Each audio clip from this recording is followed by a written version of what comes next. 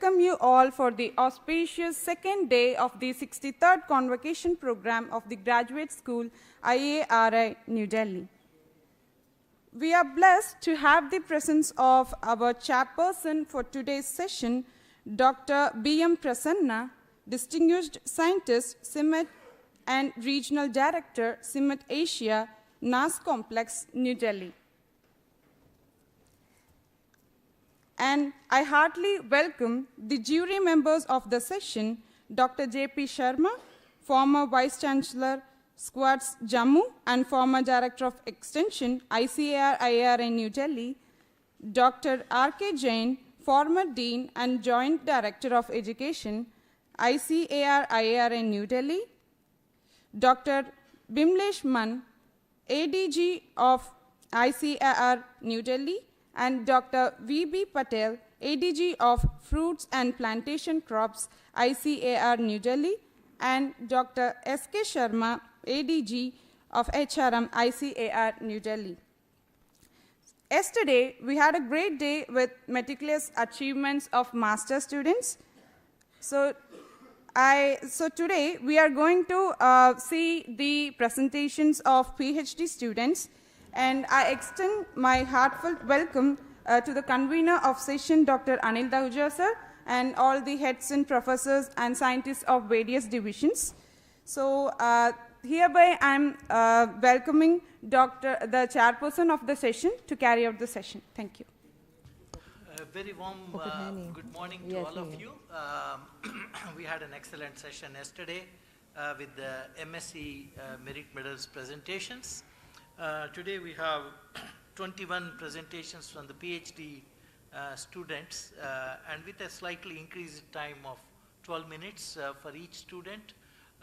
So let us go ahead and start the session. I would like to invite Ms. Rajini Godara from the Division of Agricultural Chemicals to be the opening batswoman.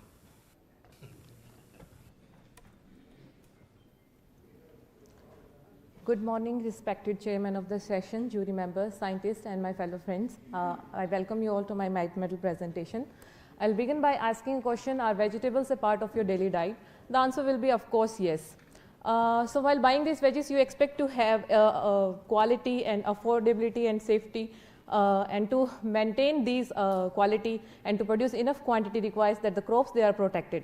So one and foremost method is to use chemical pesticides in the chemical control method under integrated pest management techniques. So we can't deny the fact that pesticides are a reality of modern agriculture. Pesticide uses intensity is increasing since 1990 till 2022.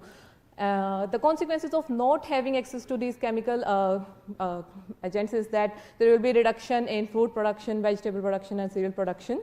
So achieving, as you all know, achieving food security is a goal of all countries since the projection of population to 9.8 billion in 2050. These graphs are showing the pesticide uses, which is 3.7 million ton till 2022, and the pesticide usage change around the world. The pesticide uses in our country, India, and the pesticide usage change among different states. The uses of pesticide is the most debated topic, but there are studies which emphasize that agriculture technologies like seed varieties, pesticides and irrigation helps to save millions of hectares of land use change because of these pesticides, and this save of area is similar to the land covered by US. Another study published in 2024 concluded that if we eliminate pesticides from some crops in US, the results, they are devastating.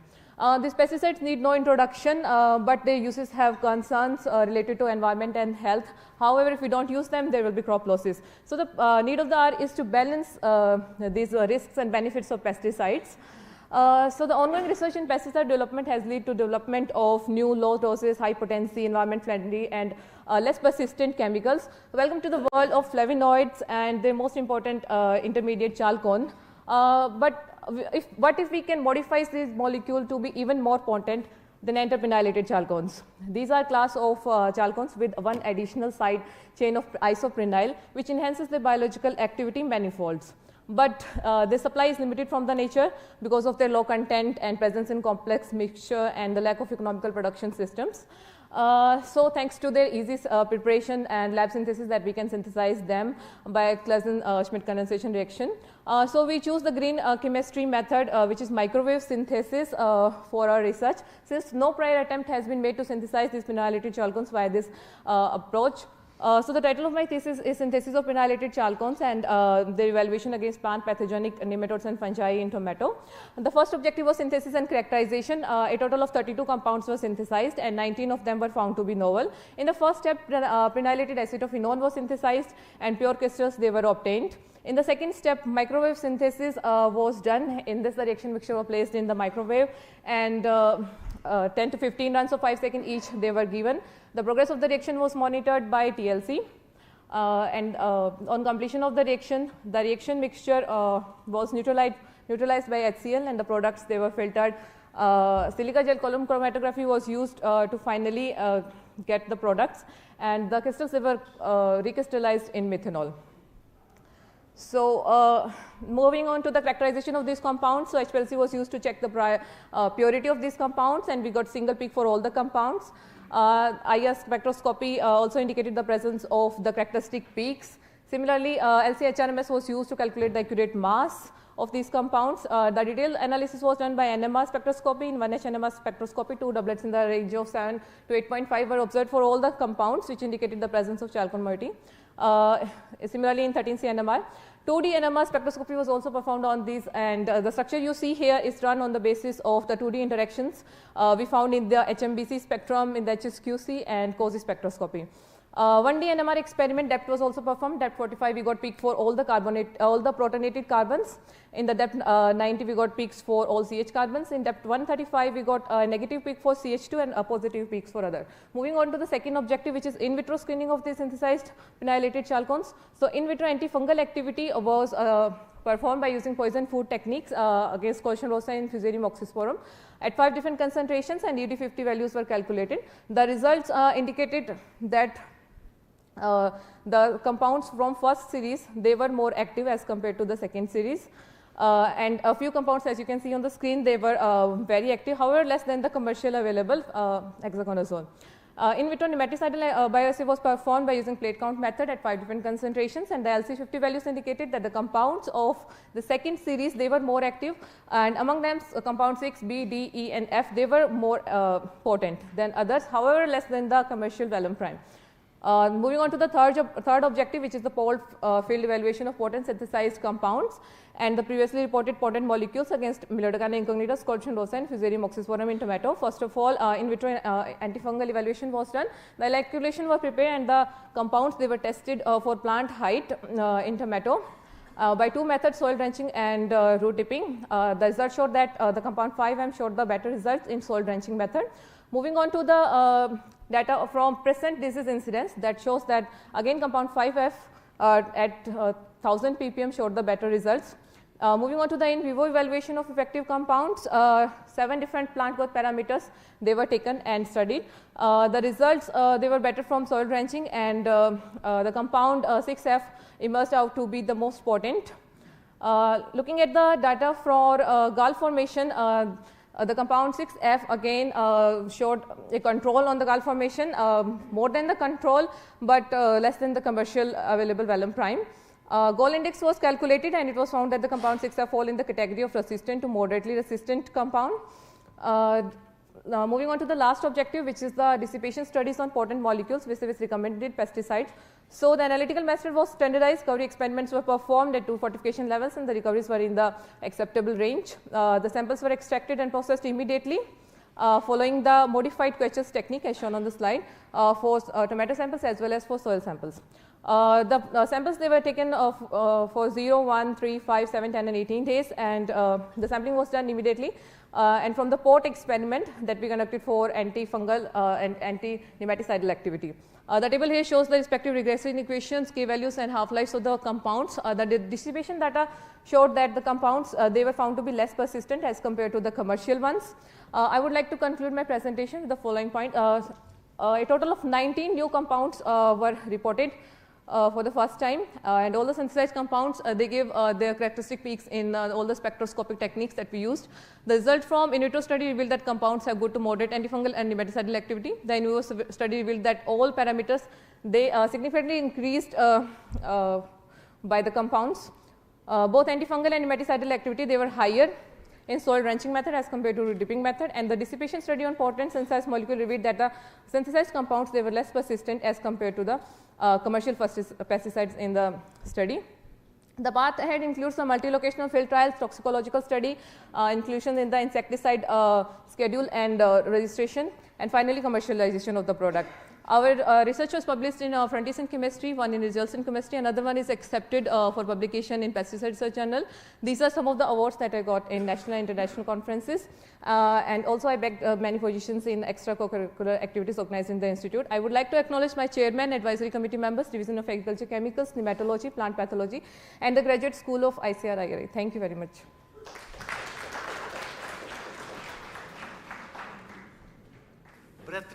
Breathless. Okay, Shankar Mahadevan's sister. Okay. Any questions from the group? Yes. Ms. Rajni, I mean, it's a good piece of study, but I'm afraid when none of your 19 compounds which you have synthesized have shown, I mean, activity better than the available fungicide or nematicide, will it be a good idea to really go for the field studies? I mean, unless you, I mean, your compounds are better than what is available, I'm of the view there is no point in wasting time actually. Thank you.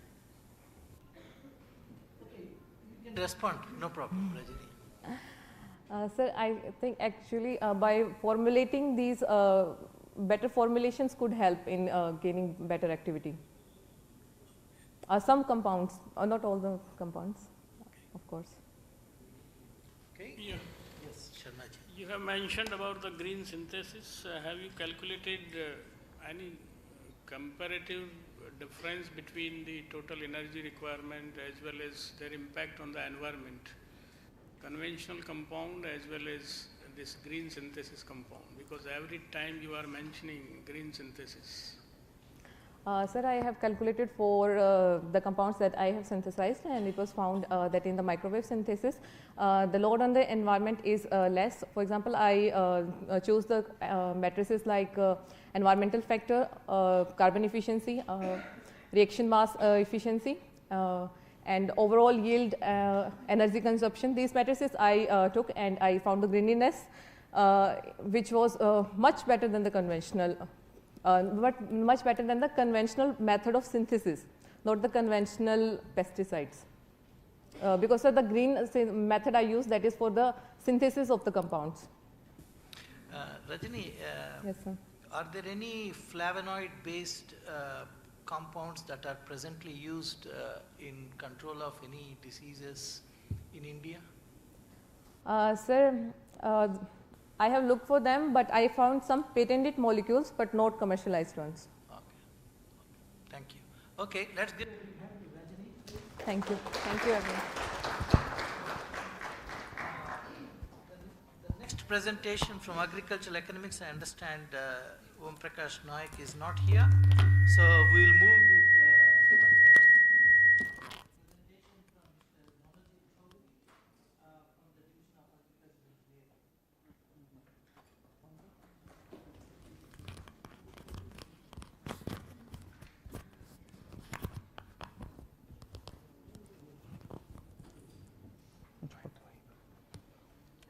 Hello आवाज आ रहा है?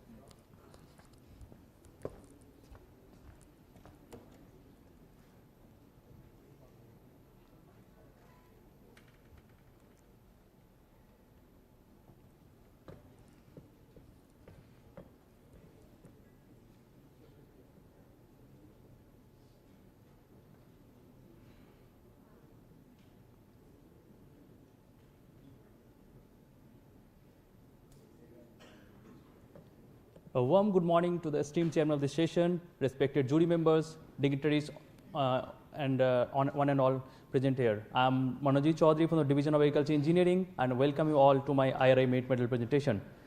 As we know, nitrogen is a major macronutrient for crops, and in the nitrogen production in the year 22-23 was around 15% per million ton. It increased by 23-24, 8.7% to reach 17.11 million ton. And although nitrogen consumption in the same year was 20.46 million tons, so there was a deficiency of 3.35 million ton of nitrogen, which was important for other countries, and which costing around 3.35 lakh crore to our government of India. And if we talk about nitrogen use efficiency in rice cultivation, it hardly ranges between 20 to 40. That means 60% of the applied nitrogen is lost. And if we calculate this loss in terms of economic loss, it is around 34,000 crore. And the urea application in agriculture results in an emission of 4 million ton of carbon dioxide equivalent emission per million ton of urea application. So for this lost amount, around 50 million ton carbon dioxide equivalent is emitted. So these losses are not just economic, but also deeply connected with global sustainability challenges, which aligns with major sustainable development goals such as zero hunger, industry innovation infrastructure, responsible consumption and production, climate action, etc. So now the question is how to improve nitrogen use efficiency. The solution is by need-based variable rate nitrogen application, in which nitrogen should be applied at right amount, right time, right place, and right manner. So there is two approaches to accomplish this: map-based approach and sensor-based approach. So map-based approach has certain limitations, such as maps should be pre-prepared prior to application of fertilizer, and there is time lag between data collection and application of fertilizer, cost is high, and it is tedious. So for all these reasons, map-based approach cannot be opted for real-time application of nitrogen in field level. So the alternate solution is sensor-based approach.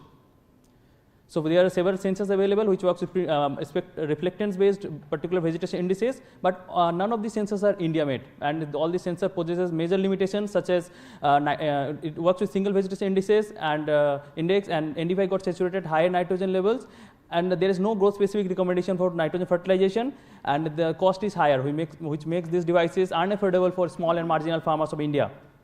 So to overcome this limitation, a thesis problem, design and development of crop canopy reflectance-based real-time variable fertilizer application system was undertaken under the guidance of Dr. Tapan Kumar Khora. So under the these are the following objectives of my study. First, determination of spectral reflectance characteristics of rice canopy at varying nitrogen doses and growth stages. Second, development of canopy reflectance-based portable device for nitrogen prescription. Third, develop device integrated variable fertilizer application system. And fourth, performance evaluation of the complete system.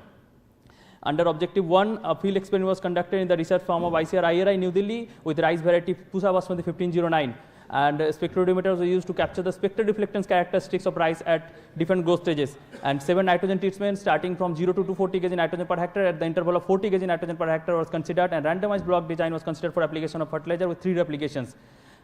50% of the nitrogen was applied at basal dose and remaining 50% at two different growth stages. When we capture the spectral reflectance characteristics at 30 days after sowing, the maximum reflectance value in the NI region was around 20%. At 50 days after sowing, the maximum reflectance value in the NI region was around 80%, and high nitrogen treated plot exhibited high reflectance value in the NI region and the lower in the red region, and vice versa. At 70 days after sowing, the maximum reflectance value in the NI region was around 85%, and at 90 days after sowing, when plant tends to mature, the reflectance value reduced to 55% in the NI region. So from the spectral reflectance characteristics, it was revealed that the green peak was apparent at all the nitrogen doses and growth stages at around 550 nanometer wavelength, and the higher nitrogen doses exhibited a lower reflectance value in the 680 nanometer wavelength, and the red edge region, that is 700 to 750 nanometer wavelength, exhibited a rapid seep after 700 nanometer wavelength, and the high nitrogen plot displayed a peak reflectance value in the NI region at around 760 nanometer wavelength. So all these bands derived vegetation indices were correlated in the correlated with leaf nitrogen concentration, and it was estimated in the laboratory using Geldal method. So correlation analysis revealed that the vegetation indices, that is NDVI, NDRI, and RBI, and leaf nitrogen concentration, means NDVI and NDRI was highly correlated with leaf nitrogen concentration, but the RBI was poorly correlated in the initial growth stage. At 60 days after sowing, all these 3 vegetation indices were highly correlated, and NDRE outperformed other 2 vegetation indices. At 100 days after sowing, when plant matured, the correlation between NDVI and leaf nitrogen concentration reduced due to nitrogen saturation. So the vegetation indices reveal that it has like growth specific correlation. So for this, we need an affordable device to assess the vegetation indices in real time. So under objective 2, we developed a device in which all the other electronics components were connected with microcontroller, and it was programmed. An A7263 multispectral sensor having 6 channels starting from 610 to 86 nanometer wavelength range was selected for calculating the reflectance and the vegetation indices in real time. So different CAD model of the device are shown in the slide, and it was 3D printed using recyclable PLA material to make it lightweight and affordable. So the device continuously calculated NDVI, NDRE, RVI value, and the logic behind calculating the additional nitrogen dose was maximum nitrogen concentration among all nitrogen dose minus nitrogen concentration in the test plot multiplied by nitrogen dose for the maximum nitrogen concentration divided by nitrogen use efficiency. And additional nitrogen dose was prescribed through a multiple linear regression equation in which NDVI, NDRE, RVI, and growth stage were independent variables. So the different views of the developed device are shown in the slide. So if I talk about the working of the device, after starting the device, the user has to define the growth stage through the keypad on the device, and after entering the growth stage, the user has, the device will start scanning the crop canopy area, and after completion of the scanning, the user has to push the push button on the top of the device, and it will calculate the average value of the NDVI, NDRE, and RVI value, and it will assess whether additional nitrogen dose is required or not. If yes, it will be displayed on the display in kg per hectare. So the developed device was compared with commercially available devices, that is green stick and spectrometer, to assess its performance in field level, and the performance parameter were accuracy and precision at 3 different growth stages, that is 40, 60, and 80 days after sowing. And the performance, when performance was compared with spectrometer, it was revealed that the maximum there was no statistically significant difference between these two devices in NDVI measurement in between these two devices. And for when it was compared with the spectrometer in terms of NDVI, NDRE, and RVI measurement, so it revealed that through pair t-test there was no statistical significant difference between these two devices in NDVI, NDRE, and RVI measurement at different growth stages and nitrogen levels. When we calculate accuracy and precision of the device, the maximum accuracy of over 98% and precision of 100% was achieved for NDVI measurement, and maximum accuracy of 94% and precision of 100% was achieved for NDRE measurement, and for RVI measurement, maximum accuracy of 92% and precision of 99% was achieved. And with it high precision accuracy, total development of the device was only 5,200 rupees. And I would like to emphasize this is the only make in India device right now which works at par with the commercially available devices, which I shown in my earlier slide. So under objective 3, a variable fertilizer application system was developed, integrating this developed device in front of the vehicle, which is ability to height adjustment from the crop canopy. And this is the developed aqueous urea fertilizer application system with its different component. And there was a tine assembly which created narrow slit within the 2 rice rows and dispensed aqueous urea within the slit. So developed system with its different component views are shown in the slide. So the pump was calibrated for variable fertilization by sending different PWM signal to the pump, and it was revealed that with changing PWM signal, the pump discharge rate also changed proportionally. As tine was a important component of the system, so tine means finite element modeling by structure analysis of tine was designed to check its strength. So it was seen that the tine design was safe in terms of total deformation, elastic strain, and maximum stress. Under objective 4, we assess the performance of variable fertilizer application system, and for this we need to optimize the nitrogen concentration. So for this we selected 2 to 20% nitrogen concentration for pot study, and through pot study it was revealed that maximum beyond 12% nitrogen concentration, all the plants died after a day of application. So all this remaining concentration, that is 2 to 12%, were selected for full application at the field level to assess its effectiveness. And results reveal that N12, that is 12% nitrogen concentration, had highest 1000 grain weight yield and store yield and harvest index, and it was at par with N10, that is 10% nitrogen concentration, but 10% nitrogen concentration revealed highest benefit cost ratio as 2.37. For this reason, N10 treatment was selected for variable fertilization in DSR. So response time was measured, and average response time was 1.82 seconds, and the operating parameters, that is vehicle speed and sensing height from the canopy, was optimized through response surface methodology, and it revealed that a speed of 1.82 km per hour and sensing height of 31.4 centimeter revealed an accuracy of 90% of aqueous urea application in targeted aqueous urea application DSR. So when the performance was assessed in DSR, achievement of 22% and achievement of saving of 28% was achieved during first and second top dressing of variable fertilization, and nitrogen use efficiency was 38.89, and increment in nitrogen use efficiency as compared to fixed rate application was 53%, and increment yield was 12%, and cost saving was 25% as compared to fixed rate application.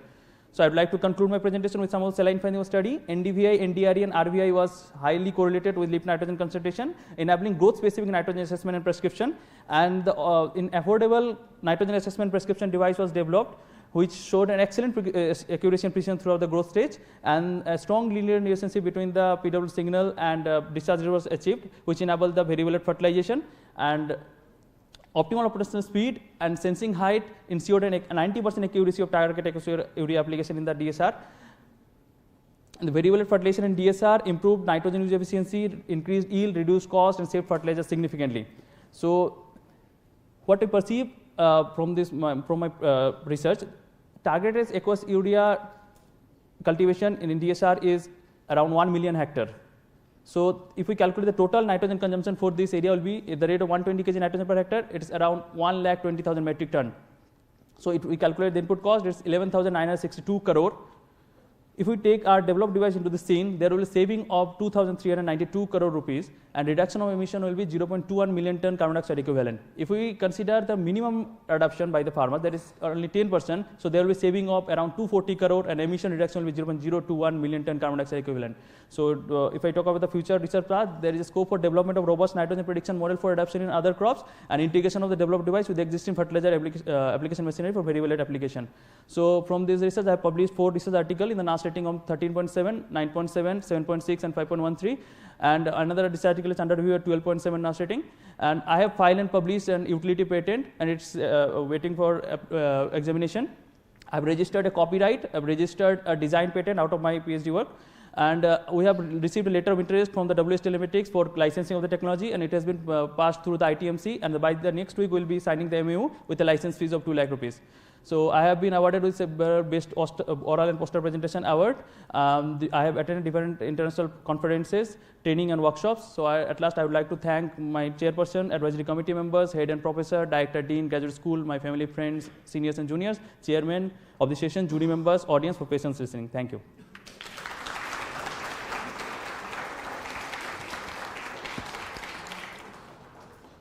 Thank you, Manojit, for a very good presentation, and very good work has been done. Already such devices are there in the market, green seeker and spectroradiometer, and they have been used in our experimental farms and some companies long ago. And none has been in the practical use on the farmer's field. So what would be the fate for your device also?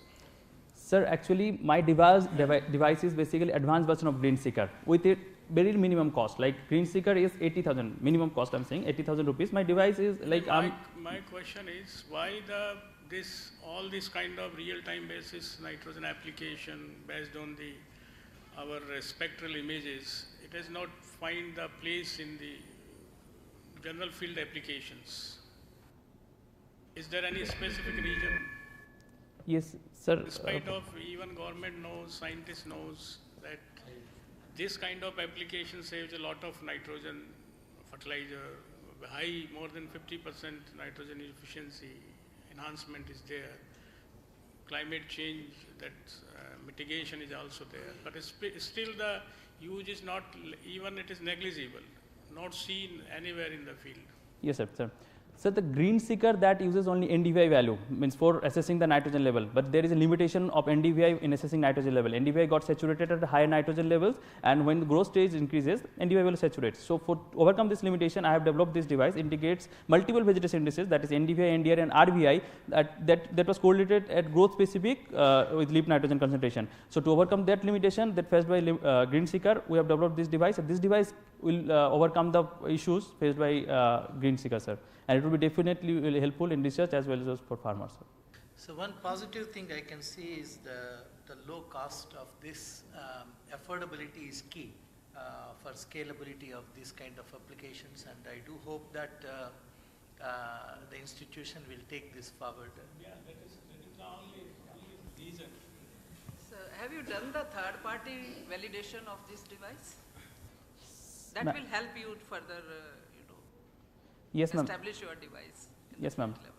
Actually, currently I am using this device. I have currently I am working as subject matter specialist in a KVK in ICCI Bhopal. So there in a field I have applied this device and apply in this season only in wheat. Means I have validated this device for rice, as the nitrogen dose for rice and wheat is somewhat same only. So I have tried to validate this device for wheat. So I'll see the result, ma'am. Means how it is increased. No, not you, but third party.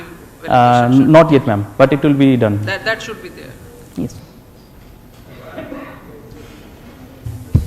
I think it will be a good idea, as suggested, that you need to validate your technology over time and space, actually. Then it will have a scalability and all that. Yes, sir. Yes. Thank you. Thank you, sir. Okay, give a big hand to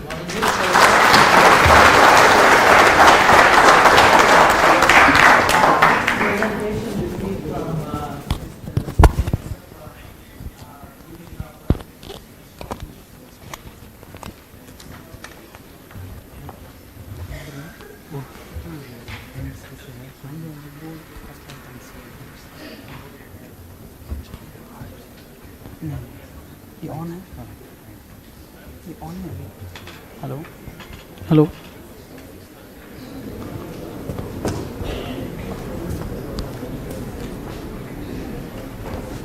Wishing a fine morning to the jury, dignitaries and the audience.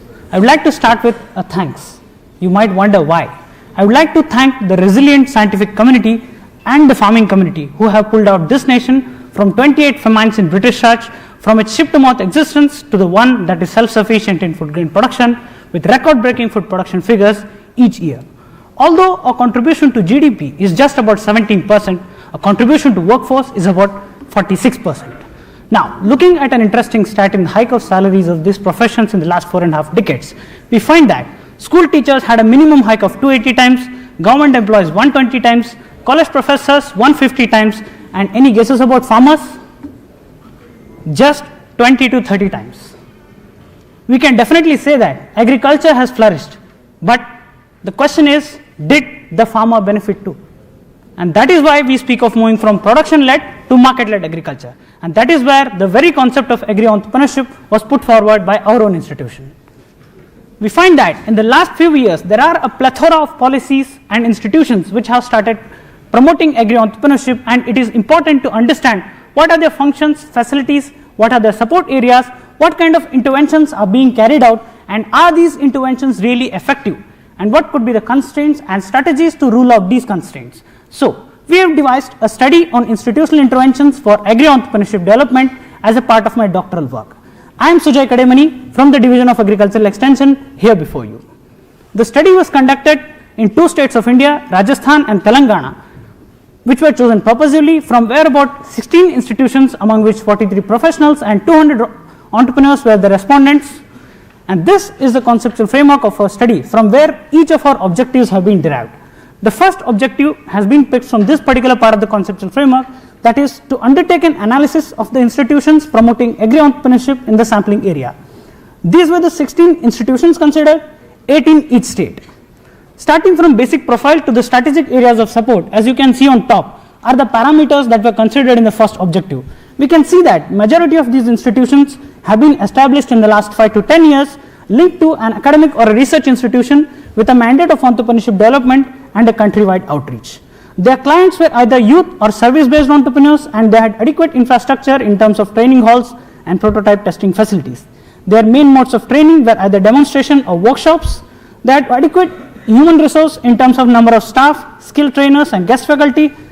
Looking at their progress in the last 3 years, we find that majority of these institutions have trained or incubated about 50 to 100 entrepreneurs, secured a funding of 10 to 20 crore, more than 20 incubation programs have been conducted, and about 30 to 50% of the entrepreneurs trained by these institutions have emerged successful. Now, looking at the strategic areas of support, we find that branding and PR, pitch deck preparation support, certification support were among the high focus areas, business and financial model development, business coaching and mentoring, networking and investor connect were among the medium focus areas, whereas funding by the organization itself, facilitation for grants and funding and intellectual property development were among the low focus areas. We have also documented a few novel approaches wherein AgHub of PGTSU followed a hub and spoke model, whereas AIDEA of NAM used to conduct immersion programs with FPOs and buyer-seller meets, and Root City in Jaipur used to give extended follow-up support and conducted entrepreneur melas. 2 research papers have been the outcome of this objective. Moving ahead to the second objective, which has been picked from this particular part of the conceptual framework, that is to assess the extent of support and the perceived effect of institutional interventions on agri-entrepreneurs. This was dealt in 2 parts. In the first part, we have developed a multidimensional scale, ICARs, institutional support for agripreneurship development scale. That was done in 3 stages. In the first and second stage, we have conducted literature review, focus group discussion and relevancy testing, and the third stage we have conducted exploratory and confirmatory factor analysis. With a Cronbach alpha score of 0.8, the scale was found to be reliable. Looking at the results of the exploratory factor analysis, we found that there were 4 major components that explained about 67% of the variance, and these components were named as technical, financial, legal and bureaucratic, and production and marketing. Further, confirming our hypothesis, in the confirmatory factor analysis, the model was found to be fit with a C-mean by degrees of freedom score of 3.3, and these were the final list of 24 items that were part of the ICARs scale. Looking at the dimension-wise scores, we find that production and marketing dimension has got highest weightage, whereas financial dimension has got lowest score, which means there should be more emphasis on the financial aspects for these entrepreneurs. Majority of the entrepreneurs have reported had received medium extent of support, and moving to the second part of this objective, we have tried to develop a composite index of perceived effect of institutional support for agripreneurs, IPESA, to assess the perceived effect of institutional interventions, which was done in a 7-stage methodology. We had listed about 46 indicators within the 5 dimensions, and these dimensions were assigned weightages through 3 different methods: budget allocation process, Shannon entropy method, and equal weightage method. After conducting the uncertainty and sensitivity analysis, we could find that Shannon entropy method was found far superior, as it was able to depict more variability, and that was chosen for further analysis, which yielded the results that among the farm-based, off-farm and service and tech entrepreneurs, each of them had medium extent of perceived effect of institutional interventions on their dimensions. 2 research papers have been the product of this objective. Moving ahead to the third objective, that is to delineate the factors determining an effective intervention leading to a successful agri-enterprise. We all know that a successful agri-enterprise is a product of an individual's psycho-personal and social characteristics as well as external institutional factors, which we have delineated with linear regression and the principal component analysis. Looking at the results of the psycho-personal and social factors, we could identify that for farm-based entrepreneurs, there were 5 determinants. For off-farm and service and tech entrepreneurs, we had 6 determinants each among the total 23 predictors that have been listed below. Looking at the results of the institutional factors, we find that among the technical factors, there are support during project formulation and preparation. Among the financial factors, priority lending in reduced rate of interest. In implementation factors, long-term strategic involvement of the institutions, identifying and establishing appropriate relations and agreements with other collaborators.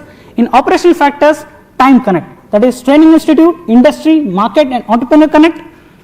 And among the administrative factors, organizational commitment in terms of funds and manpower to fulfill the mission, as well as a formal reinforcement to adopt the intervention, where the major factors that were marked as important by all the 3 kinds of entrepreneurs. 1 research paper has been the outcome of this objective. Moving ahead to the last objective, which has been picked from this particular part of the conceptual framework, that is to find out the constraints, seek suggestions and formulate measures in promoting agri-entrepreneurship. This was dealt in 2 parts. In the first part, we have tried to list out different constraints in 4 dimensions and use Garrett ranking method to identify the constraints. In the administrative dimension, favorism for fund grants during pitching. In financial dimension, unavailability of priority lending and subsidy, delays in release of tranches of seed funding. In technical dimension, inadequate facilities for prototype testing. In socio-cultural dimension, societal orientation towards conventional earning ventures were among the topmost constraints that were marked by the entrepreneurs. To rule out these constraints, we have tried to formulate certain strategies which have been prioritized with the help of experts by using analytical hierarchy process method, in which we could find that financial dimension has received highest priority weightage, whereas the socio-cultural dimension has received lowest priority weightage. Looking at the dimension-wise results, we find that in the administrative dimension, transparency in evaluation of the idea, appointing full-time business consultants. In financial dimension, provision of subsidy and loan facilities post-program completion, timely disbursement and direct benefit transfer of the seed funds, attracting venture capitalists and angel investors. And among the technical dimension, establishment of agro-tech parks and linkage with FPOs. And in the socio-cultural dimension, institutional networking and exposure visits were among the topmost strategies that have been suggested, which can also be graphically depicted as this. The higher the length of the graph indicates the more important strategy, starting from post-program loan or subsidy, timely disbursement and direct benefit transfer, transparency in evaluation and so on, which has been put into a form of policy framework which has been published in one of the journals. Now, moving ahead to the outcomes of our study, we have done the institutional profiling through which we could understand the status and progress of these institutions, and we have documented the novel approaches which can be replicated by other institutions, and we have developed 2 research tools which will be of wide use to researchers across the globe, across the domains of agriculture and entrepreneurship, and which will also be registered as technologies in the ICAR soon. We have tried to identify and understand what are the key ingredients of an effective intervention that shall be used by other institutions and implemented. We have also identified certain constraints and strategies to rule out these constraints and put in the form of a policy framework. Moving ahead to the academic and extracurricular achievements during the course of my work, we have either published or accepted about 6 research papers and 1 review paper out of my doctoral work, out of which 1 was accepted very recently, just 4 days ago. I was part of the Postgraduate School Students' Union in the capacity of Academic Council representative, and I was also part of the placement cell. For the first time in IRI, we were able to place about 9 students in my co-company. I was also part of the Sports and Games contingent, in which I represented IRI in table tennis, and I was also founding member of the Pusa Cycling Club. I have represented IRI in public speaking competitions, and I was fortunate to secure a silver medal for IRI in national level quiz competition. I have also been awarded with multiple fellowships and awards, including Best Paper, Poster Presentation Awards, and Best MSc Student and Best MSc Thesis Awards from Pantnagar. I also secured multiple national level competitive examination ranks, including UGC JRF and second rank in ARS examination. I would like to acknowledge the help of my chairperson, advisory committee, funding agencies, Division of Agricultural Extension, the respondents of the study, the graduate school, joint directors, Director ICAR IAB, Director ICAR IRI, for all the help that I have secured during the course of my work. Thank you.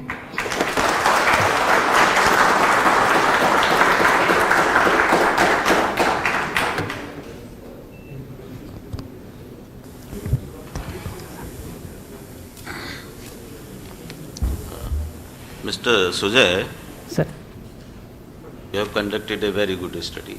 Thank you, sir. With very sound methodology. Very good. There are 2-3 small queries, questions. At district level, state level and national level, there are different support systems. Your study was related to support system. Is there any convergence between the different support systems? Sir, as yet, during the course of my work, there were a bit of convergence between the SAUs and the KVKs, as well as there are certain ICAR institutions which are running incubation centers. So there was definitely a convergence that we could find out, sir. But there has to be more and more convergence, especially we are a more connected subject, agriculture. So there has to be more and more convergence that I believe should be the point, sir. Okay.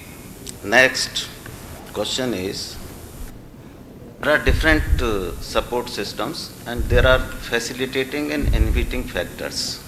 Yes, okay. Sir.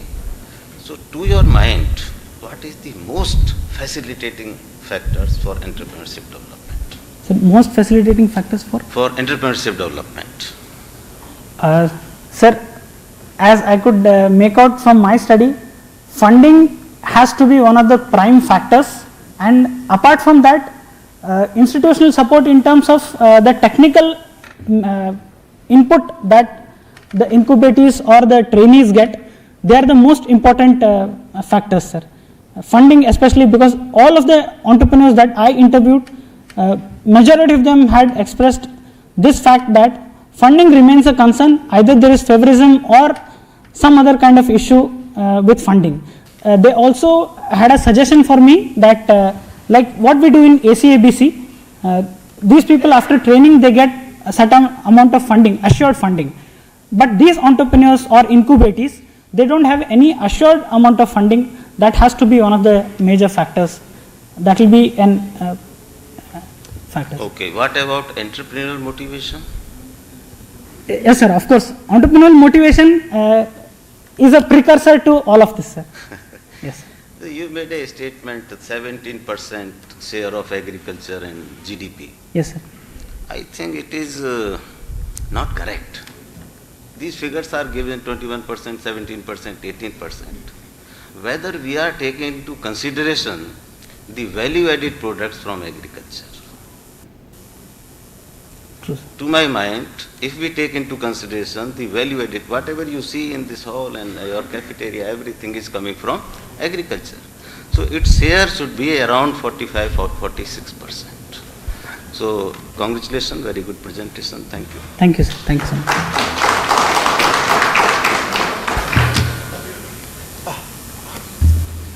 Thank you, Sujay, and let's give a big hand to Sujay. The next presentation is from Ms. Nandita Mundal from the Division of Agricultural Physics.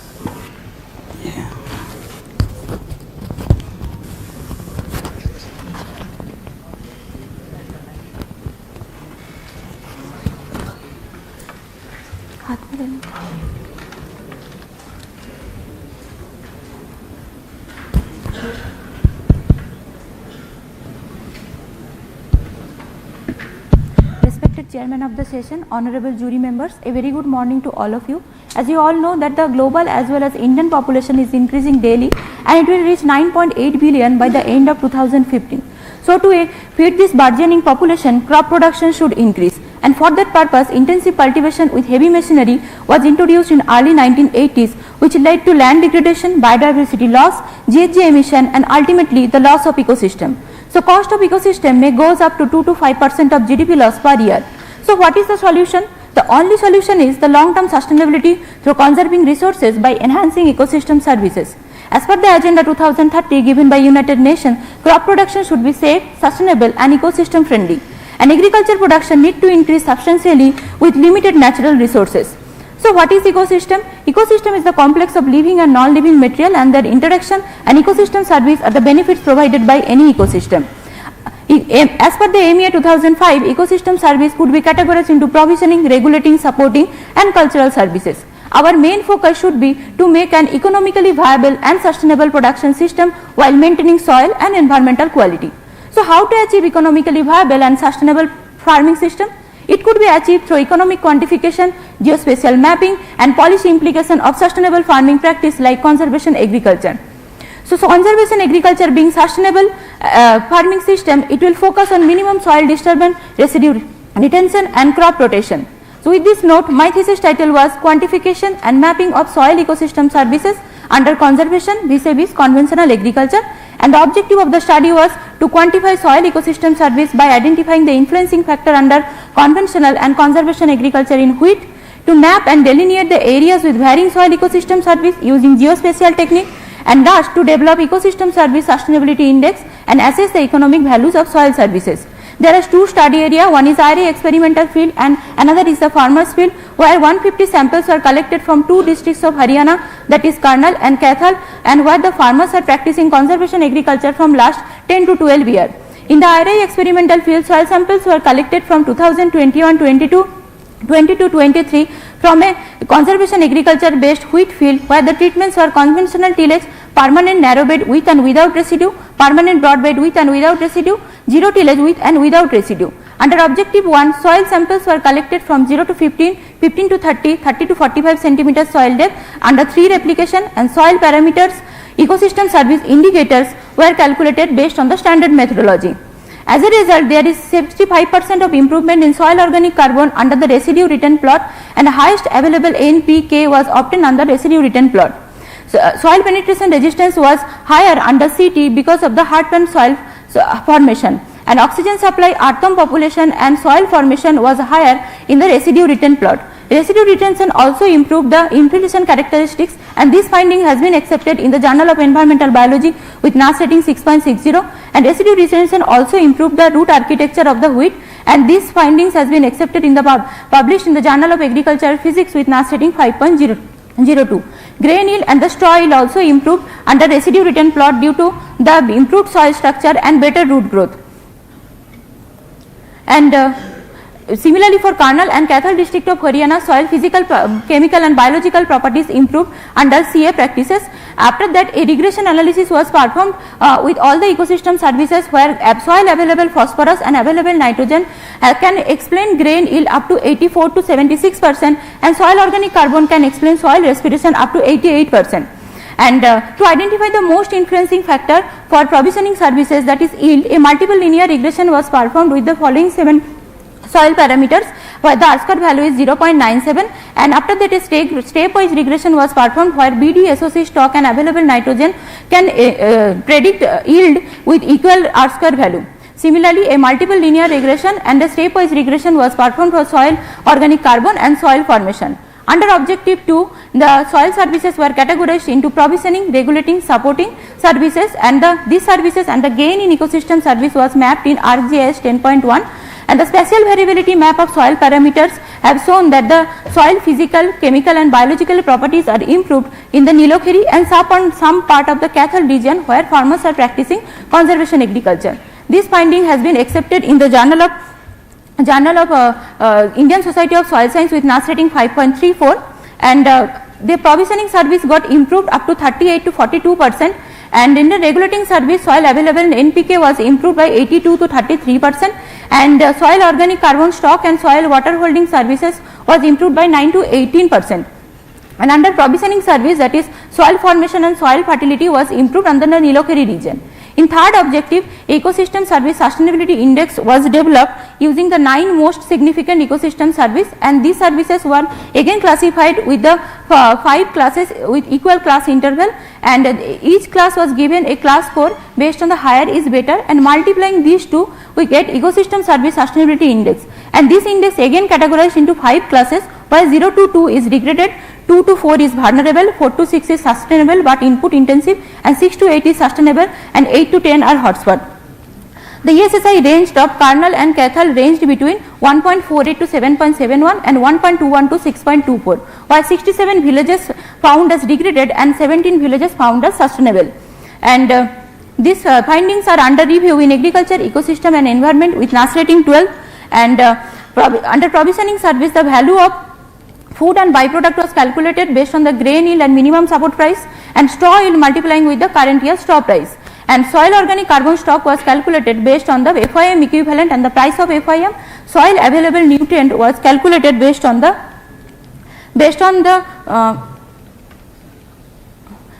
equivalent market price of urea, SSP and MOP, and so water holding service was calculated based on the irrigation water saved and expenditure to pump that irrigation water, and in supporting service soil formation was calculated based on the number of earthworm present in soil, groundwater recharge calculated based on the rainfall irrigation coefficient of recharge and purchase price of that irrigation water, soil fertility was calculated based on the replacement cost method given by Srija et al, and biological control of pest was calculated based on the pesticide saved. The cultural service was calculated based on the travel cost method, and GHG emission under these services GHG emission and soil erosion was considered, and after that we integrated all the laboratory technique, field survey and questionnaire survey to get the total ecosystem service. Total ecosystem service obtained by the following equation, where ecosystem 1 and 2 are marketed ecosystem service and rest are non-marketed ecosystem service. As a result, there is 12% higher provisioning service due to residue retention, and under regulating service the residue retention has shown better regulating service, and soil organic carbon stock comprise the maximum share here. For supporting service, soil formation, soil fertility was higher under residue return plot, and soil fertility comprised the highest share. Under these services, there is 7.3% reduction in the cost of GHG emission under residue retention and 16% reduction in the soil erosion value. And this slide depicts that the non-marketed ecosystem service shares a significant share in total ecosystem service, and these findings has been published in Journal of Agriculture and Food Research with NAS rating 10.80. And for the similarly for kernel and cattle district, provisioning, regulating as well as supporting service got improved under CA for both the districts. Under these services, there is 16% reduction in total GHG emission cost and 12% reduction in the soil erosion cost. From the study, with ecosystem web-based ecosystem service calculator has been developed, which can calculate regulating, supporting, provisioning services as well as these services from a wheat-based agro ecosystem, and this methodology has been accepted in the Journal of Agriculture Physics with NAS rating 5.02. The salient findings of the study is that significant improvement in soil ecosystem service was observed under CA, and provisioning and regulating services were positively influenced by soil organic carbon stock and available nitrogen, and spatial variability of map showed that there is better delivery of ecosystem service under CA, and ESSI could help to delineate the areas with varying ecosystem service, and ESS calculator could help to get total ecosystem value in wheat agro ecosystem. Higher payment of ecosystem service could be obtained through sustainable farming practice like CA. The practical utility of the study is that the changes in ecosystem service can be used for recommending the package of practices, and a machine learning model can be integrated with the ESS Cal for a mobile app development. And in future, the methodology could be applied at farming system level, and a payment of ecosystem service for the farmers can be formulated.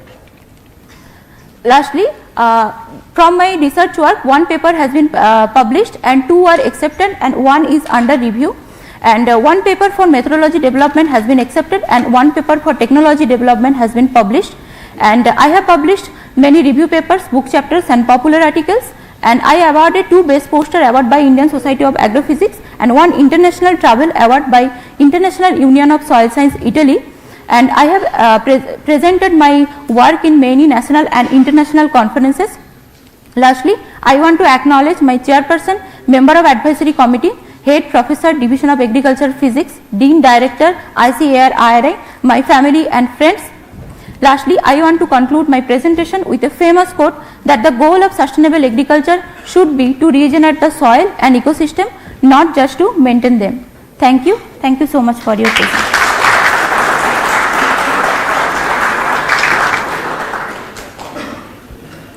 Thank you very much, Nandita, for that excellent presentation, and I really liked your ecosystem service calculator, ESS calculator part. The question I have is, how can we better link these ecosystem services to carbon credits of farming communities?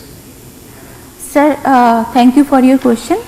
Sir, ecosystem service and its quantification is quite new, and if we can compensate or incentivize a farmers like carbon credit, which is existing, like suppose one is reducing emission and we are intensifying them as a carbon credit. So this could be attained like a policy implications, like if some farmers are adopting some sustainable farming practice like conservation agriculture or any other, and ecosystem service got improved, and that much money we can intensify the farmers so that they will get interested of sustainable farming practices. Some colleagues may be meeting their friends for the first time in the auditorium, so please keep your sound levels quite reasonable, okay? Otherwise it will be distracting to the student who is presenting and not being respectful of the event. Any other questions? In your last slide, you mentioned a quote given by the Joel Salatin. Do you know who is the Joel Salatin? Yes, sir. He is an American farmer, very famous American farmer and a philosopher. What he has done? Sir, he is associated mainly with sustainable farming. Like he is a very famous farmer there, and he is associated with sustainable farming and is a very famous personality. That's why I am asking. He is not.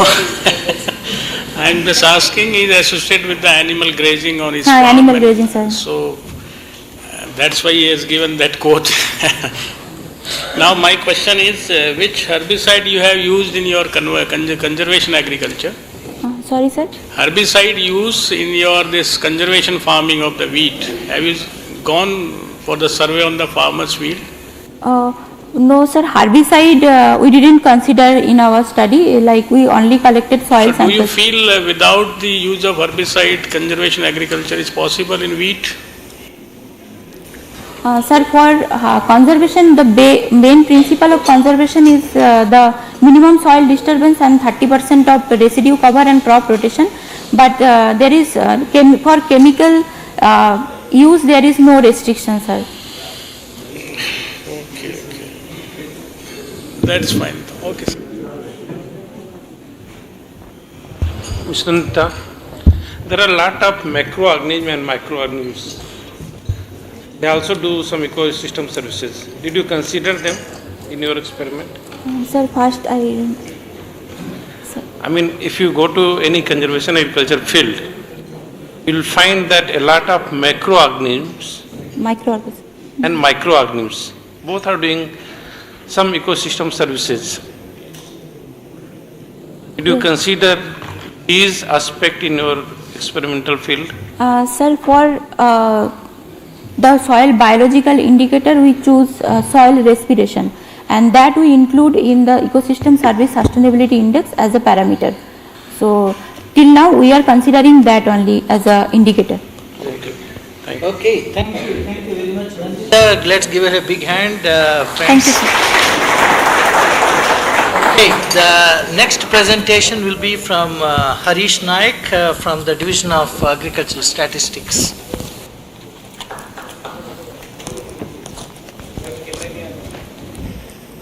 Pointer, sir.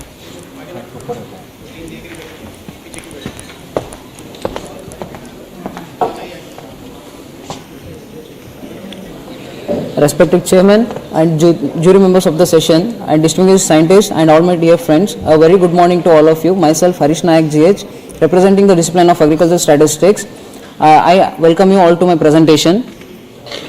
Climate change has affected adversely the agricultural crops in recent years, so it has led to the increase in temperature, and it has also led to the cause in unpredictable monsoons, which has in turn has led to the decrease in the crop yields, and also it has caused the economic distress. So based on the reports, FAO reports, it has been estimated that by the year 2050 there will be a 10 to 25% decrease in the yield. So but however simultaneously due to the increasing population over the years, so it is required that the global production must increase by 60% in the by the year 2050. So but the climate change is hindering this process. So in recent years we have witnessed many instances where the agricultural farmers are dumping the products on agricultural produce on the roads because of the economic distresses. So there are some of the instances where the tomato price fell directly from rupees 200 per kg to rupees 3 per kg in Andhra Pradesh. So likewise, so this example highlights the discrepancies that are present in the agricultural sector, including the price fluctuations, market inefficiencies, and the failure of the policies. So how to deal with these challenges? So one way of dealing with these challenges is to frame this is by stabilizing the agricultural commodity prices. By framing the effective government policies. So how to supplement these policies? So in order to supplement or ensure this efficient working of these policies, the best way to handle this situation is by introducing the artificial intelligence. So artificial intelligence helps stabilizing these market prices by analyzing the weather patterns and analyzing the market trends, and by predictive analysis, which gives the future projections beforehand. So there are n number of techniques that are available in artificial intelligence. Whether all the artificial intelligence techniques are efficient in modeling the prices of the agricultural commodities, the answer is no. So in this regard, so we have framed a research work entitled Modeling Agricultural Price Through Deep Learning Techniques. So here the deep learning being the subset of the artificial intelligence, it has shown its proficiency in various domains, and it is capable of handling complex data sets and the intricacies that present in the data. So deep learning models are often referred to as black box models because they lack interpretability and they lack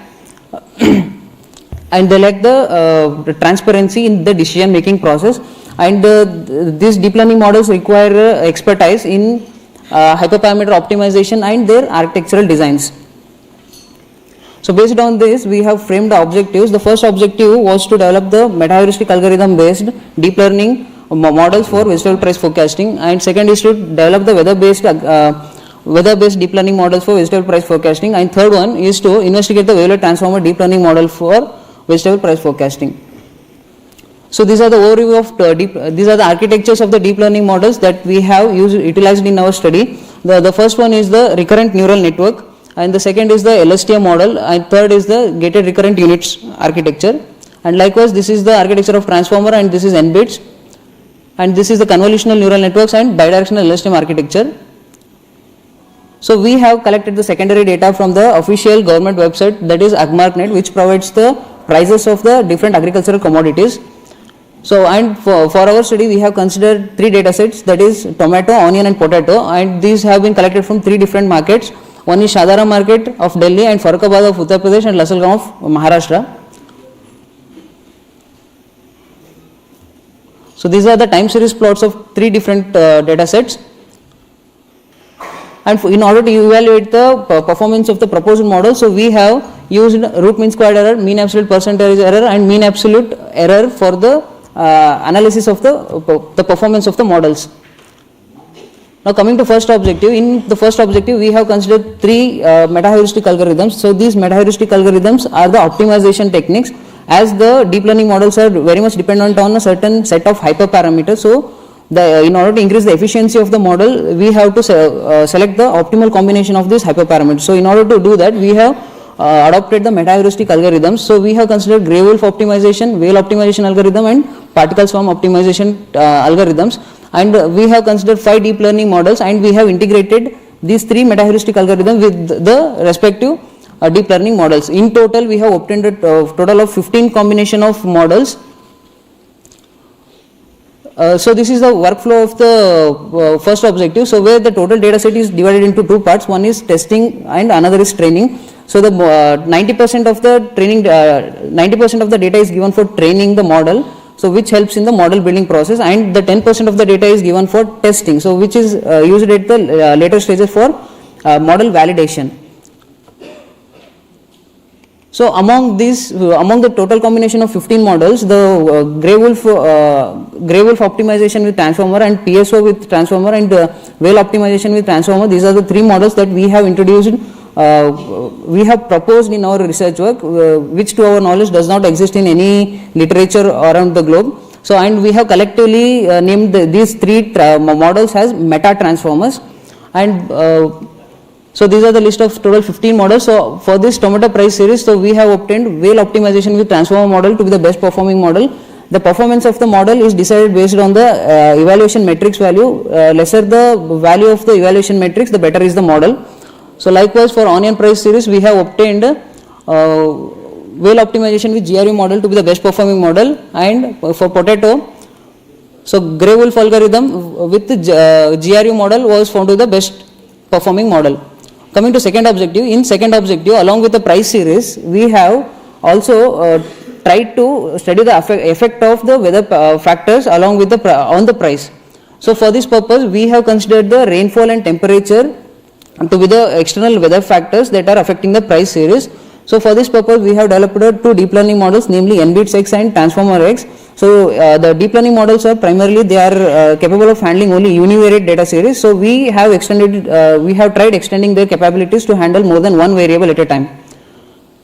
So for all the 3 data sets, in all the, and we have made 3 scenarios for, so we have tested the effect of individual weather parameters on the price series, and we have also tested the combined effect of rainfall and temperature on the price series. So in all the 3 scenarios for all the 3 data sets, in the N-bits-X model was found to be the best performing model.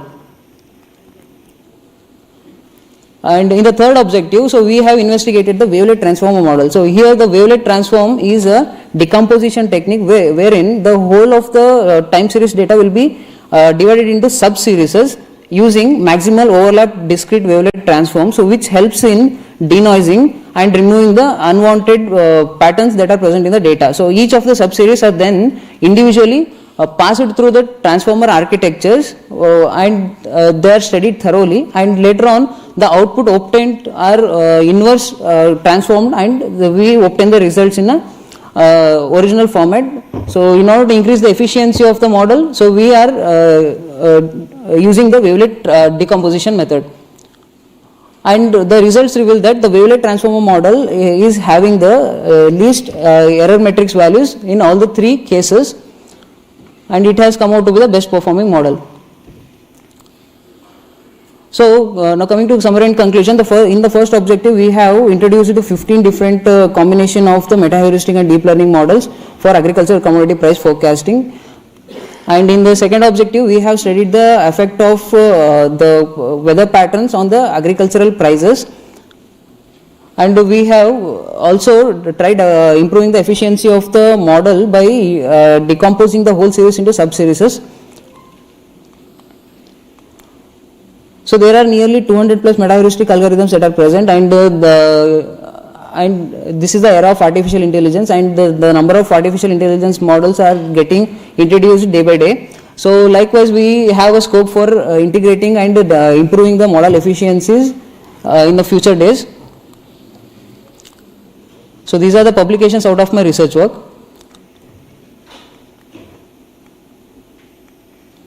So we have documented a model in the journal Software Impacts, and this is the R package. And for using or for implementing the deep learning models, we require a Python programming language. But in order to make it easier for a non-statistical background researcher, so we have introduced a package called as transformer forecasting in R. So these are the conferences, and I express my gratitude to the graduate school ICAR IRI and ICAR IISRI and my chairman and the advisory committee. So predicting the future isn't magic, it's artificial intelligence. Thank you.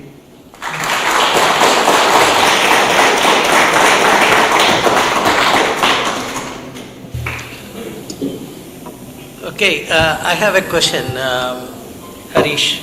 Yes. What's further in this work? How are you going to influence policy makers, for instance, with a brief or policy brief? So I have conducted a study with the facilities that are in the sense I have conducted a simple study. So if I have to make a policy at the national level, so we have to consider different technical indicators that are available, and we have to also consider different external factors that are affecting the prices. So internationally there have been several publications, not only from the public sector but also from private sector also. Yes, sir. They are coming up with platforms to determine Yes, agriculture price modeling using artificial intelligence and deep Yes, learning. So how different is your study from what is being done both in India and the international? So the main thing is for fitting any machine learning or deep learning models, the main constraint is the data. So availability of data. So the data what the private companies are using is they are with the limited data that they have, they are creating the simulation. They are simulating the models and they are providing the interpretations out of it. So that results may be correct or may not be correct. So we are just estimating the results. And here I am taking the data that is available in the government website. So I am not conducting any simulations here. So based on the actual data that the government official website has, so I am collecting the data and I am conducting my study on that. So but here the size of the data is small as compared to the private companies. So I have taken a simple, so in considering the first objective, it will take me around 2 to 3 hours to complete one model.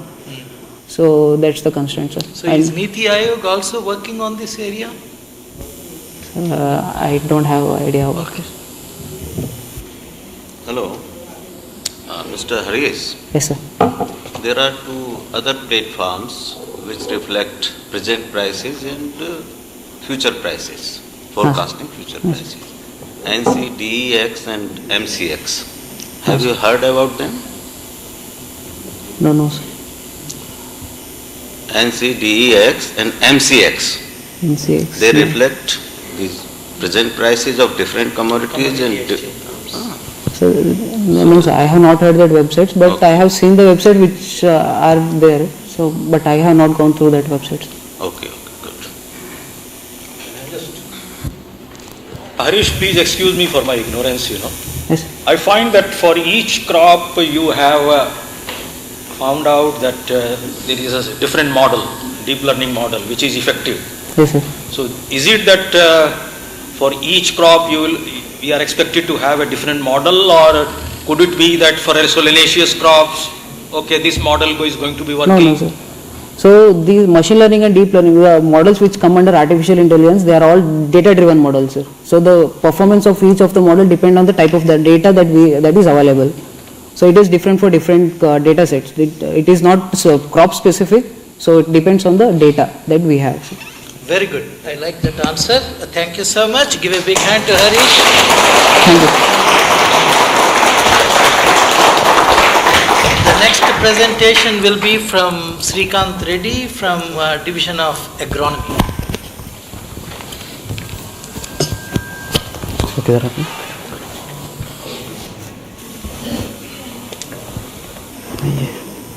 ये रख सकते हैं, कहीं भी रख लो।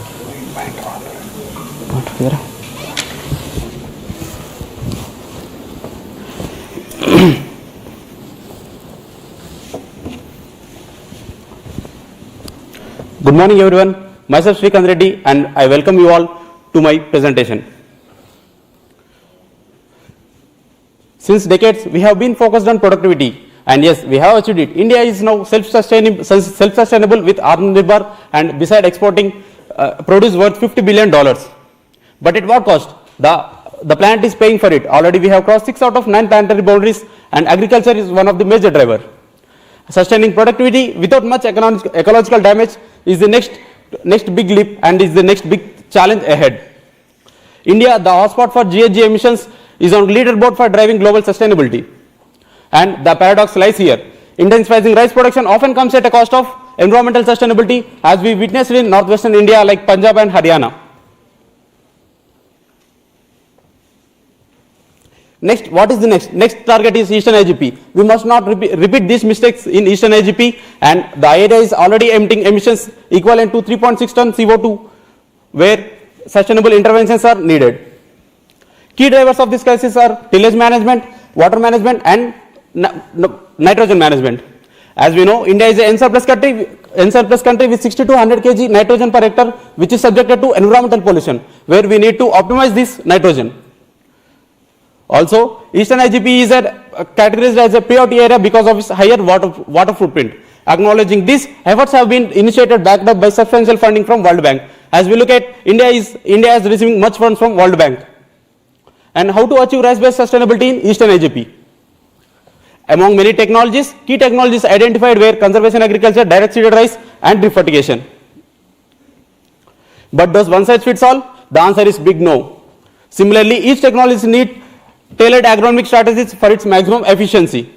And provided with this complex situation, single approach is inadequate. We need an integrated approach. In this direction, leveraging big data and modern technologies beside field experimentation will generate scalable insights.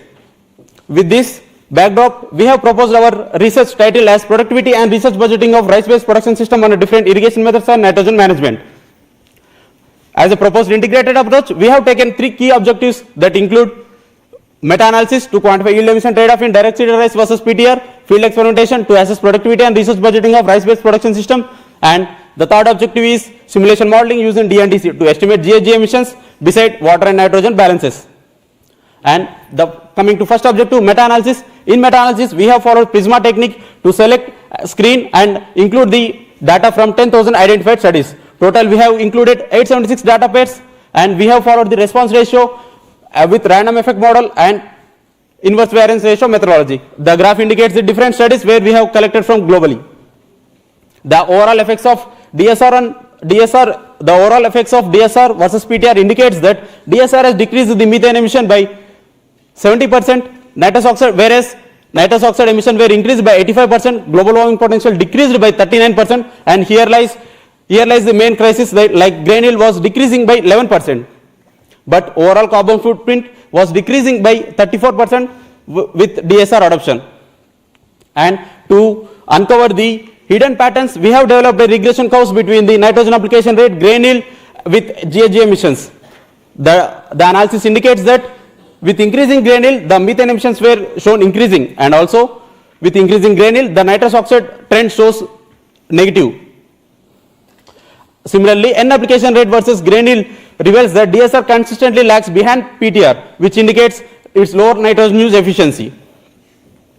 And to derive the key driving factors of sustainability of DSR, we have conducted a secondary analysis using different moderators from environmental conditions and management practices. These are the results for methane emission, nitrous oxide emission, global warming potential, and grain yield. And across all these parameters, the analysis reveals that tillage, DSR, SOC, nitrogen, and water management are the key drivers for yield emission balance in DSR. So, to take forward and address these key challenges, we have conducted a field experimentation located at IRRI, South Asia Regional Center, Varanasi. The experiment was layered with split plot design with 8 main plots that include ZT DSR, followed by wheat and maize with flood irrigation, surface drip, and subsurface drip irrigation beside PTR based flood irrigations. The subplots includes 75% and 100% RDN. And this is the aerial view of the experiment where we can look how the different treatments were performing. The left side where subsurface treatments, we can see how better it was performing. And the key findings of experimentation says that through adoption of drip fertigation, the system yields were improved by 12%. Similarly, the system economics says that SSDF treatment recorded 38% higher net returns and profitability over PTR based treatments. And through adoption of DSR with flood irrigation, we can save 35% of irrigation water, whereas the saving was increased up to 70% through adoption of drip fertigation. And also nitrogen uptake was increased by 26 kg. And the C plot indicates the mean nitrate and ammonia content in different treatments, where SSD recorded the highest values. This is because the better synchronization of crop demand and nitrogen supply with more number of split applications. And also drip irrigation has higher nitrogen use efficiency provided with similar nitrogen application rate. And overall, the water productivity was increased 4 times in drip fertigation, whereas the nitrogen productivity was increased by 15%. And then moving to third objective, here we have considered the DNDC model for simulating GHG emissions and water and nitrogen balances. Why DNDC? Because DNDC is a worldwide accepted model and it was approved by IPCC as a type 3 methodology for estimating GHG emissions, water and nitrogen balances, beside to estimate the SOC dynamics. And what makes a model robust? A model needs huge data set. So considering this, we have taken 7,000 data points, 7,000 field measurements that include soil nitrate, ammonia, water field pore space, EH and soil temperature. Across these, also we have calibrated and validated the model for crop phenology, system yield and nitrogen uptake. All the statistical evaluation parameters were satisfactory. With this satisfactory results, we have extrapolated the model in developing the nitrogen and water dynamics. In nitrogen dynamics, ammonia volatilization and leaching were reduced by 61% and 46% respectively through adoption of drip fertigation. Similarly, in water balance, through adoption, the evaporation, leaching, runoff losses were reduced by 58%, 71% and 82% respectively.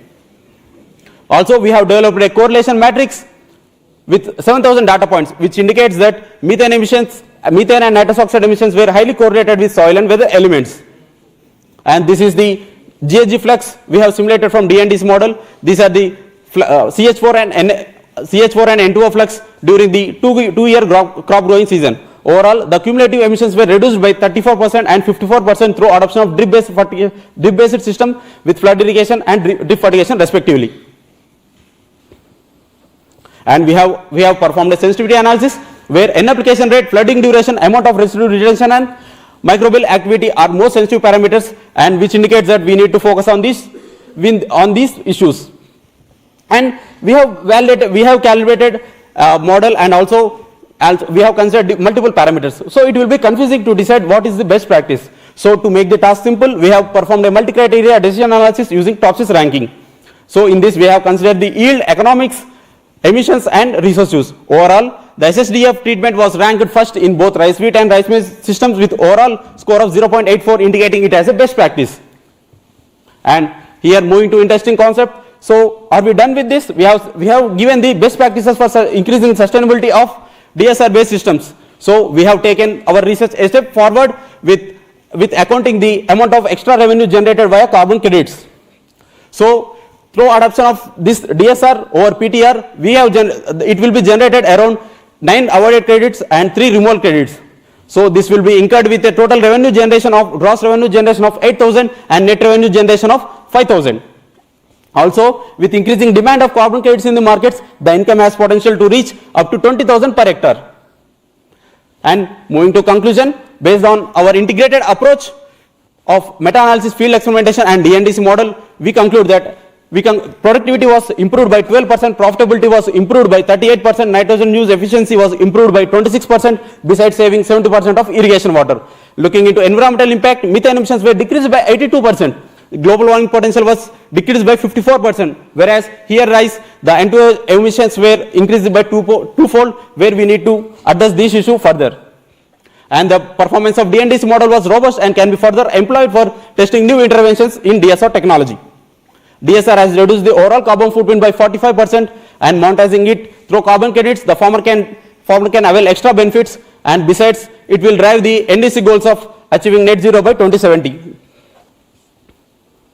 And what is the future thrust areas? The future thrust areas include DSR suitability mapping, real-time GHG prediction using AI remote sensing and modeling, we utilizing the digital data technology, linking sustainable practices with carbon markets to avail extra income for farmers, and breeding low emission rice varieties, and utilizing methanotropes and nitrogen stabilizers. This will increase the resource use and decrease the emissions. And the significant contributions from PhD research. For the first time in the global, we have performed the meta-analysis for DSR versus PTR, and we have pioneered the evaluation of CA plus technology integrated with DSR, CA plus drip fertigation in rice-based systems, particularly in eastern IGPs. And first time we have employed DNDC in conjugation with drip fertigation in rice-based systems. And for sustainability assessment, we have performed TOPSIS ranking. And coming to PhD publication, total we have drafted 5 publications from my research, out of which 4 has been published with NAS 12.1, 10.7, 6.4 and 6.8, and 1 was under review with NAS 14.2.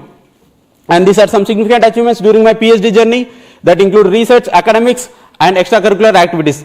Recognition from IRRI for completion of PhD work at ICAR Varanasi, and got 2 best oral presentation out of 5 presentations, and qualified for ASR Binet, and participated in different farmer activities and IRRI research activities, particularly on DSR technology, and received 3 prizes in annual sports of IRI, and served as a BOS member in division of agronomy. From PhD research to world impact, here comes the significant impact of my PhD expertise. I have got place in USA based MNC Food Chain ID as an ESG expert in sustainability wing.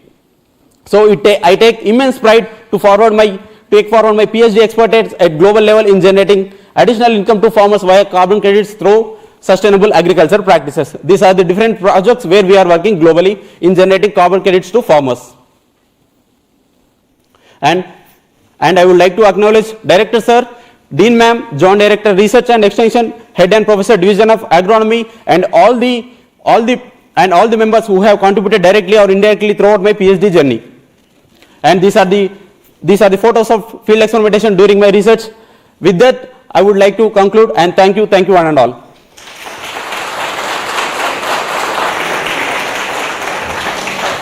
Have you guys noticed when Srikanth is speaking, there is a pin drop silence in the auditorium? Nobody was.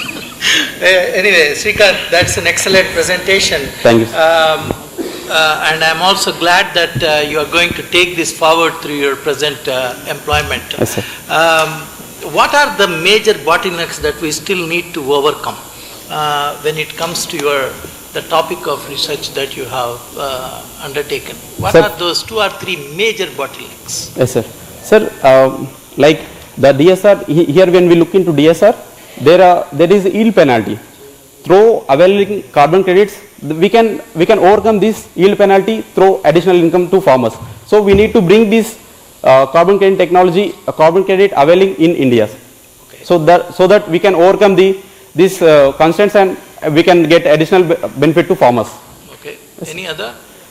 Like, sir, and there are even though the depletion of resources, we are not recognizing it, and with proper knowledge we can recognize this and we can look into more resource use efficiency technologies like drip fertigation. Yes. Good. Srikanth. Yes, sir. Your whole study was related to water and nitrogen. Yes, sir. Fertilizer. So what is the overall fertilizer use efficiency and water use efficiency, yes, sir, and rice-based production system? Yes, sir. Sir, in PTR, the water productivity was very low, sir. It was 0.2 kg per meter cube. Whereas in converting it to DSR, the water productivity was improved 4 times with 0.8 kg per meter cube, sir. So we can save up to 70% of irrigation water through adoption of drip fertigation, particularly in DSR. Okay. Yes, sir. Any other question? If not, there will be time to Srikanth, and we will now break for 15 minutes. Only 15 minutes. Let's be back quickly. Huh? 15 minutes.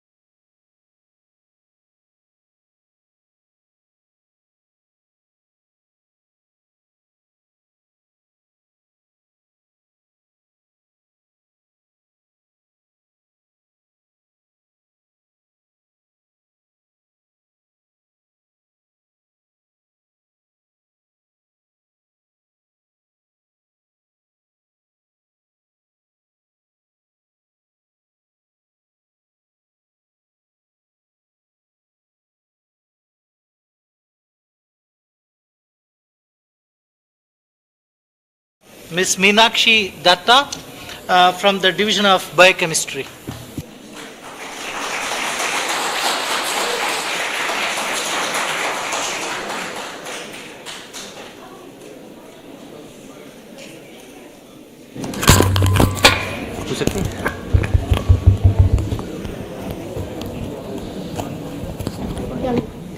इसको रख देना है वहाँ पे। Pocket में रख लीजिए। Pocket नहीं है, हाथ पॉइंटर ऊपर है। नेक्स्ट पे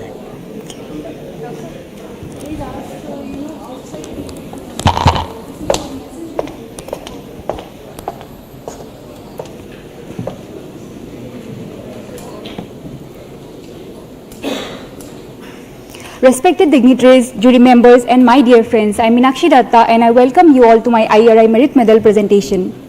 Proteins are the important macromolecules which is essential for body function and basic metabolism. However, in recent times also, protein energy malnutrition remains to be a major health concern as it is affecting 26.7% of children globally, which is due to inadequate intake of low quality protein. In Indian condition, this situation is even more pronounced as 73% of Indian population is deficient in quality protein. Irrespective of the sources, that is plant or animal, protein quality is determined by digestion and absorption as well as presence of essential amino acid content. Among plant protein sources, pulses are the major sources having high protein content. In India, chickpea is a majorly consumed legume followed by pigeon pea and mung bean. Hence, our study is focused on second mostly consumed legume, that is pigeon pea. Pigeon pea is having a high protein content of 20 to 22%. Like other legume crops, it is also deficient in sulfur-containing amino acids like cysteine and methionine. Despite having high protein content and wider taste preference, protein quality of pigeon pea remains poor due to presence of anti-nutritional factors like polyphenols, trypsin inhibitors, and phytic acids.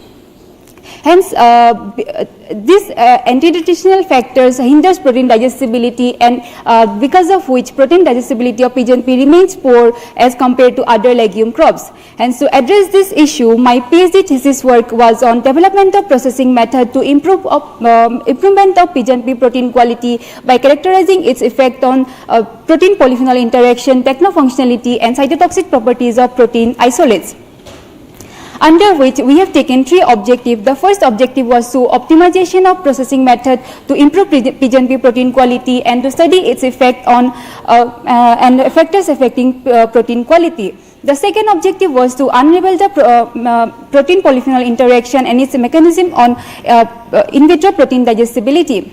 And third objective was to see the cytotoxic activity of pigeon pea protein isolate and its effect on genes involved in lipid and protein metabolism.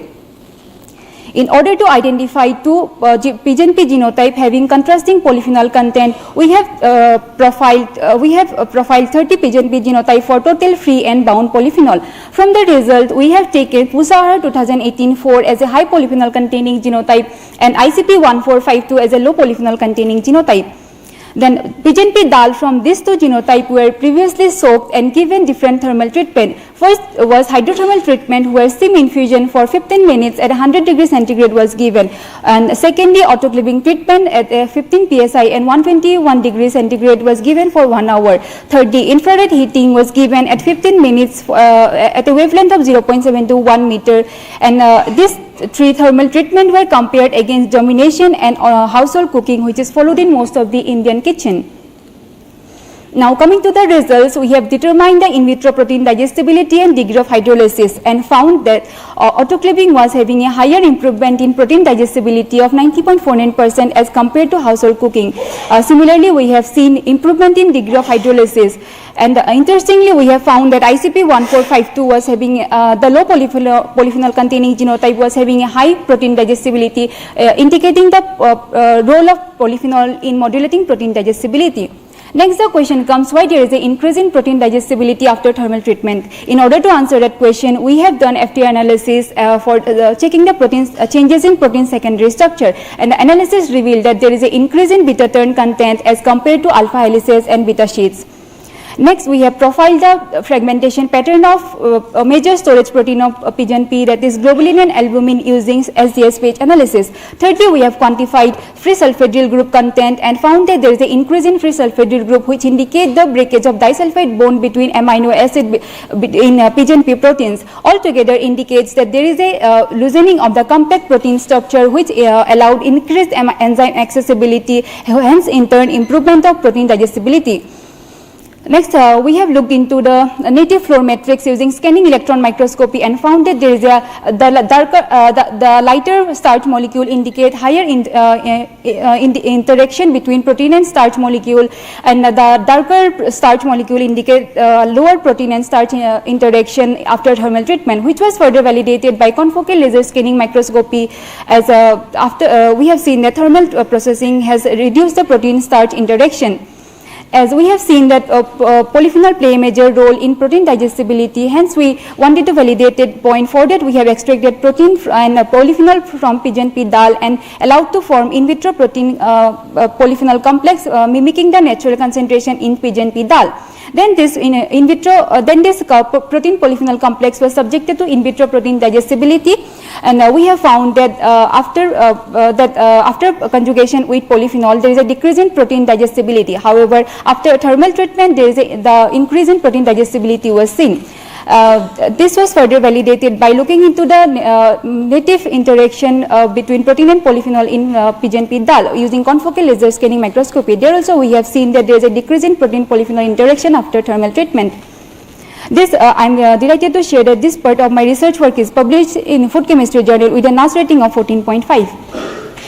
Then, as we have seen that thermal processing has a potential in improving pigeon pea protein digestibility. Hence, we have taken pigeon pea dal, thermal processed pigeon pea dal in 121 degrees centigrade and 15 psi, and subjected to drying using food dehydrator. This dried dal then was checked for sensory evaluation of texture, taste, and appearance. This dal can be further packaged and can be made available for consumer consumption, having a higher commercial potential. This methodology having higher commercial potential was published in European Journal of Food Safety and Nutrition. Then as we have seen, polyphenols play a major role in modulating protein digestibility. Next, the question comes, which polyphenol is playing a major role? For that, we have profiled polyphenol present in pigeon pea dal using LCMS and found that biotin A was a major polyphenol compound present, which is quantified using UPLC, and we have seen that PUSA 2018-4 was having higher biotin A content. Then we further moved to see the interaction between pigeon pea globulin, the major storage protein in pigeon pea, with biotin A using molecular docking analysis, and it revealed that there is a hydrogen bonding and hydrophobic interaction between these two molecules. Next, we wanted to see the level of binding affinity between protein and polyphenol molecule. For that, we have extracted total purified total polyphenol extract from pigeon pea dal using LC-FADEX LH20. Then this purified compound was allowed to form complex with pigeon pea protein, and we have taken pure compound of biotin A. Then it was allowed to form complex, and it was subjected to thermal treatment. And we have done fluorescence spectroscopy analysis to see the number of binding site and binding affinity. Interestingly, we have seen that after thermal treatment, there is a decrease in number of binding site as well as binding affinity. This reduction in binding affinity was further validated by surface hydrophobicity analysis. It quantifies the exposed hydrophobic amino acid on the protein surface, and after conjugation there is a decrease in surface hydrophobicity was seen. As well as we have checked the changes in protein secondary structure using FTR analysis, and we have seen that there is a change in protein secondary structure after protein polyphenol conjugation. However, we have seen that after thermal treatment, the changes in the protein secondary structure as well as in reduction in surface hydrophobicity was less prominent, which indicates there is a decrease in protein polyphenol interaction. As till now we have seen that thermal processing has a potential to improve the pigeon pea protein digestibility, hence protein quality. Next, we went one step ahead to see the bioavailability and bioactivity of pigeon pea protein. For that, we have prepared simulated gastrointestinal hydrolyzate of pigeon pea protein and checked for cytotoxicity using human intestinal cell line. We have found that after that, we have checked for the bioavailability of pigeon pea protein using human intestinal cell line and found that thermal processing was significantly improving pigeon pea protein bioavailability, which was due to upregulation of the genes involved in peptide transporter, that is PEP-T1. Also, we have checked for the gene expression pattern of cholesterol metabolism gene SREBP2, and we have seen that it was down-regulating this SREBP2, which indicate the high health beneficial potential of PGNP protein.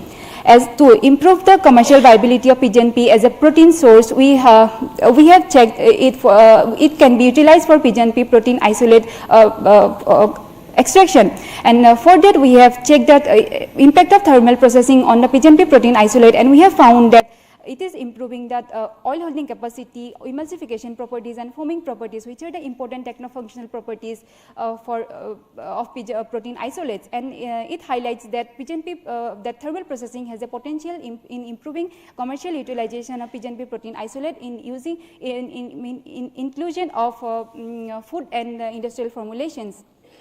These results were published in Impact of Journal of Scientific Research and Reports. The key finding from my research is that we have that polyphenols playing an important role in modulating protein digestibility. Hence, we can hence breeding program can be taken up to develop low polyphenol containing PGNP genotype, and binding interaction was decreased by thermal processing. Hence, it is improving protein quality. And thermal processed dal is having a high commercial potential, and it is having a health promoting factors also. These are the few publications from my PhD research work. Also, I have quoted one research paper in food chemistry during my PhD. I have published various book chapters and popular articles during my PhD. And here are my few significant achievements during and I have achieved Springer Nature Young Scientist Award based on my PhD research work recently. And I have also achieved Young Scientist Award from ADS. Lastly, I would like to acknowledge Dean Director of IRI, my Chairperson Dr. Vinodhati, all the advisory committee members, my HOD and Professor of Division of Biochemistry. Lastly, I would like to conclude my presentation with a quote that let food be our medicine and medicine be our food. Thank you.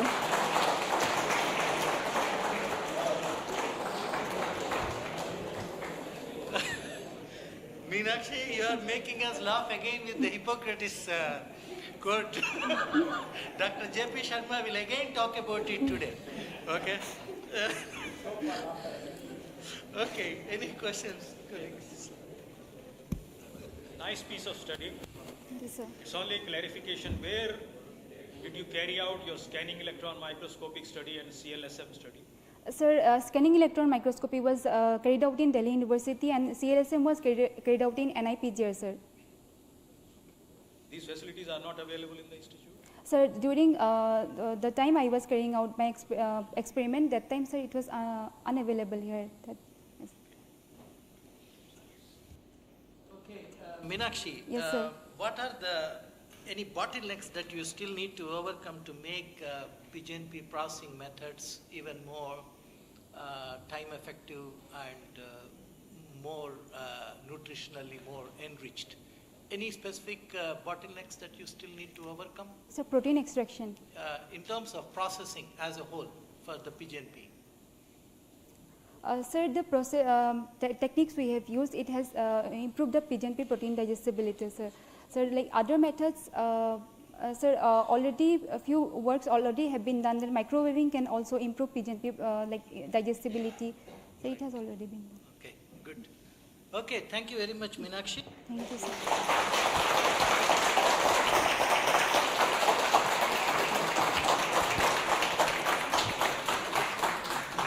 Meenakshi has a lot of friends there, out there. Okay, the next presentation is from Prenylated, and she is from Division of Bioinformatics.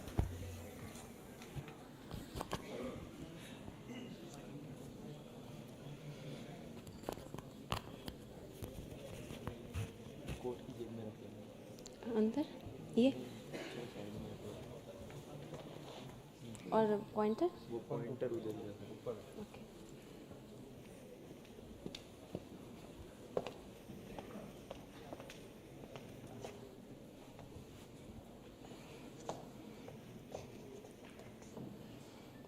Respected chairman and jury members, distinguished scientists and my dear friends, a very good morning to all of you.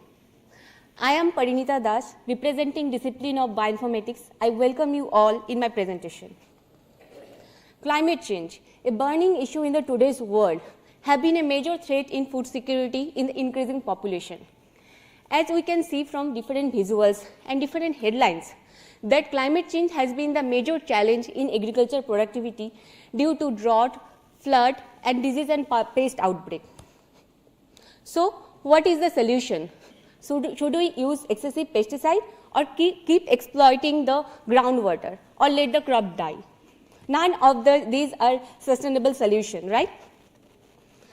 So, developing climate resilient varieties for crop improvement seems to be the only sustainable solution. Moving further to the crop improvement and the role of genomic variation. As we know, variation is the law of nature. So, genomic variation influences phenotypic variation, which contribute biotic and abiotic stress resistance in plant and can be used as an important marker in crop improvement. There are different types of genomic variation like SNP, indels, and copy number variant. Speaking about copy number variants, which is type of structural variation where the genomic regions of more than 1000 base pair are deleted or duplicate compared to the reference genome. But why we are talking about copy number variation? Because it exhibits greater variance compared to the SNPs and indels, and also impact gene expression and phenotypic variation by altering gene structure and doses. It also impacts several biological processes such as adaptation, evolution, and speciation, and also support different sustainable development goals. CNV has been associated with different plant traits in several crops such as rice, wheat, barley, and so on. Coming to the different CNV detection method, there are several CNV detection method, traditional CNV detection method, but they have several limitations such as hybridization, noise, low resolution, and so on. So, here come the next generation sequencing based copy number variation techniques, where we use read depth, read pair, and assembly based approach. But still there have some limitation as they doesn't consider all the features and have low accuracy and more false positive calls and so on. So, it's time to improve. As we all know, this is the era of artificial intelligence. So, machine learning can be used as a key tool for CNV prediction in plants. There has been several machine learning based tools has been developed in human data.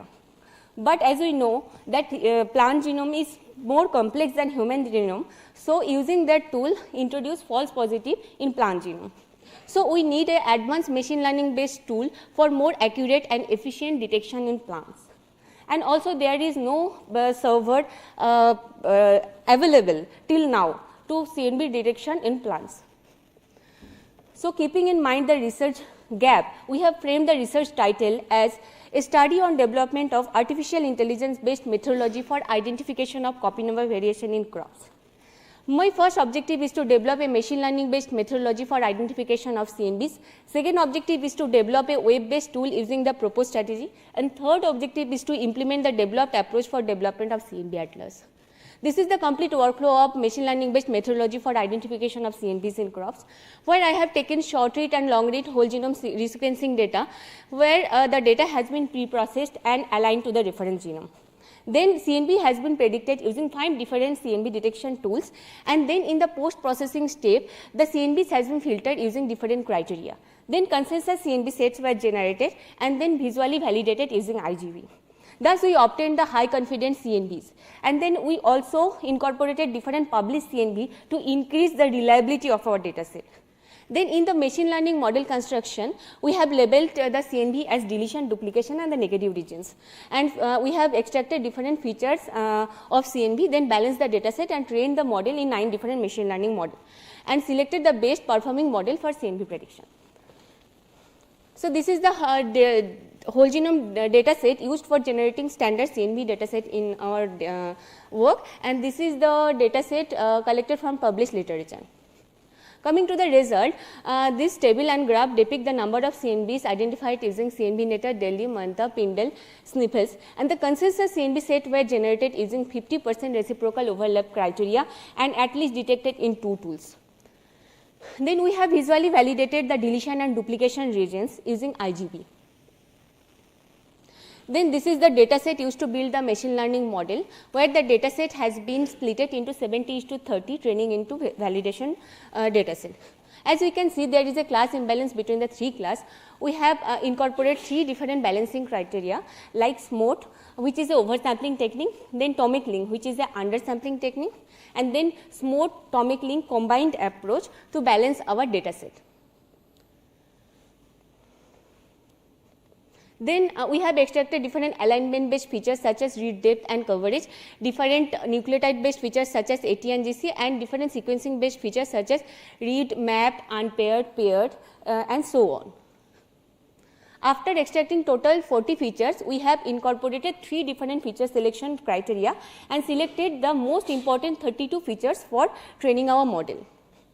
We have trained 9 different machine learning models such as random forest, XGBoost, CADBoost, gradient boost, and so on, and evaluated the models based on different measures such as precision, recall, accuracy, and so on. Coming to the result, XGBoost performed extremely well compared to the other 9 machine learning models with more tomic link combined approach, where the accuracy has been over 89%. This is the ROC curve and the confusion matrix of 9 different machine learning models. These graphs show the comparison of 9 different machine learning models in 4 different data sets, where we can see that XGBoost performed best among the 9 different machine learning models in more tomic link combined approach. Then we have also created 4 independent test sets for testing our developed model, where the test set 1 comprised the CNV extracted on different chromosomes, which had an accuracy of 87%. Then test 2 comprised of CNV extracted in new species, that is cucumber, where the accuracy has been 79%. And the test 3 and test 4 comprised of CNV in the wet lab validated data, where our model performed extremely well with 100% and 96% accuracy. We have also compared our developed model with other CNV detection tool in experimentally validated data, where our model has performed over 96% accuracy. Coming to the objective 2, which is to develop a web server using the proposed strategy, where a user has to provide the bed coordinate file and the BAM alignment file, and it will calculate the different features related to CNV, and based on the backend developed model, it will predict the regions as deletion, duplication, or CNV negative. Python framework Flush has been used for this study. This is the home page of our developed tool, where in the analysis page, user has to provide the input file, and based on that, they will get the prediction result in very few seconds. Then coming to the objective 3, which is to implement the developed methodology for development of CNV atlas. For that, I have taken whole genome resequencing data of 39 black pepper and 146 bitter gourd genotype, where the raw reads were pre-processed and aligned to the reference genome, and the CNVs were called and the CNV regions were determined. Then the functional enrichment analysis were carried out, and finally CNV database were developed. Coming to the result, more than 5,000 deletion and 5,000 duplication regions were found all over the chromosome in 39 genotypes of black pepper. In bitter gourd, more than 4,000 deletion and 500 duplication regions has been found in 146 accession of the bitter gourd. Then these are some gene ontology and cake pathways terms enriched in the CNV harboring genes in black pepper. And these are some of the gene ontology term and cake pathways term identified in the CNV harboring genes in 146 accession of the bitter. This is the 3-tier architecture for developing the database, and this is the home page of the developed black pepper CNV database, which will be a useful resource for the scientific community as well as plant breeders. To summarize our research work, we have developed a standard CNV data set in different crops such as rice, Arabidopsis, cucumber, and pomegranate. We have also developed XGBoost based highly accurate machine learning based prediction method for prediction of CNVs in plant from whole genome sequencing data. We have also developed a user friendly tool which is publicly available. We have also identified copy number variation genome wide in 39 black pepper and 146 bitter gourd accession. And we have also developed a CNB atlas in diverse bitter gourd black pepper accession. So, what is our application of the work in agriculture? So, CNB can be used as an important biomarker for varietal development, and it can be also used as a varietal signature in germplasm management. So, in future we can incorporate more crop and validated CNB to make the prediction model more robust. We can also do GWAS study using CNB, which can identify genetic variants associated with trait of interest, and we can also validate the genes in the CNBR to validate its functional implication. So, from PhD I have total of 3 papers in current research in food science with NAS rating 12.2, and in Planta NAS rating 10.3, and in Indian Journal of Genetics and Plant Breeding with NAS rating 7, and one is under review, which is NAS rating of 13.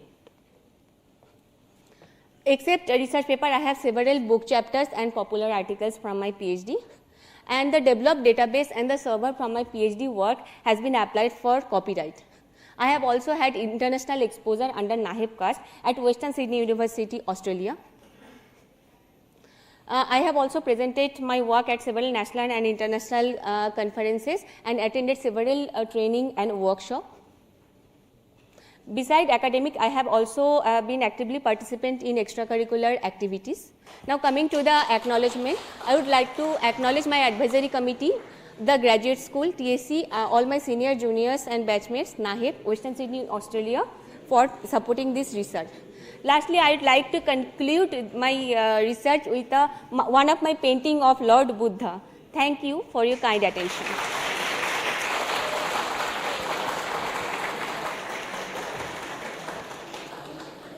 Parinita, you also have a lot of friends. Okay. This is a very, very good work, Parinita.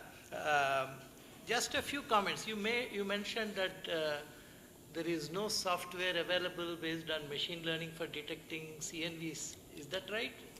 Sir, there are many tools developed in human data, but in plants no machine learning based tool has developed so far. Have you heard about Hackathon? Hackathon has been developed, but it doesn't incorporate so many features which I have incorporated 40 different features. They have only used because we use Hackathon quite strongly at CIMIT, and it serves very well with very low false discovery rate. Yes. I was expecting you to compare with Hackathon, which you have not compared, the efficiency of your software against Hackathon. Why? Actually, sir, Hackathon is built on next flow. Means we have to for using that we have to go through those software which they have used. But comparing to that, what is the advantage of my software? We don't need to use any CNV prediction tool before using MLD CNV, which is my tool. But using Hackathon, we have to use those 4 or 5 tools that they have used. So this is the advantage of my tool over Hackathon. Okay. What's your false discovery rate? Sir, false discovery rate is the number of false positive. No, in your case. Okay. Sir, false positive is very low, as I mentioned that the accuracy is over 89%, means 90%. And we have also tested our model with 2 different test set, which is validated, PCR validated and array validated. So in the validated data, my model has performed with accuracy of 100% and 96%. Very good. Excellent work, and keep continuing that work. Thank you, sir. Just for my curiosity, in your first objective you started with rice and Arabidopsis and so on, but you ended it with black pepper. Any specific reason for the black pepper? Sir, actually for the black pepper is obviously... I was asking some friends in China, they have sequenced n number of genomes, and I asked somebody who is a very close friend, why did you sequence this, that, this? बहुत अच्छा लगता है, खाने में बहुत अच्छा है. Whatever they could lay hands on, they have sequenced. But black pepper, there must be some connection, yeah. So black pepper is, as we know, it is a very important spices, and after Corona era, we already know what are the importance of spices, right? And I have developed our model in rice, Arabidopsis, these things. So I want to test, and I want to go for completely new species to test and develop the CNV status. It's one of the most important export commodities from India, earning huge revenue to the country. That's one of the major reasons for black pepper. Any other question? If not, let's give a big hand to Prenylated.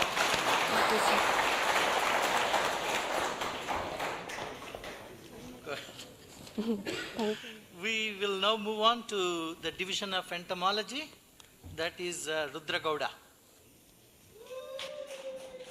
This guy has a lot of friends again. I have to keep here. Where is the remote? Hello.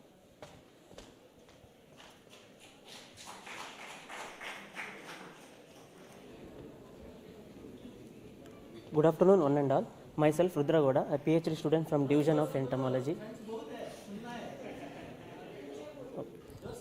Good afternoon, myself, Rudra Gowda, a PhD student from Division of Entomology. I welcome you all to my merit medal presentation.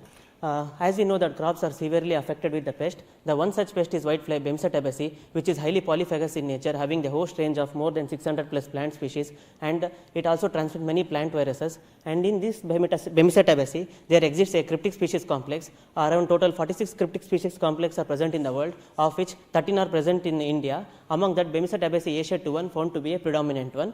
And in recent past, in Punjab and Haryana, this pest caused an epidemic in the cotton crop and a loss of around 4,200 crore rupees. And this pest has gained resistance and resurgence to almost all the insecticide, and as a result, there is a need for eco-friendly alternative to develop. One such eco-friendly alternative mechanism to target is olfaction. Insect normally uses a sense of smell to recognize a host, mate, and oviposition site identification. Here rises a question: how the insect finds the host, and what are the genes involved in this, and how many of these genes are present, and what are their function, whether we can use these genes for sustainable management of whitefly. So these are the 4 major proteins involved in the insect olfaction, of which chemosensory protein and odorant binding protein are important and are dealt in this study. When coming to research gap, only few of these genes have been identified in Miam and Med-Genti group, but information of these genes is absent in the Asiatic Genti group, which is predominant in Indian subcontinent, and also how these genes govern the function of the whitefly is also very less known. So based on that, we have designed this topic, that is genomoid analysis and identification, characterization, expression and functional analysis of odorant binding proteins and chemosensory proteins in the whitefly Bemsa tabaci. Coming to objectives, my first objective is identification and characterization of OBPs and CSPs from Bemsa tabaci genetic group, and objective 2, expression analysis of select OBPs and CSPs in Bemsa tabaci, and objective 3, functional characterization of select OBPs and CSPs from Bemsa tabaci. So when coming to objective 1, we have taken almost all the OBP sequence identified in insect till now, and we blasted in the genome of the Bemsa tabaci across the different database, and we got the hits for those genes by using a T-blasting tool with a E-value cutoff of 10 to the power of -5, and further these genes were validated by designing the primers. So we collected all the life stages of the whitefly separately and extracted their DNA, and our desired PCR primers were amplified, and the Sanger sequencing was performed, and Opten sequence were submitted to NCBI, and we used a robust computation pipeline where we around 35 bioinformatics tools were used to perform a downstream analysis, and this is the first genomoid analysis in OBPs and CSP genes in Bemsa tabaci Asia 2.1, and we identified 14 novel OBP genes. Among them, 6 were novel and 14 CSPs in Bemsa tabaci Asia 2.1, and we also found another group of important protein called as ejaculatory bulb proteins. For the first time, we identified the ejaculatory bulb proteins in insects, and these are nothing but a homologous to that of the chemosensory protein, but they are highly restricted to the male ejaculatory bulbs. And also, we first time gave the complete gene sequence of all these genes in the Bemsa tabaci Asia 2.1. So here comes the question: what are their structural and functional features, and how they are localized on the chromosome, and what are their intron and exon details? So all these genes identified have a single exon structure except CSP 1, 2, 3, 8 and 14 having an intron in them, and chromosome mapping shows that majority of these genes were congregated on chromosome 3, 4 and 6. So this indicates there is a clustering and non-random distribution of these genes, and these genes may express the influence of expression of the other genes at the same locus. And further, we identify the retrotransposon insertions, and in the genes, those genes which is having intron have the retrotransposons. Among our identified CSPs, CSP 1, 2 and 3 were found to have a retrotransposon insertions. These retrotransposons are nothing but genetic elements that can move in a genome via copy and paste mechanism, and these retrotransposons helps in creating many functional proteins by using a RNA splicing technology. And in order to prove any protein it has a chemosensory protein, it should have a 4 conserved cysteine residues. So our identified all the CSPs have a 4 conserved cysteine residues, and similarly ejaculatory bulb proteins are also a type of a chemosensory protein, and they too have a 4 conserved cysteine residues. And when coming to identifying of OBPs, OBP protein should have a 6 cysteine residues, but this is not a rule and there may be exception. Based on the number of cysteine residues, it has been classified as classical, dimer, plus C, minus C and atypical OBPs. So accordingly, our identified OBPs have been grouped into these classes. And we further regrouped all the OBPs identified in the whitefly. Previously, they were wrongly classified as classical OBPs. So this is our updated classification of the OBPs based on the cysteine residues, and we have published that in our International Journal of Biological Macromolecules. And we also performed the phylogenetic analysis by taking all the OBP sequence identified till now, and we found that OBP8 were found to be ancestor for Bemcetabase Asia21 OBPs, and similarly CSP4 was found to be ancestor for other chemosensory proteins in the whitefly. And coming to silent findings of objective 1, this is the first genome analysis in Bemcetabase Asia21, where we identified 14 OBPs, among them 6 were novel to the science, and 14 CSPs and 10 novel EBP. We gave complete gene sequence of all these genes, and retrotransposon insertions and ancestral gene identification have been done.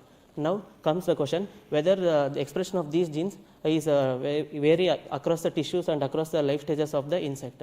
For that, we have performed the functional expression analysis, where we have checked the expression of all these genes in the developmental stages of an insect versus adult, like nymphal versus adult, and across all the body tissues like head, thorax, abdomen, leg and wing. And we found that in the differential expression, OBP8 were highly expressed across all the body tissues and across all the nymphal stages. So it play a very vital role in the life cycle of the Bemcetabase, and most of the OBPs and CSPs were highly expressed in the adults, so they may be involved in the host recognition, feeding and reproduction, whereas CSPs were highly expressed in third and second instar, so they may be involved in the immune response. So further spatial expression across the different body parts like head, thorax, abdomen, leg and wing shows that OBPs were highly expressed across all the body parts, and CSPs also followed the similar trend, with the CSP 9 and 10 were down regulated. And ejaculatory bulb proteins, these are especially found only in the male reproductive tissue, and the expression of this gene were high in the male before mating, but after mating in the male the expression of these genes was reduced,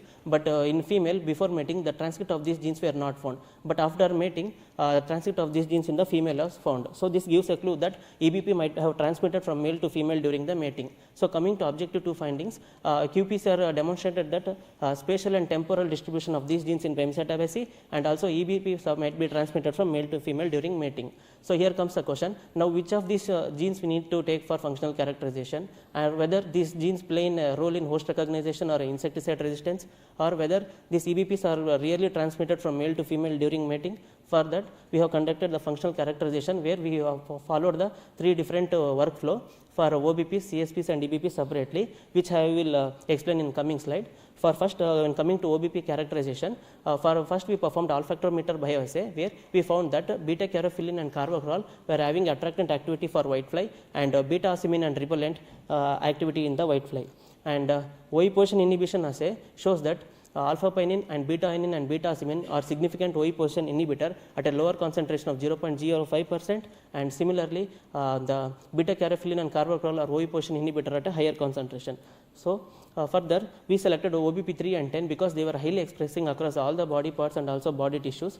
We have taken further for construction of a protein structure for in silico docking with the volatile organic compound, which are shown good attractant and repellence in the whitefly in the bioassay.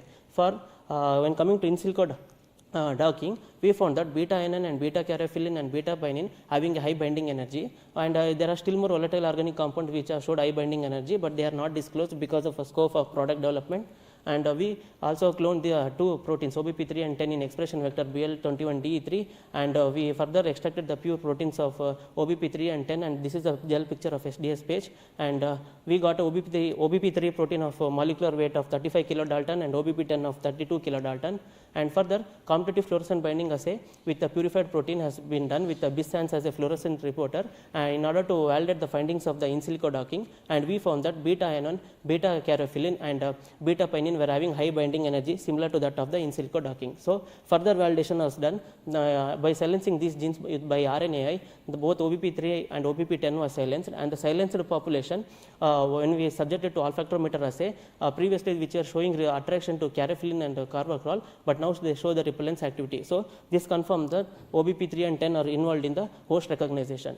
And output of this OBP study, the functional validation proves that OBP3 and 10 involved in host recognition and ovipositions identification, and caryophyllene and carvacrol acts as attractant and ocimine as a repellent, and alpha pinene, beta pinene and beta ocimine are a significant oviposition inhibitor at a lower concentration. So further, for functional validation of chemosensory proteins, we perform the transcriptomics before and after exposure of insecticide, and which are the chemosensory proteins which are highly expressing. They were further validated by qPCR technique by treatment with imidacloprid and fipronil. After 6-hour treatment, we found that CSP1 and CSP5 were highly upregulated for both insecticides. So they were further perform in silico docking by constructing the protein structure and docked with fipronil and imidacloprid, which are having very high binding energy, and then silencing of these two genes were performed, and after silencing CSP1 and 5 show 45 to 50% more mortality. So in function of validation of EBP genes, EBPs were highly expressed in the male before mating, but when it was silenced,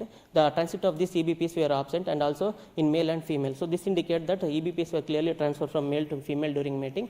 Implication based on this is the first study, so it gives a new target for genes and mechanism to target. Based on this OBP3 and 10, we can disrupt for pest reproduction, and this attractant repellent can be used for developing eco-friendly pest control methods, and these oviposition inhibitors can be used to reduce the pest population.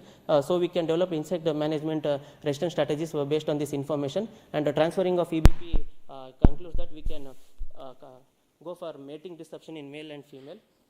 And based on the leads obtained in this study, we have developed the lures and performed a multi-location trials, and we found very good results. And there is a chance of product development around 4 to 5-fold more insect trapped when compared to that of control. Future direction, we need to characterize the remaining genes by these techniques, and by this we can develop a suitable control strategies. These are 5 publications with a NOS rating of 14.20 and NOS with 10.60, another NOS 10.60, and another 2 papers with 8.80 and 6.70 NOS, and these are 2 papers are under review, and these are the nucleotide and protein sequence generated. These are the NCBA bio project. These are IRA database created, and we have granted technology from ICAR, and bioinformatics pipeline developed in this study. These are best orals and poster in national and international award, and apart from that, these are 5 awards, and I also served as a student associate in Indian Journal of Entomology, and I got I was served as a course associate and trainer in NIAB CAST and DST training programs. These are trainings attended. This is advisory committee, and acknowledge ICAR IRA, Dean, Director, Joint Director, Graduate School, Chairman, and Advisory Committee, Head, Division, and Professor of Entomology. Thank you.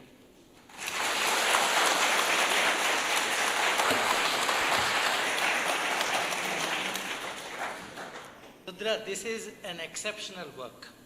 I must congratulate you and your chairman for doing such a marvelous work. Thank you, sir.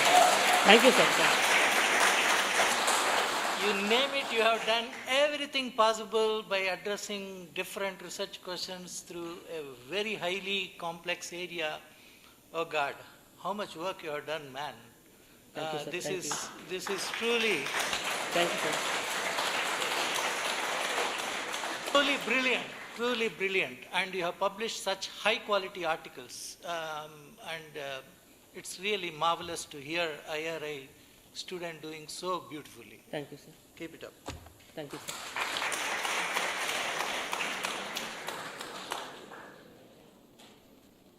Okay, now let's move on to Chandana.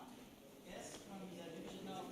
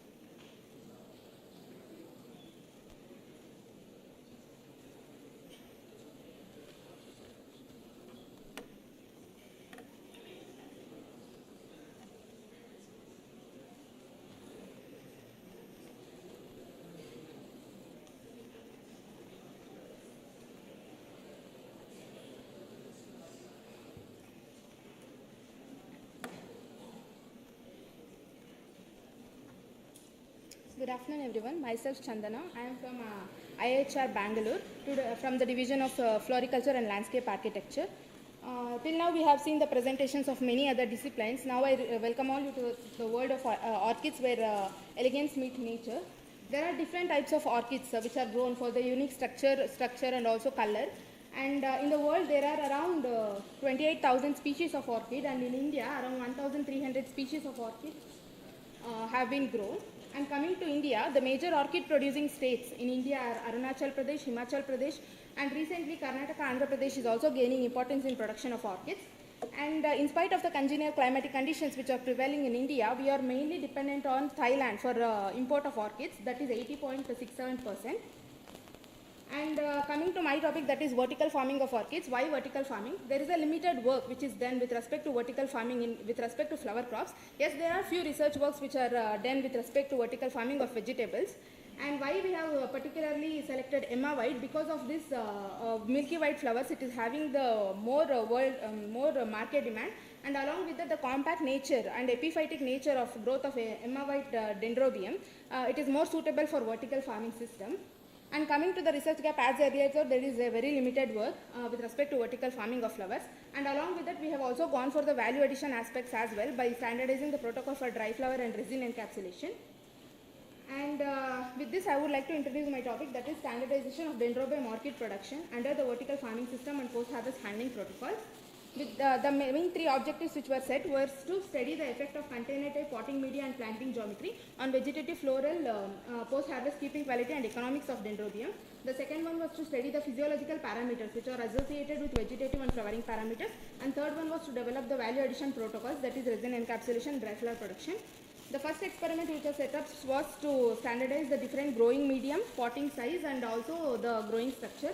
The first potting medium which was used, among the different potting medium used, charcoal recorded the maximum readings, superior readings with respect to vegetative, flowering and physiological parameters. This might be attributed because of the porous nature of the charcoal. Along with that, it also creates the good aeration and good moisture holding capacity, leading to the improved vegetative and flowering parameters.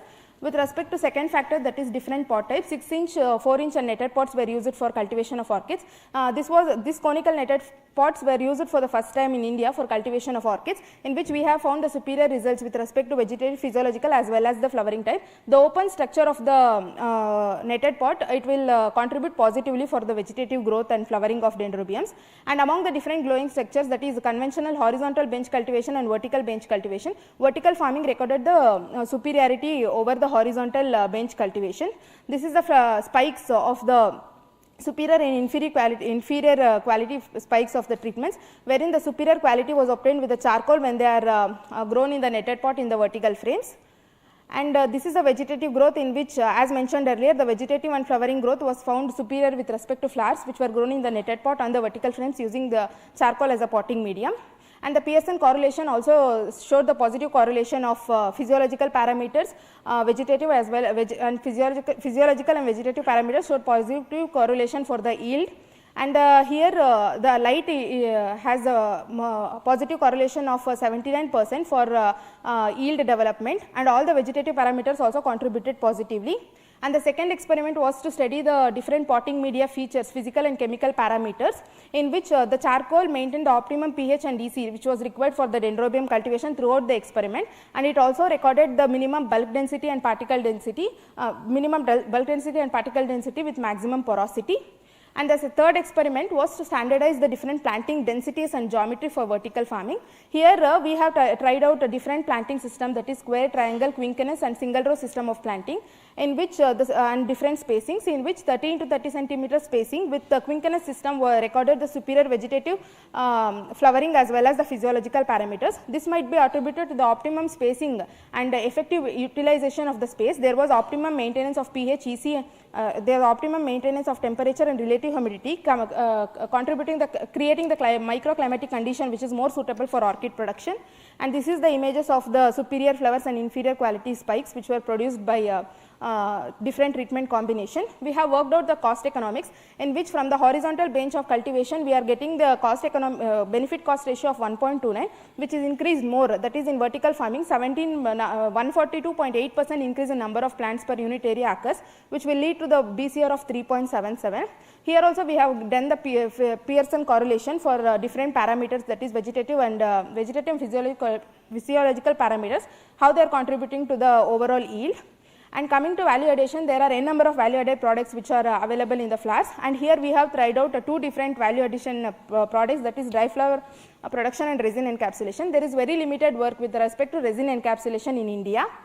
And here we have developed, this is the protocol for drying of the flowers, in which among the two different drying methods and desiccants followed, the florets, when they are dried in the hot air oven and encapsulated in the silica gel, recorded the superior quality parameters with the superior sensory score of 4 during drying as well as during storage. This might be because of the reason, that is the uniform distribution of the heat with respect to hot air oven, and the effective hygroscopic nature of the silica gel contributed positively for the maintenance of the quality during drying as well as storage. Coming to resin encapsulation, we have used epoxy resin. When the florets are encapsulated in the 2:1 ratio and which are cured for 24 hours, recorded the superior results. And here here we have also calculated the cost economics, wherein normally the Emma white flowers, they are A grade flowers, they are marketed at 30 rupees per spike. Instead of that, if we go for the resin encapsulation, the yield is, profitability is more. That is we have calculated by encapsulating B and C grade flowers also, we can get the superior profitability. With horizontal framing, with horizontal benches conventional method of planting, the number of spikes which are produced, inferior quality spikes, is 28,000 to 2,800, from which we are getting only 28,000 rupees. If the same are resin encapsulated, the BCR increased to 1.30%. Same with respect to vertical farming, we are getting around 1 lakh return from vertical farming if the inferior quality grades are sold as such. If same are resin encapsulated, we can get the gross returns in crores, so with a BCR of 1.54.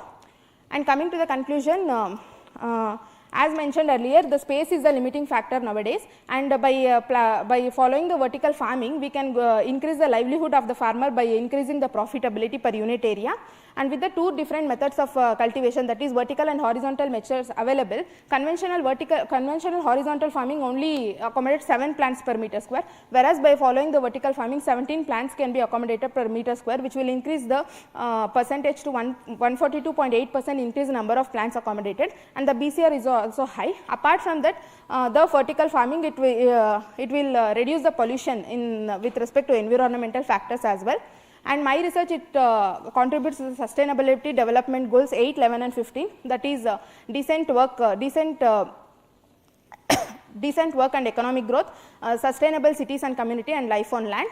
And recently the Honorable Prime Minister Narendra Modi ji has also released 2 important orchid varieties in Dendrobium and Cymbidium, and recently there is boost in production of orchids in southern states, that is Karnataka and Andhra Pradesh. And coming to achievements, I have published a few 2 research papers and also 2 popular articles, and I have presented my poster with respect to my research work, and I have secured ICAR SRF 2nd rank and as honored ICAR fellowship. And apart from that, I have also participated in the sports and secured bronze medal in the same, and I have served as a class representative for the year of 3 years. And coming to awards, I was awarded as a best student of the year ICAR IHR during the 58th Foundation Day. And I would like to acknowledge all my ICAR IHR family and all the audience who are present over here for their patient listening. Thank you.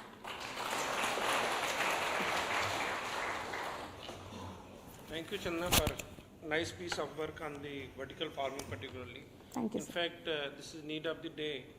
We have been growing orchids on the horizontal basis only. So can you tell me that how much, of course you have calculated the cost benefit ratio, but in terms of the productivity, how much you are getting per square meter compared to horizontal farming? Sir, in horizontal farming, now we are getting 7 spikes per meter square in the continuous flowering. In this vertical farming, we are getting around 12 to 13 spikes per meter square, and number of plants is also more. Here it is only 7 and here it is 17. There is 142.8% increase in number of plants accommodated, which is contributing positively for the yield as well. So do you think, I mean, traditionally we have been cultivating orchid in temperate region in our country. But do you think that with such kind of technology we can take forward orchids in tropical region? Yes sir, there are few. Dendrobium, it is a tropical and subtropical orchid. Obviously Cymbidium, it is a temperate orchid. We can cultivate by in the polyhouse we can go for maintenance of the optimum temperature and relative humidity which is required for temperate orchid as well. And this Dendrobium being a tropical orchid, it is very much suitable for in our conditions, to grow in our conditions. Okay, thank you. Thank you sir.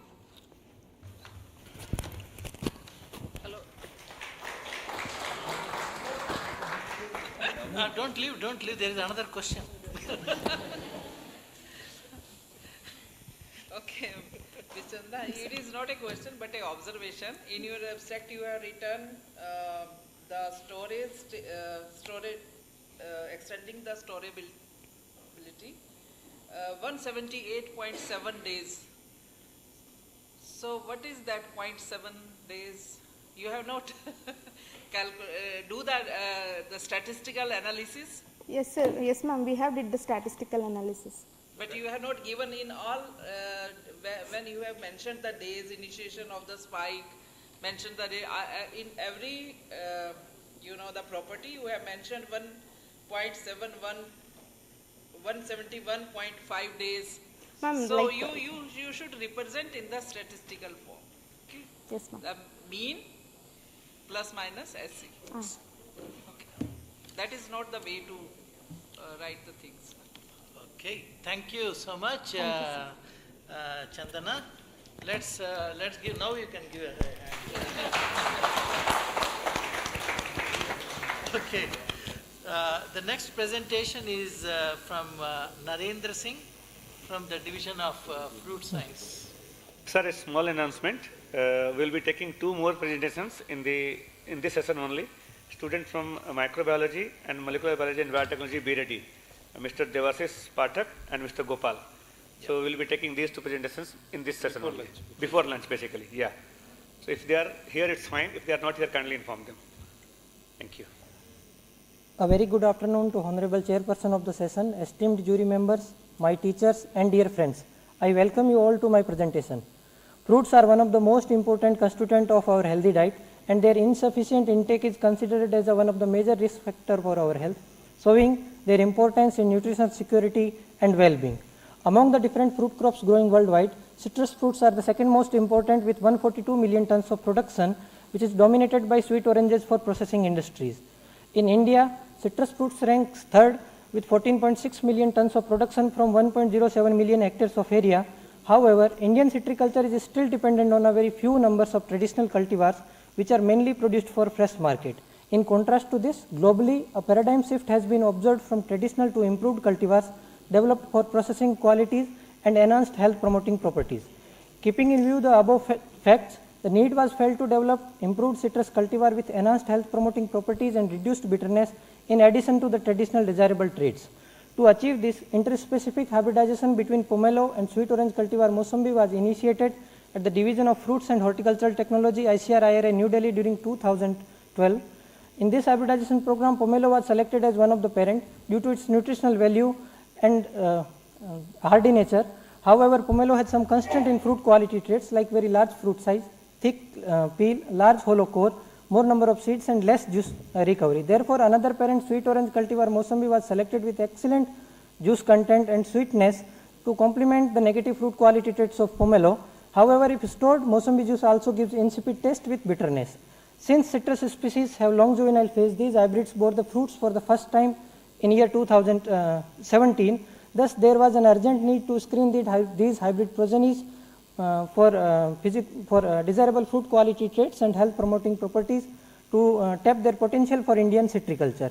Considering these research gap, out of 120 number of hybrids, 16 best hybrids with good taste were selected and evaluated in our study evaluation of interspecific citrus and hybrids for fruit quality and health promoting compounds, with the objectives to assess the harvesting maturity of new citrus hybrids, evaluation of physicochemical fruit quality traits, determination of health promoting properties, and evaluation of fruit juice for the bitterness properties.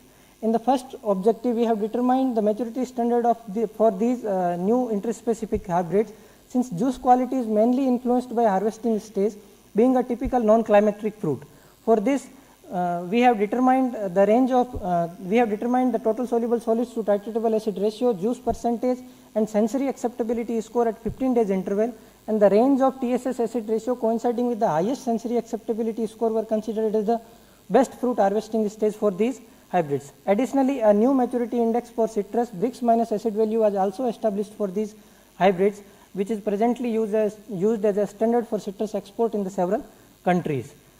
Under daily conditions, these hybrids achieved optimum maturity in the month of October and November.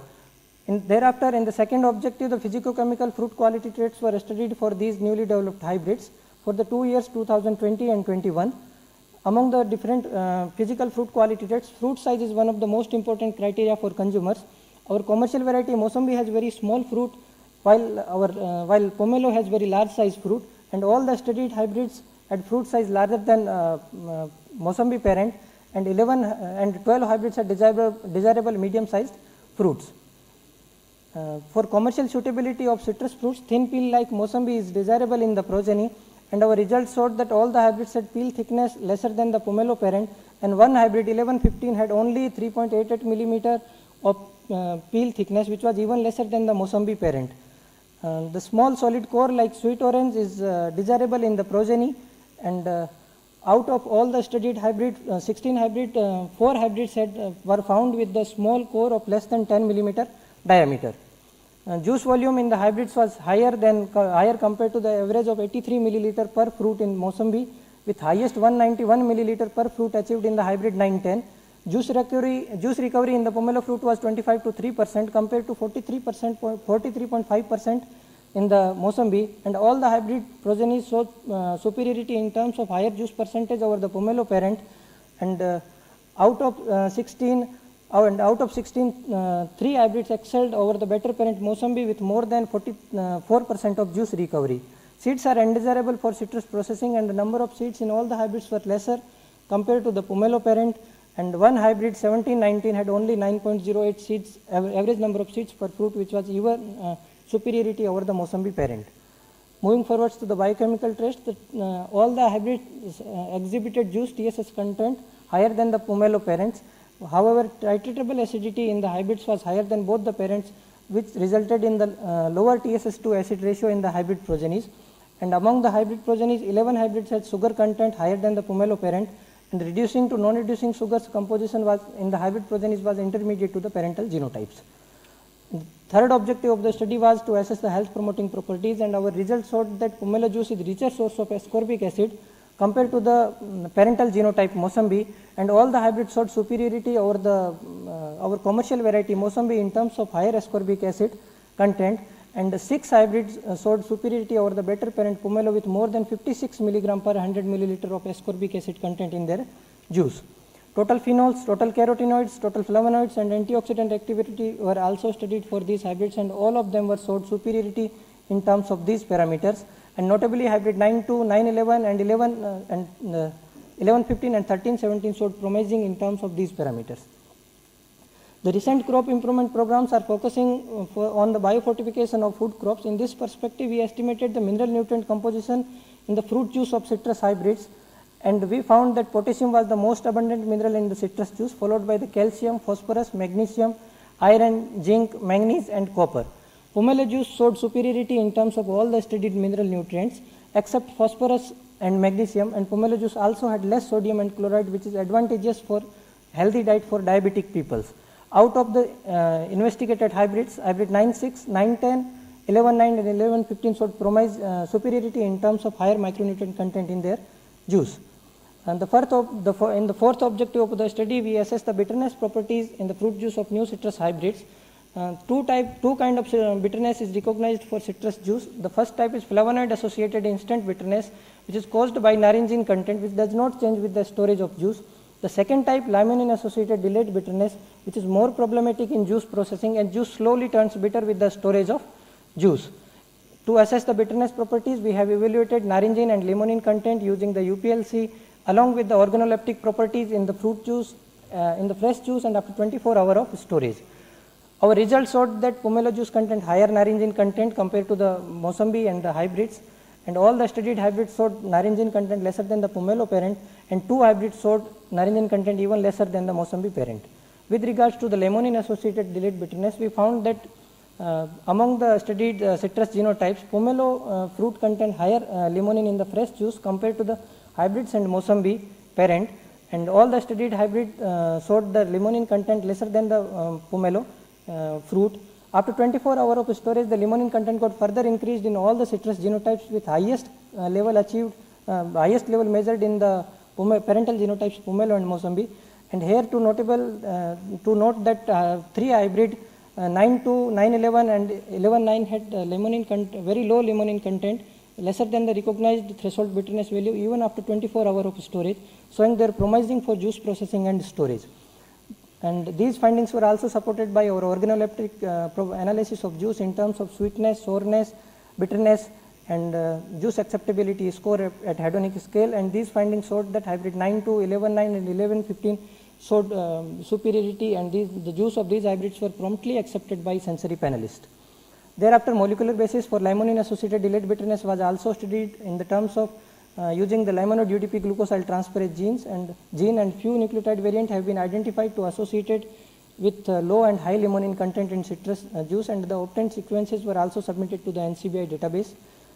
Moving forward to the conclusion, the new hybrids achieved optimum maturity in the month of October and November under daily conditions, which was standardized in terms of TSS to acidity ratio and Brix minus acid value.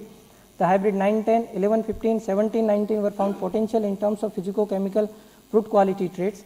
The hybrid 9-2, 9-12, the hybrid 9-2, 9-6, 9-10 and 11-15 proved superior in terms of health promoting properties and enhanced micronutrient content. The hybrid 9-2, 9-11 and 11-9 exhibited least bitterness in the fruit juice, proving their potential for juice processing and storage. And we are looking forward for further evolution of identified hybrids for the other horticultural traits. And one of the promising hybrid 11-15 being proposed as the Pusasaurus, the first biofortified variety of citrus in India by the Division of Fruits and Horticultural Technology. And the research are underway to validate the identified nucleotide variants associated with reduced bitterness for development of trait-specific markers. The findings of our work resulted in 3 research papers published in Journal of Food Composition and Analysis, Plants and Horticulture, and 2 papers are under evaluation. I have presented my work in international and national conferences and also received the Best Oral Presentation Award in 3rd Indian Horticulture Summit 2024. The story based on my research work was also awarded in the Avsar program by the Department of Science and Technology, Government of India, and I got opportunity to represent our institute in the national games and cultural meets, and I also secured first prize in the quiz event in the 19th All India Inter-Agricultural University Youth Festival 2018. I have also participated in the Food Security Summer Training Program at Tel Aviv University, Israel, with the financial support from NAIP CAST and the short-term fellowship by host university.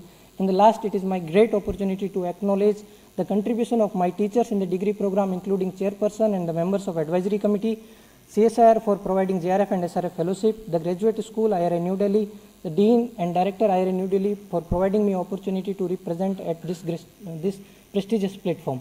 Thank you one and all.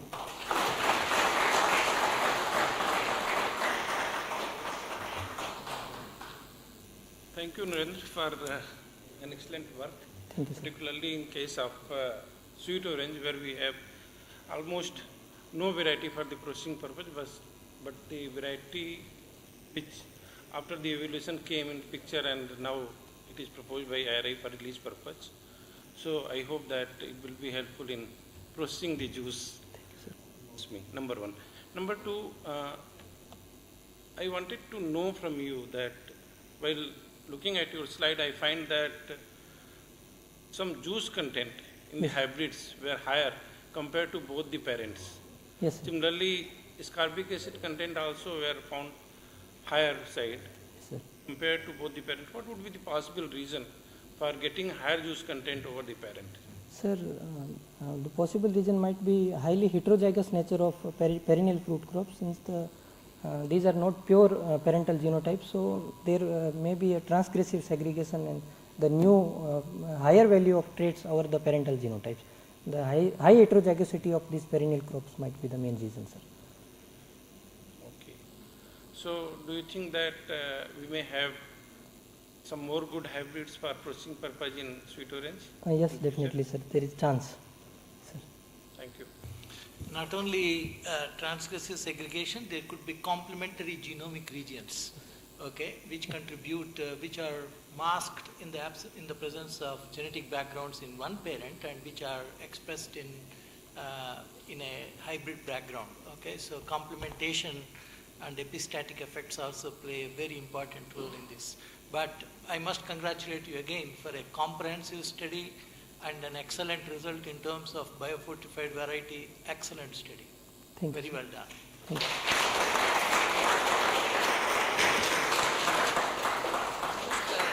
A question for my curiosity. What you have done in Naram? Because you have acknowledged ICAR Naram.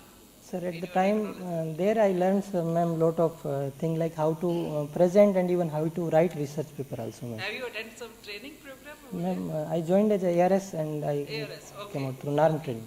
That's the reason. That's why. Okay, give a big.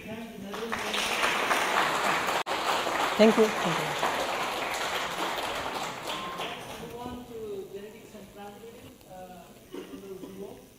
All the best to you. Rock, yeah. Nice presentation. Thank you.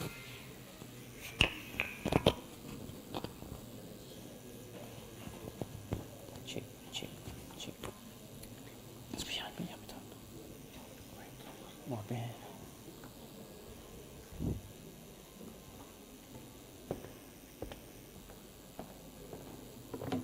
Check.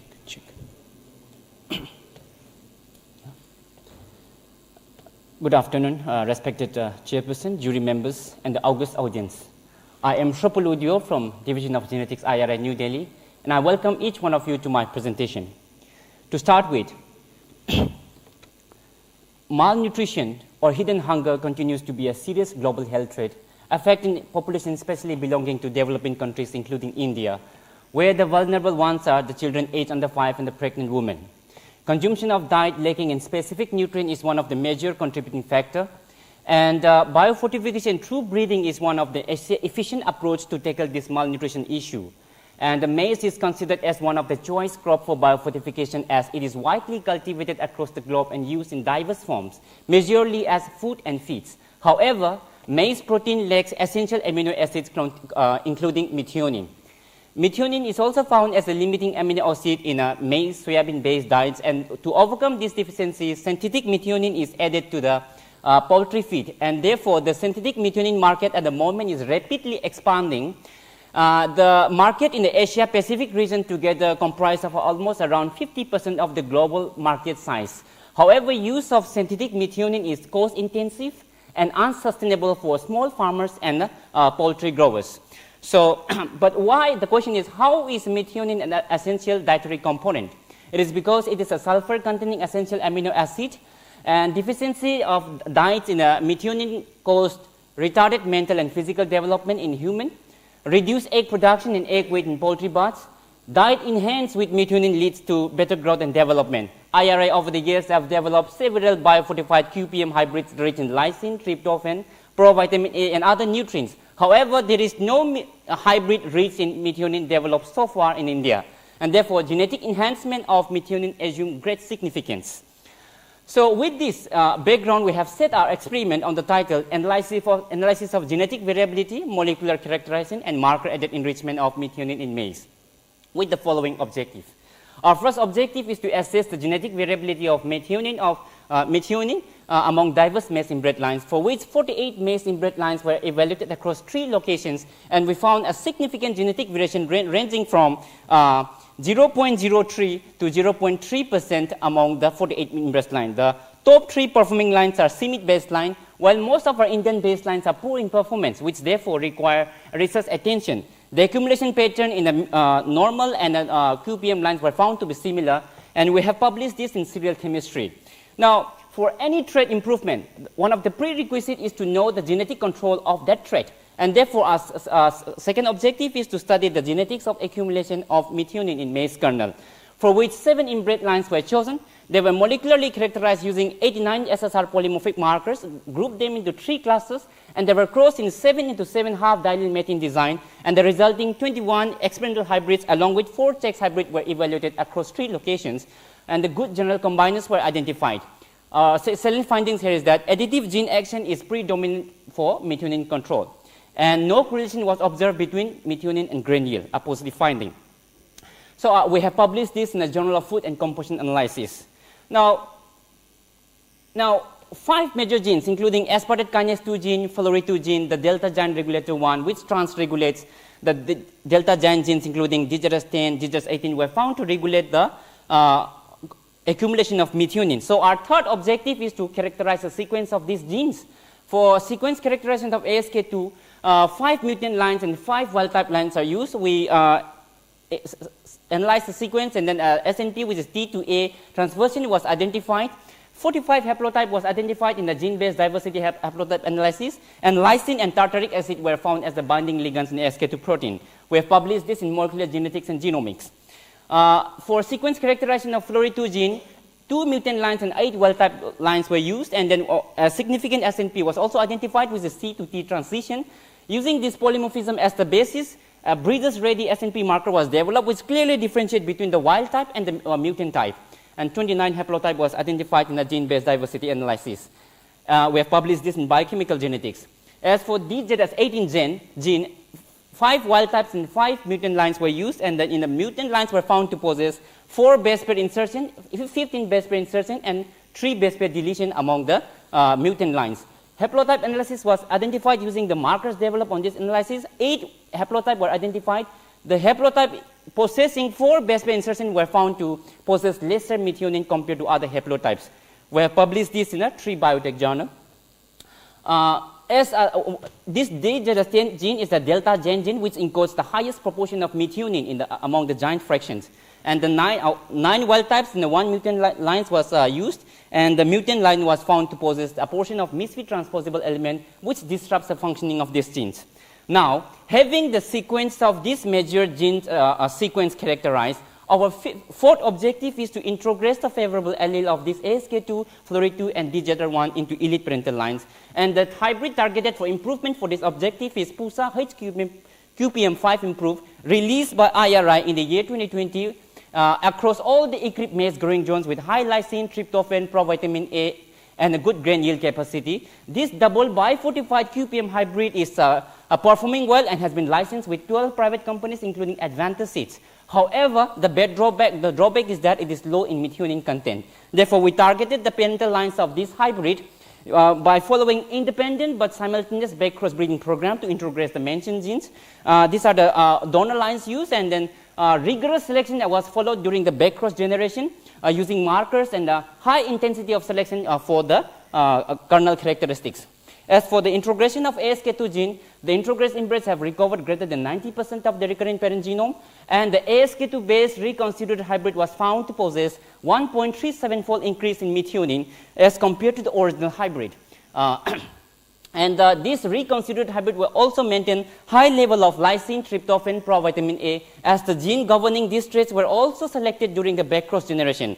Grain yield was also par excellence with the original hybrid. Likewise, FL2 gene was also introgressed, and the Fluoride-2 gene-based reconstituted hybrid was found to accumulate 1.86-fold increase in methionine compared to the original hybrid, maintaining high level of lysine, tryptophan, provitamin A, and good grain yield. Similarly, the DZR1 locus, a favorable allele, was introgressed using a link SSR marker UMC 1757, and the DZR1 based reconstituted hybrid was found to possess 1.86-fold increase in methionine compared to the original hybrid, maintaining high level of lysine, tryptophan, and provitamin A. This slide shows that, the introgressed inbreds and the reconstituted hybrid have recovered both the air and grain characteristics of the original recurrent parents and the original hybrid. Among the 3 reconstituted hybrid versions, the Fluoride-2 based reconstituted hybrid was found to perform better relatively. But the next question we're asking is, what about the expression of these introgressed genes vis-a-vis the original and the improved lines? So we studied the expression of ASK2 and the Florey2 and the Digitera1 locus using the improved lines and the original hybrid. The improved hybrids, were found to possess higher accumulation of methionine and expression at 20 days after pollination, which later declines towards the kernel stages of development. Similar result was observed for Florey2. Now, the interesting activity that we did here is DZR1 locus is not yet sequenced yet, but through bioinformatic analysis, we identified 4 putative genes. We studied the expression. Among these 4, TIDP2 and 2802 was found to show varying expression level in the improved and original hybrid with similar expression pattern among the lines. Now, reports has been is available that the application of external methionine in germination assay helps in establishment of the inbreds. But what about if we have, what about the effect of methionine enhanced endogenously? So we studied the germination assay. Quite interesting result we found out is that, which is not yet been published yet, the seminal roots number in improved inbreds was found to be higher compared to original hybrid. As in case of PMI-PV6 based inbreds, the seminal roots number were found to be similar, but the total root length of the improved inbreds were found to be higher than the original inbred. So superoxide dismutase and the peroxidase activity was also found to be higher in improved inbreds compared to original inbred. In a nutshell, wide significant variation was observed among the lines. Introgression of ASK2, Florey2, DZR1 locus lead to the significant enhancement of methionine in maize kernel. This is the first report on the development of high methionine maize hybrid in India. Thank you so much. No, but this is not the end of our experiment. We have introgressed them individually. Now our plan is to combine them and to evaluate this combination and select superior combination of this gene combination in the near future. Now, I'd like to, I'm so happy to share to the crowd that one of our hybrids that is based on Florey2 has been promoted from AVT1 to AVT2 in ICAR trials 2024 with good grain yield in the ICAR 2024 trials. These are some of the publications as mentioned, 5 research articles with NAS rating above 8.40, some of the best oral awards and then fellowships awarded. I'd like to close my presentation with sincere thanks to Director, former Director, IRA New Delhi, Dean, Joint Directors, Head Professor, Division of Genetics, Dr. Firoz Hossain, my Chairman, and the Advisory Committee members, collaborators, donors, teachers, friends, and CSIR for SRF Fellowship. Special thanks to Padma Shri Dr. S.K. Vasal sir for constant visits to our fields and to our lab and the encouragement extended during the my PhD program. With this note, it has been a privilege to have presented my piece of work before this august audience. Thank you so much, Paul.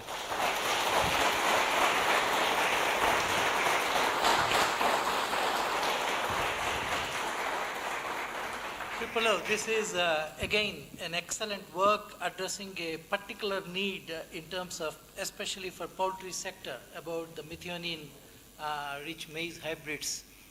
You have explored it from all possible angles and did a fantastic study understanding how exactly this could be improved and implementing that strategy. However, I have a question. You tended to put this into hybrids which are already QPM content and provitamin A enriched hybrids. Yes. I would have done it in a normal hybrid, which is a climate resilient, high yielding hybrid, because the purpose of methionine enrichment is primarily to reach out to the poultry sector in a major way. Yes. Right? Yes. By putting this straight into a recessively controlled lysine content expressing QPM and provitamin A, there will be challenges in terms of product stewardship, in terms of monitoring the quality for 3 different traits at the same time.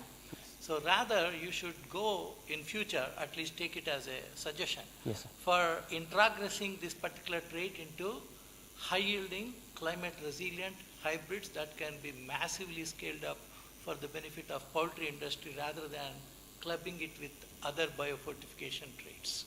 Thank you, sir, for your suggestion. Thank you so much. Thank you. Any question? Okay, thank you, Rupalo. Thank you.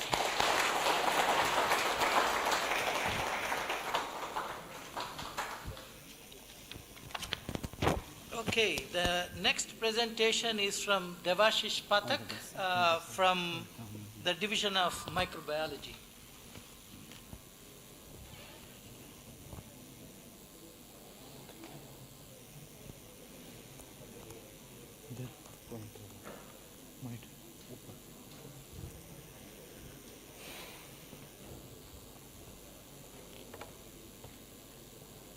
Good morning and welcome all. Plant, a crucial pillar of life, as it is a primary producer which converts solar energy into chemical energy, we call it as yield, which is responsible for the feeding of the entire world population, increasing every year. Therefore, there is ultimate need is to produce higher and higher yield with the sustainability. If there is the term of sustainability, microbes hold a significant role. And if there is microbes, there is biofertilizer. But the constraint with the single-strand biofertilizer is that it cannot sustain with the complex rhizosphere of the plant. Because of the native microbiome present already in the rhizosphere. The native microbiome cannot let that single-strand microbiome, single-strand fertilizer to sustain peacefully and throughout the journey of the plant development. Therefore, there is one concept to develop synthetic microbial community which holds the metagenomic knowledge and integrated the abundant species coming from the metagenome with the functional microbial species. And the development of the new synthetic microbial community, which mimicking like a natural community and will be more resilient.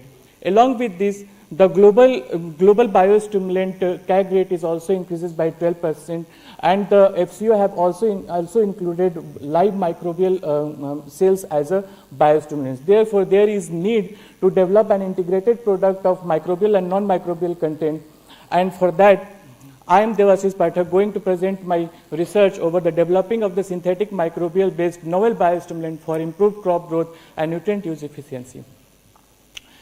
This research will fulfill the research gap, that is the lack of the proof of concept of understanding the development of SMs and its validations, integration of the microbial and non-microbial biostimulants, and application of the final microbial products to check the crop growth and development.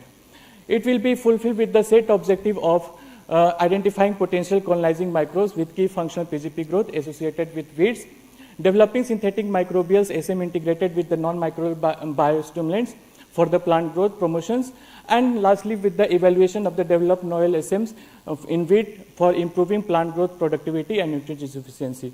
My research started with the collection of 294 bacterial isolates followed by the cultural characteristics along with the plant growth promotions and community forming traits.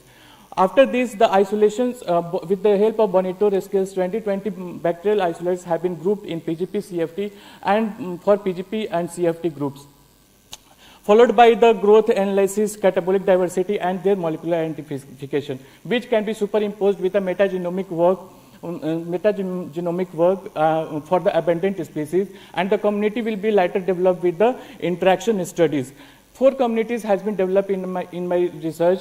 In that 3 communities holding the abundant species correlated with the metagenome of the wheat, and then 1 species is excluded from any abundant species. Later, this community has been integrated with the non-microbial biostimulants, and the formed product has been evaluated in pot and field experiment. Coming to the objective 1, it is started with the sourcing and isolation of the microbial isolate, and collection of the 294 bacterial isolates have been done, followed by their cultural characteristics for the temperature, salt, pH, and drought, and then analyzed for the community forming traits. These traits are very much essential to hold each microbial isolate in a community. Then plant growth promoting traits has been analyzed for the nutrient mineralization, hormone production, hydrolyze production, and biocontrol agents. After that, along with this, the existing metagenome of the wheat has been analyzed, and bioinformatics analysis has been revealed the abundant species present in the wheat. Along with this, selected bacterial isolates had been screened for the community forming traits and plant growth promoting traits. And based on the Bonneton scale, it has been grouped for the PGP traits, CFT traits, and for the traits which are showing both the correct and the isolates which are showing both the traits, that is PGP and CFT. The selected isolates later has been screened further for the plant colonizations, growth rate, catabolic pattern, and antibiotic resistibility. So coming to the plant colonizations, the seed has been inoculated with the selected bacterial isolates followed by the TTC staining and then the microscopy.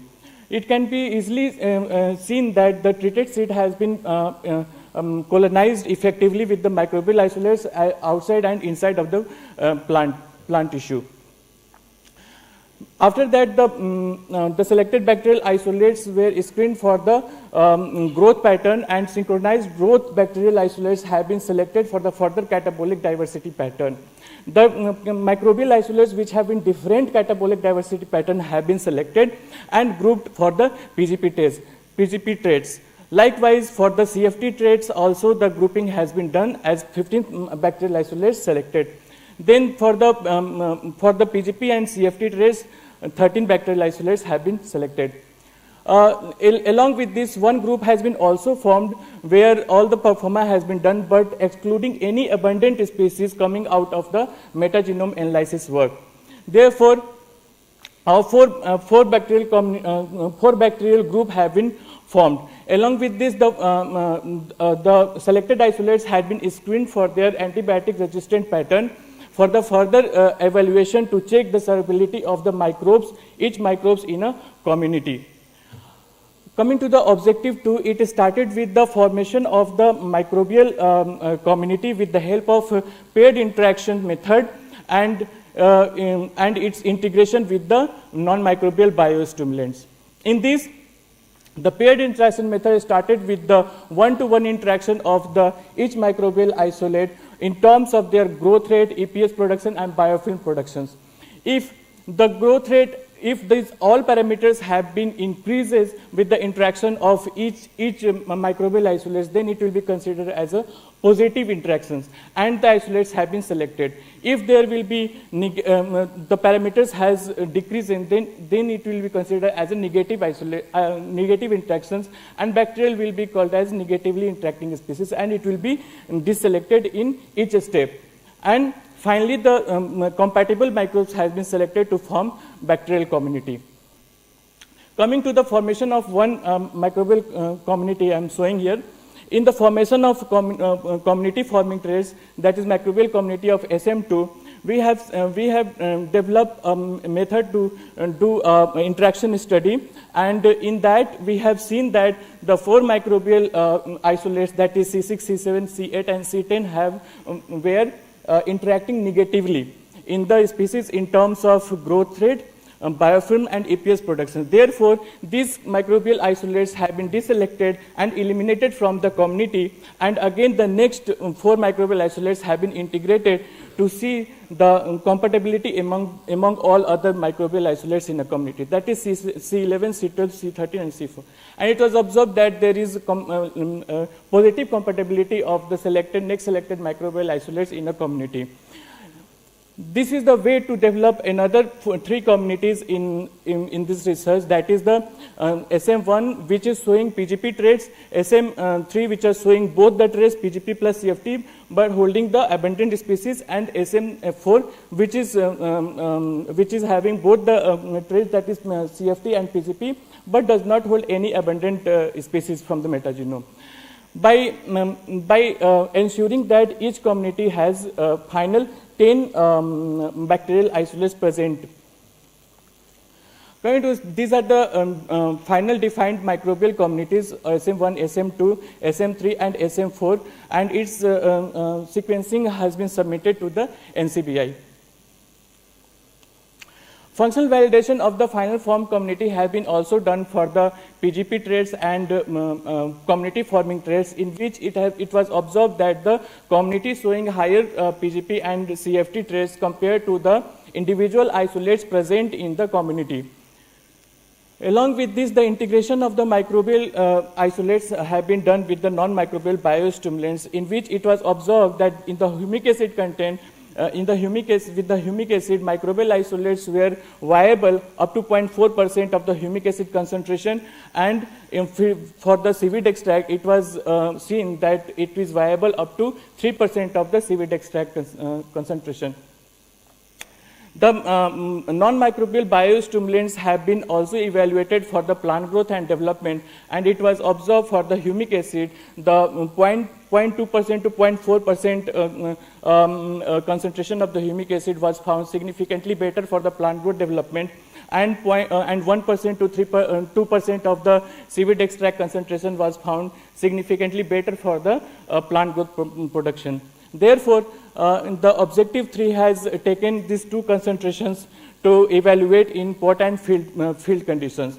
In pot condition, we have observed that 20% higher in the SM3 plus humic acid content for the germination percentage and also for the chlorophyll content. It was also higher for the root length, shoot length up to 40% in the SM3 and humic acid integrated product. The plant dry matter has been increased by 18% in SM3 and humic acid content. Coming to the gene expression, it was seen that the gene expression for the nitrogen, phosphorus, potassium was significantly higher in the treatment of SM3 humic acid, and for the zinc and oxygen transporter also. Field experiment was analyzed for the 16 treatments, and it was observed that the plant height and number of productive tillers was significantly higher by 35 to 46% in SM3 and humic acid content, and seed weight was 22%. Along with this, the plant dry matter was 32%, 36% higher respectively for the plant dry matter and the grain yield. The plant nutrient seed contents was significantly higher in terms of phosphorus, and micronutrient terms, the ferrous content was significantly higher in the integrated product. Nutrient use efficiency for the nitrogen was 52% higher, and phosphorus potassium was 36% higher. Coming to the metagenomic analysis, it was done for the control per SM3 treated plot, SM4 and bulk soil. It was observed that in the metagenome, the SM3 product having the maximum diversity, in which protobacteria has maximum, followed by the actinobacteria and firmicutes.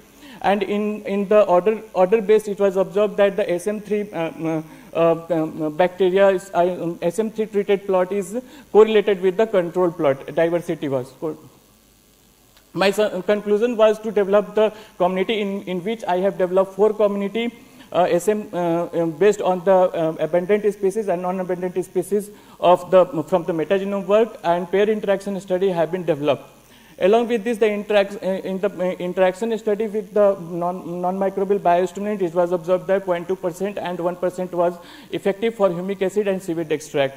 Microcosm experiment revealed that there is 18% higher in the integrated product of SM3 and humic acid. In the field condition, the plant dry matter and yield was 32 and 36% higher respectively. Microbial diversity was found higher in SM3 treated plot. In path ahead, we can see that the colonization of the inoculated synthetic microbial community has to be validated by multiple sequencing and plant bioassay, along with molecular studies should be done to see the effect of non-microbial biostimulant on microbial physiology, and repeated SM application and rhizosperm metagenome analysis should be done for the studying microbial community shift. I have published 5 papers in which 11.6 and 12.4, 11.6 and 9.1 and 11.6 NAS rating. There are so many conferences also I have attended, and along with these e-publications I have also done for the metagenome submission, whole genome submission and CBI submissions. I have also achieved Best Poster Award, Excellent Oral Presentation Award, and I was also a student representative in BOS and a membership of AMI. I would like to thank to my chairperson Dr. Archana Suman ma'am, co-chairperson Ramakrishnan sir, and members Bhaumik sir, Govinda Sami sir, Jasdeep ma'am and Sarika ma'am. I would like to thank to Dean and Director of the IRI and IRA Fellowship for the financial assistance. I would like to thank my special thanks to my friends and parents. Thank you.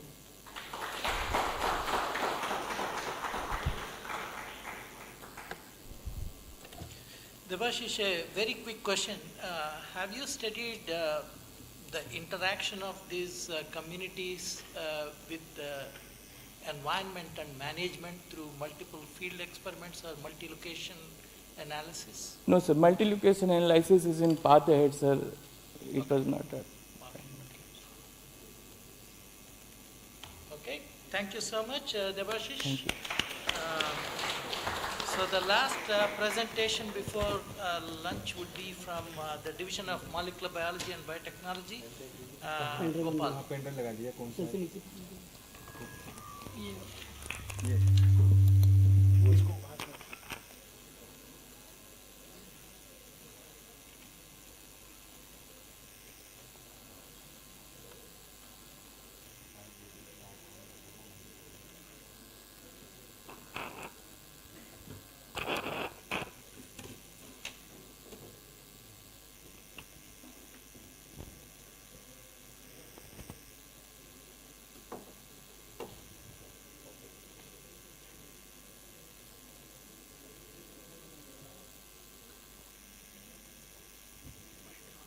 Okay.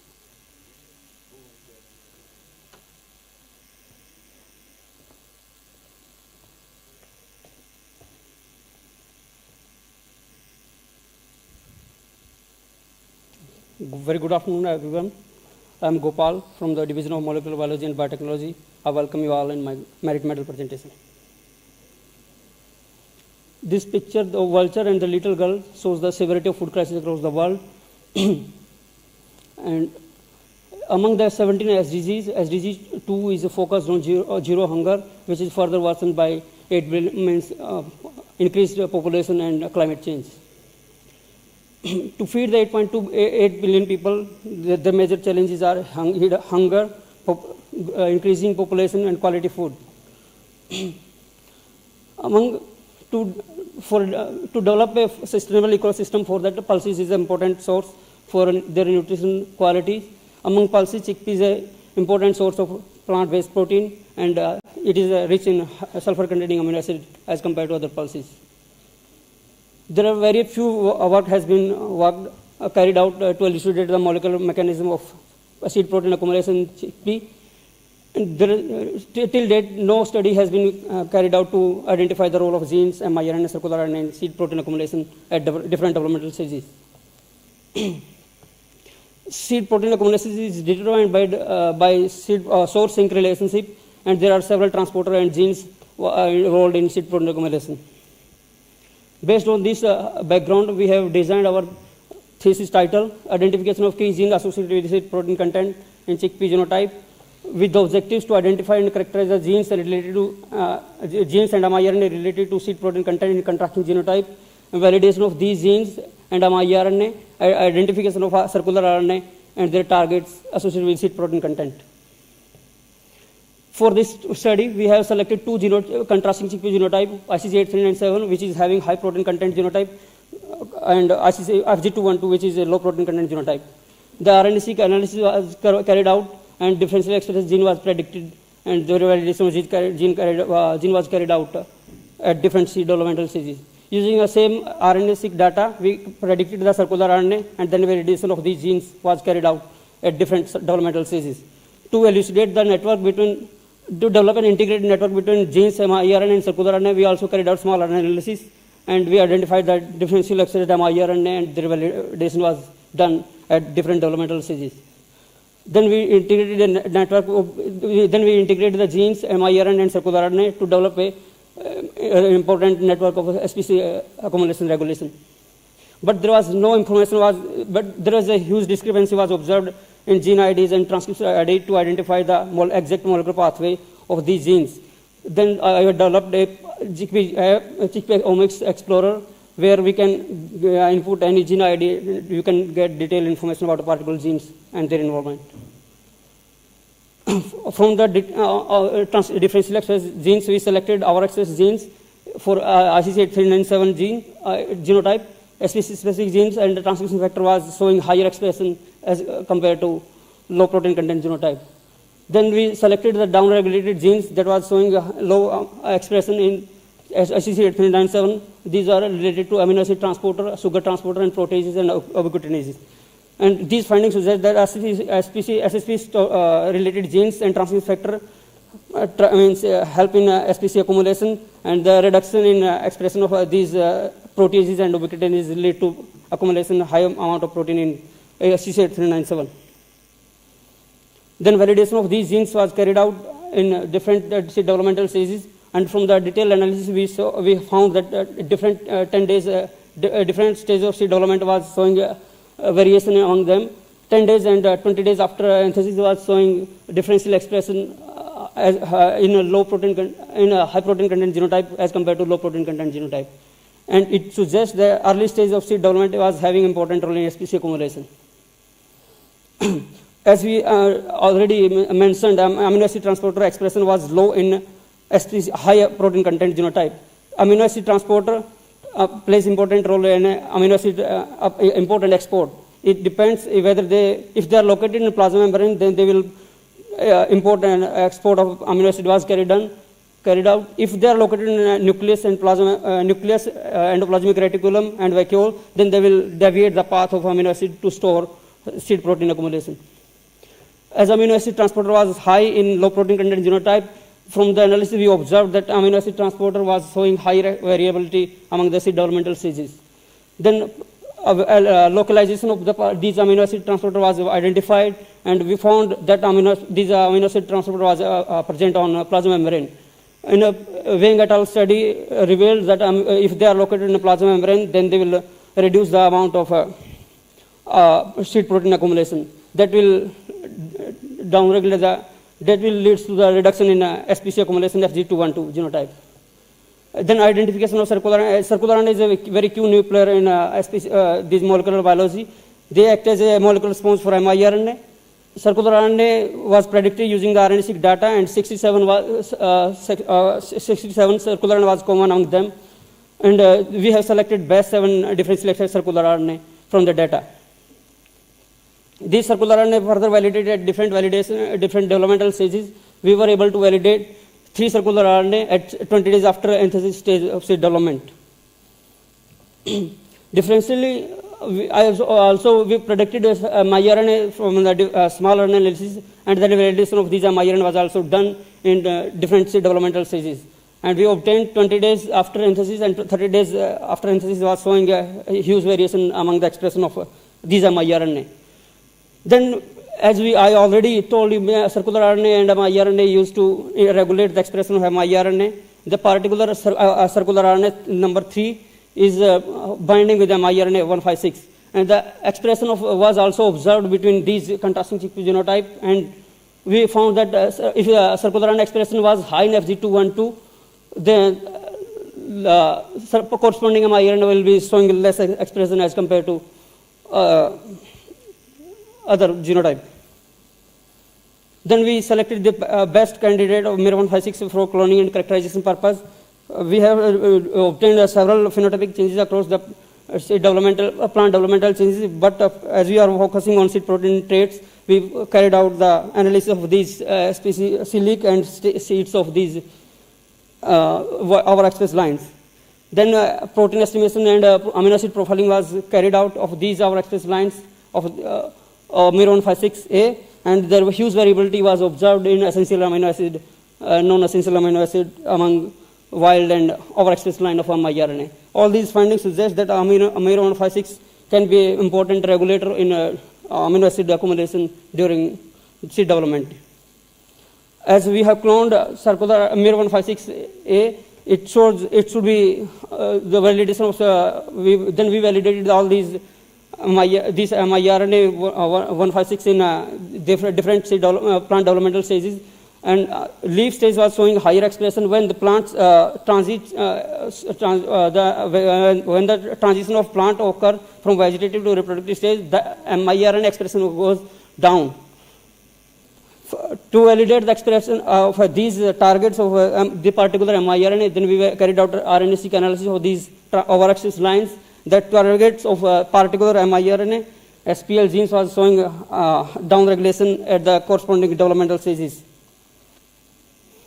A higher expression of MIR156, and from the study it is already known that MIR156 and MIR172 downregulate the expression of each other. They act antagonistically, If my RNA 156 is there, my RNA 172 will be low. If my RNA 72 will be down, then expression of the particular target of my RNA 172, that is AP2, will be high. If AP2 and Miron 56 is there, then expression of they lead to extend the vegetative phase of plant development, and they ultimately reduce the reproductive cycle, reproductive developmental stage of Thaliana. And all these developmental stages regulate the seed size and protein content in chickpea. The report are available by Joku in 2005, as already reported in Arabidopsis thaliana. And from these reports, we can say that they affect the because reproductive cycle will be less, but the assimilated product will be sorted down for the protein accumulation at the later. From our study, we found there are a list of genes and transcription factors that are found to regulate the SPC accumulation in chickpea. Role of amino acid transporter in the importance of cellular localization of amino acid transporter was elucidated. Crucial role of amino 156 and 172 was have been revealed. Circular RNA were validated, and their importance on SPC accumulation was carried out. Involvement of genes, circular and mRNA was in the regulation of seed protein accumulation was the first time in chickpea that I done during my research. Future perspective, some of the species-specific genes and transcription factor can be used for development of molecular marker for development of high quality, high protein rich genotypes. By editing the plasma membrane localized region of amino acid transporter, we can target these region of using genome editing technology so that protein content can be enhanced. To delineate the role of circular RNA targeting of Miron 56A and 172 of their involvement in SPC accumulation. As we know, SDGs is focused on zero hunger. It promotes the innovation and technology to develop a biofortified variety for sustainable development. I hope our study is a small effort in this particular direction. From the outcome of my PhD, I have published 3 research articles and one NASA article, one review article, and 2 of the research articles I have submitted in the. And these are the research articles that I have published as a co-author during my lab. I have presented my PhD work in PAG USA, and I have cleared CSIR, NET, JRF, and I was lucky to obtain NIHIP caste policy program, and I get a training at Murdoch University, Australia. Finally, at the end, I would like to thank Dr. Pradeep Kumar Jain, my chairman, member of advisory committee, director IRI, professor division of MBB, director NIPB, and Murdoch University, Australia, and served DST for PAG USA fellowship. Thank you.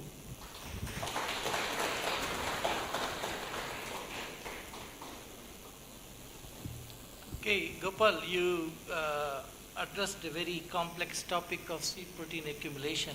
Yes. And did a very good work, especially in terms of detecting those microRNAs and circular RNAs.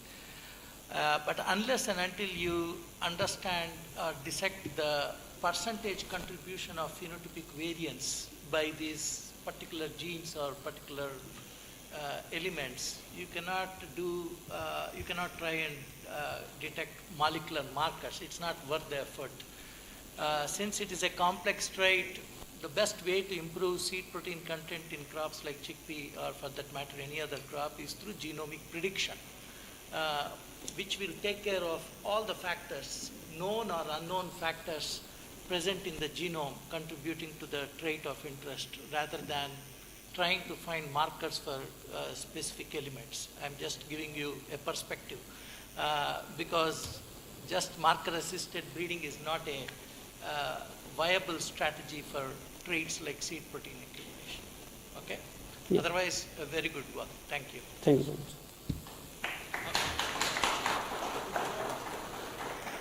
Just one clarification. If I am correct, in one of your publications would find place in physiological and molecular plant pathology, but I did not see any component related to plant pathology. Sorry, sir? One of your publication was in That is with other colleagues in the lab. With the other colleagues, sir. These are the co-author Not articles. from his PhD, not from your PhD. Okay, thank you very much, Thank you, Gopal. So, friends, we will now break for lunch and we will come back promptly by 2:30. Okay, we will start exactly at 2:30.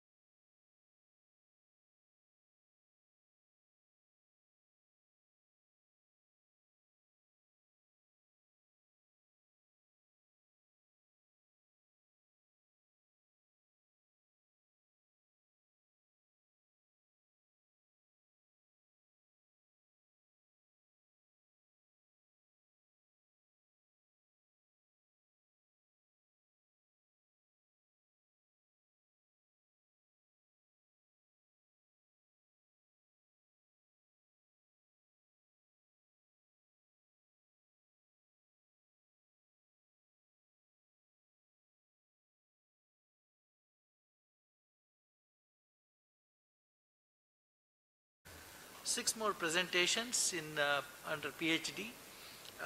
The next one will be from the Division of Nematology by Mr. Manish Kumar. Manish, are you ready?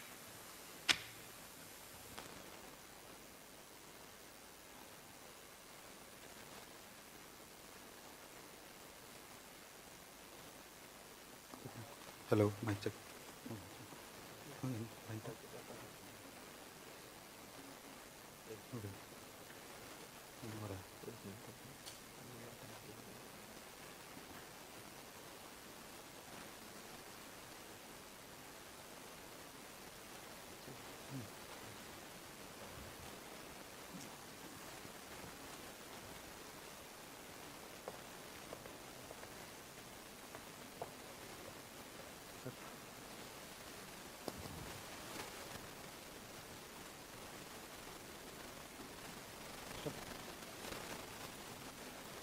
A very good afternoon to all.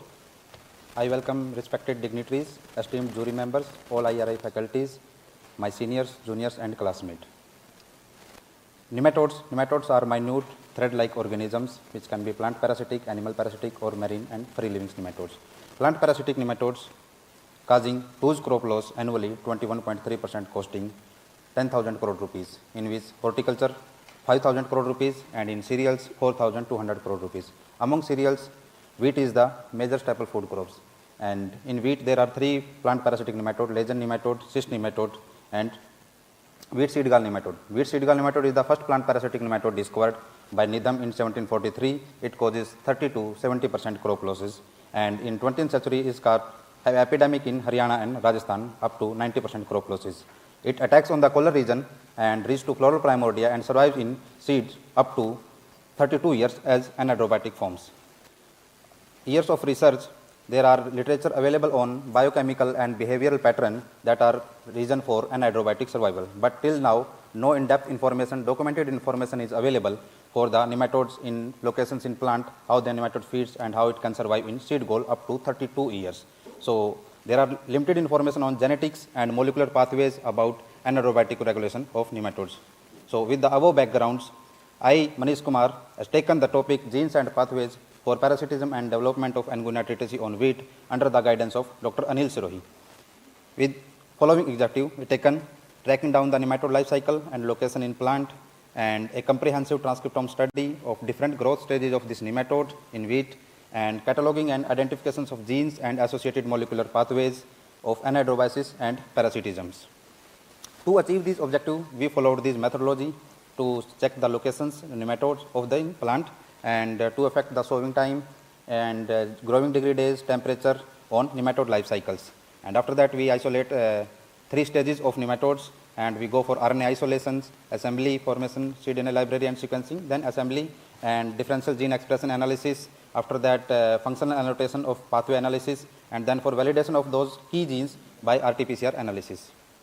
So coming to my first objective, we found that J2 reaches to the collar region from seed galls and it attacks on the collar region of the stem and it lives inside the cortical and epidermical region, and in the hundreds of nematodes reach to the meristematic regions in upper 1/3 part of the stem. Where post J2, when the folded leaves, the seed grain formation starts or flower primordia formation start, the folded leaves, the J2 convert into J3 and J4 flower primordia and convert ovules into the seed galls. And from there, the seed galls, the J3 and J4 convert into adults, and adults lay thousands of eggs in the seed galls, and the egg hatches very soon, and the second stage juvenile of this nematode come out of egg and survives in the anaerobatic stage in dry seed galls up to decades. So to correlate this life cycle of this nematode, we calculate growing degree days and cumulative growing degree days for wheat, because wheat require 2,200 growing degree days for completing life cycle till physiological maturity. So we were relating to the nematode life cycle to the wheat growth stages. So we found that early sowing in October, in wheat crops, the nematode life cycle elongates very means so much, and in case of late sowing, it was found that the nematode life cycle shortens, because in the late sowing, the temperature is very high in April and May, and nematode life cycle gets shortens. So nematode perfectly adapted to sowing times, temperature and growing degree days, and indirectly that is affected by heat units.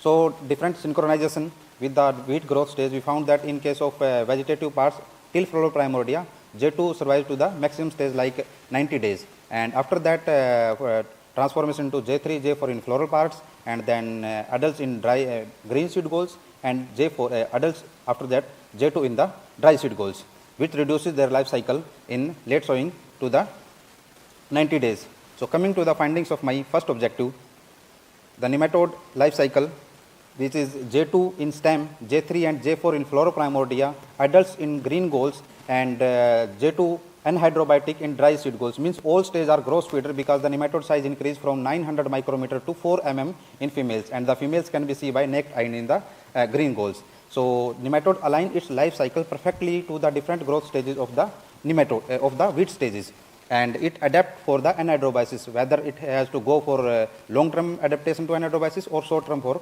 anhydrobiosis.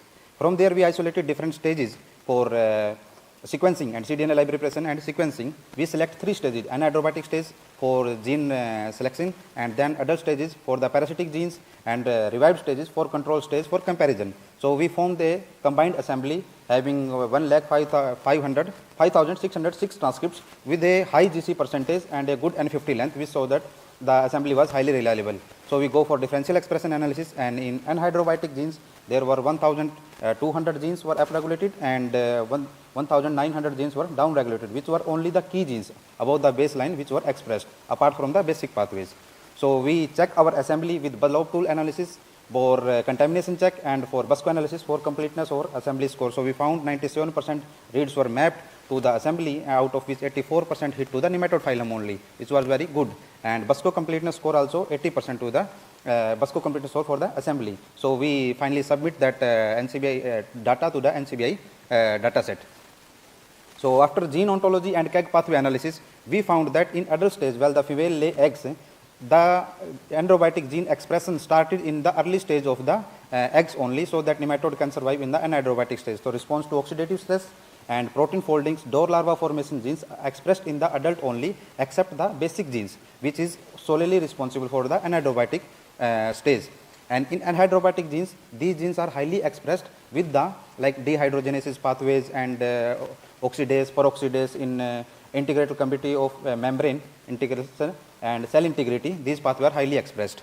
So to analyze this top pathway, we formed a list of adult stage. We found that there are energy rich, the pathways which are prominent gives energy because females lay thousands of eggs. That is energy requiring process, and these pathways were prominent for the high energy. And one is sole pathway is WNT signaling pathway. This is heterochronic pathway that is responsible for molecular clocks. Means molecular clocks in the nematode decide whether the nematode will go to anhydrobiotic stage or whether it will form adult stage. So further analysis of anhydrobiotic stage, we found that the longevity regulating pathway, which is responsible for regulation in anhydrobiosis and survival up to decades of this nematode, it comprises of 4 or 5 pathways like mTOR pathway signaling, mitogen associated protein kinases, heat shock proteins, and FOXO pathways. These are involved in one pathway, longevity pathway. All kind of expression like oxidation stress or dieting stress, these stresses are involved in one longevity pathway, and this pathway makes the nematode to survive in the 32 years for without losing parasitic ability. And some are energy liberating pathways like fatty acid metabolism gives energy to the anaerobic stage, and GPI3 pathway which maintains the structural integrity of the membrane. So when we analyze the adult stage, we found more of glycosyl hydrolysis comparative to other nematodes, which is a response that nematode is high growth feeder, that it can increase its size from J2 to female like 4 mm, and all stages are feeding. That shows the glycoside hydrolysis are actually prominent. And one gene is LIN29, that is regulation from J4 to the adult stage. That is for LIN18 is for the vulval development, reproductive, and LIN29 is for the adult span developments. When we analyze the longevity pathway, the key gene, single gene responsible for anaerobiosis is DAF2. DAF2 is door larva formation genes, which is actively involved. And the reason for this is that the transcription factor of this pathway, when we check in C. elegans, were actively present in the our nematodes along with the DAF2. Because in the work of 1993 and 97 by Kimura et al. Under the guidance of Gary Rukun, who got Nobel Prize on the work of Lin4 and Lin14 microRNA recently in 2024, they show that in 93 and 97 that single gene DAF2 is responsible for anhydrobiasis or desiccation stress maintenance. So this is responsible. So functionally we validate these genes in our RT-PCR analysis, and we found that this is in alignment with the in silico analysis of our that assembly, that the differential gene expression, that was totally alignment with these genes like heat shock proteins and CPT3 and vitalogenesis for females, male sperm proteins for males. Those were in alignment.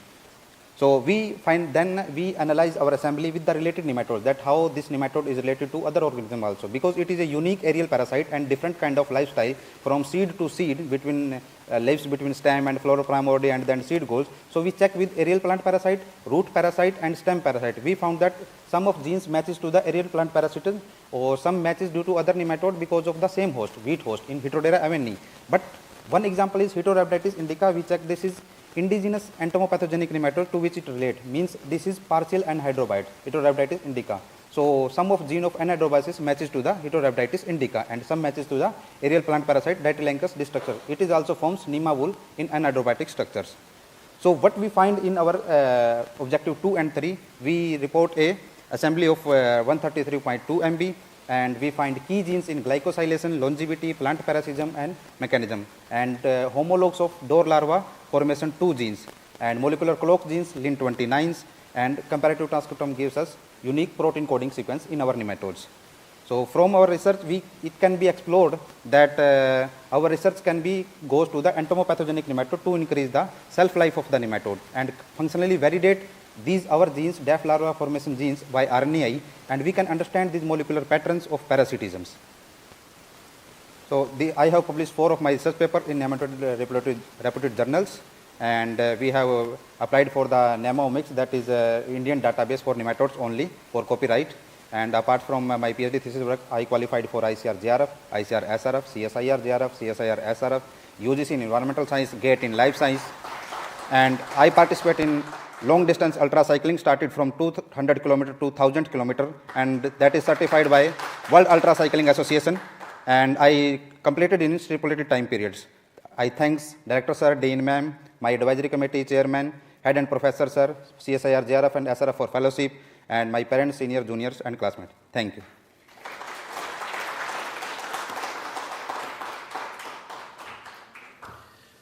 Very good work, Manish. Your lab has indeed done pioneering work on understanding the genes and pathways related to Angina triticale in wheat.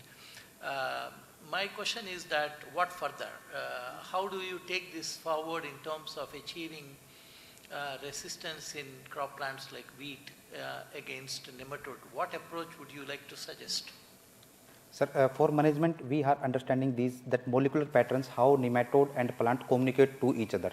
So by studying that effector, we can control parasitisms.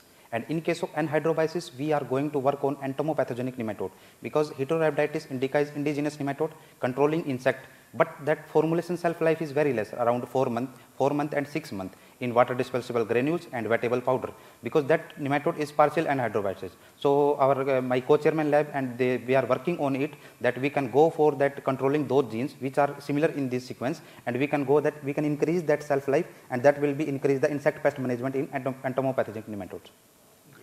Okay. A nice piece of study. Yes. But my question is a general one. Usually the nematode infection predisposes, particularly in solanaceous crops, to other diseases. Yes, sir. Do you get the similar kind of situation when we talk of wheat? Yes, sir. Sir, I didn't study fully, but in my samples, like I showed samples is there any record that Angina triticale infection in wheat predisposes to which kind of wheat diseases? Yes, sir. जैसे bacteria के साथ टुंडू disease cause करता है, clavibacterium के साथ, this nematode causes tundu disease in wheat. Only this tundu disease.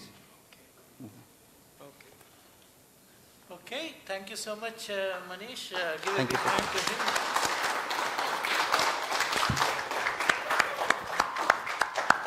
We have some very good friends again. Huh? Okay, the next presentation will be from Division of Plant Pathology. Is it Charishma or Karishma? Charishma. Charishma, okay.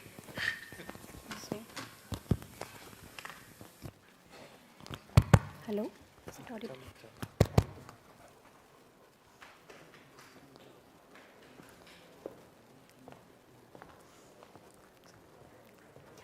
Respected jury, dignitaries, and everyone present here, very good afternoon to all. You all know rice is life to more than half of human population in the world, yet rice production faces severe challenges from biotic stresses. Fungal blast and bacterial blight are major, which causes yield loss to the tune of 50 to 80%. The current management practices are not sufficient and chemical management is always under scanner. So, also, the ban on tricyclazole and government restrictions on use of antibiotics in agriculture has warranted us to find alternative sustainable options. So with this, the question arises, can agribiologicals help us to find this sustainable option? Yes. Various workers have reported the use of Trichoderma bacillus for plant disease management. However, they were all found to be rhizosporic in nature. And I identified that rice microbiome, especially the phylosphere microbiome, is not sufficiently harnessed for rice disease management. And thus, the need of the hour is plant microbiome associated, host cooperating, and pathogen competing microbial communities. And the core microbiome analysis of rice revealed Pantoya as the dominant organisms on rice phylosphere. Pantoya is not a new genus. The success of Pantoya vegans for the management of fire blight is known globally, yet why Pantoya is not sufficiently harnessed for rice disease management? If harnessed, what are its genomic capabilities, metabolomic potential, and functional flexibilities for rice disease management?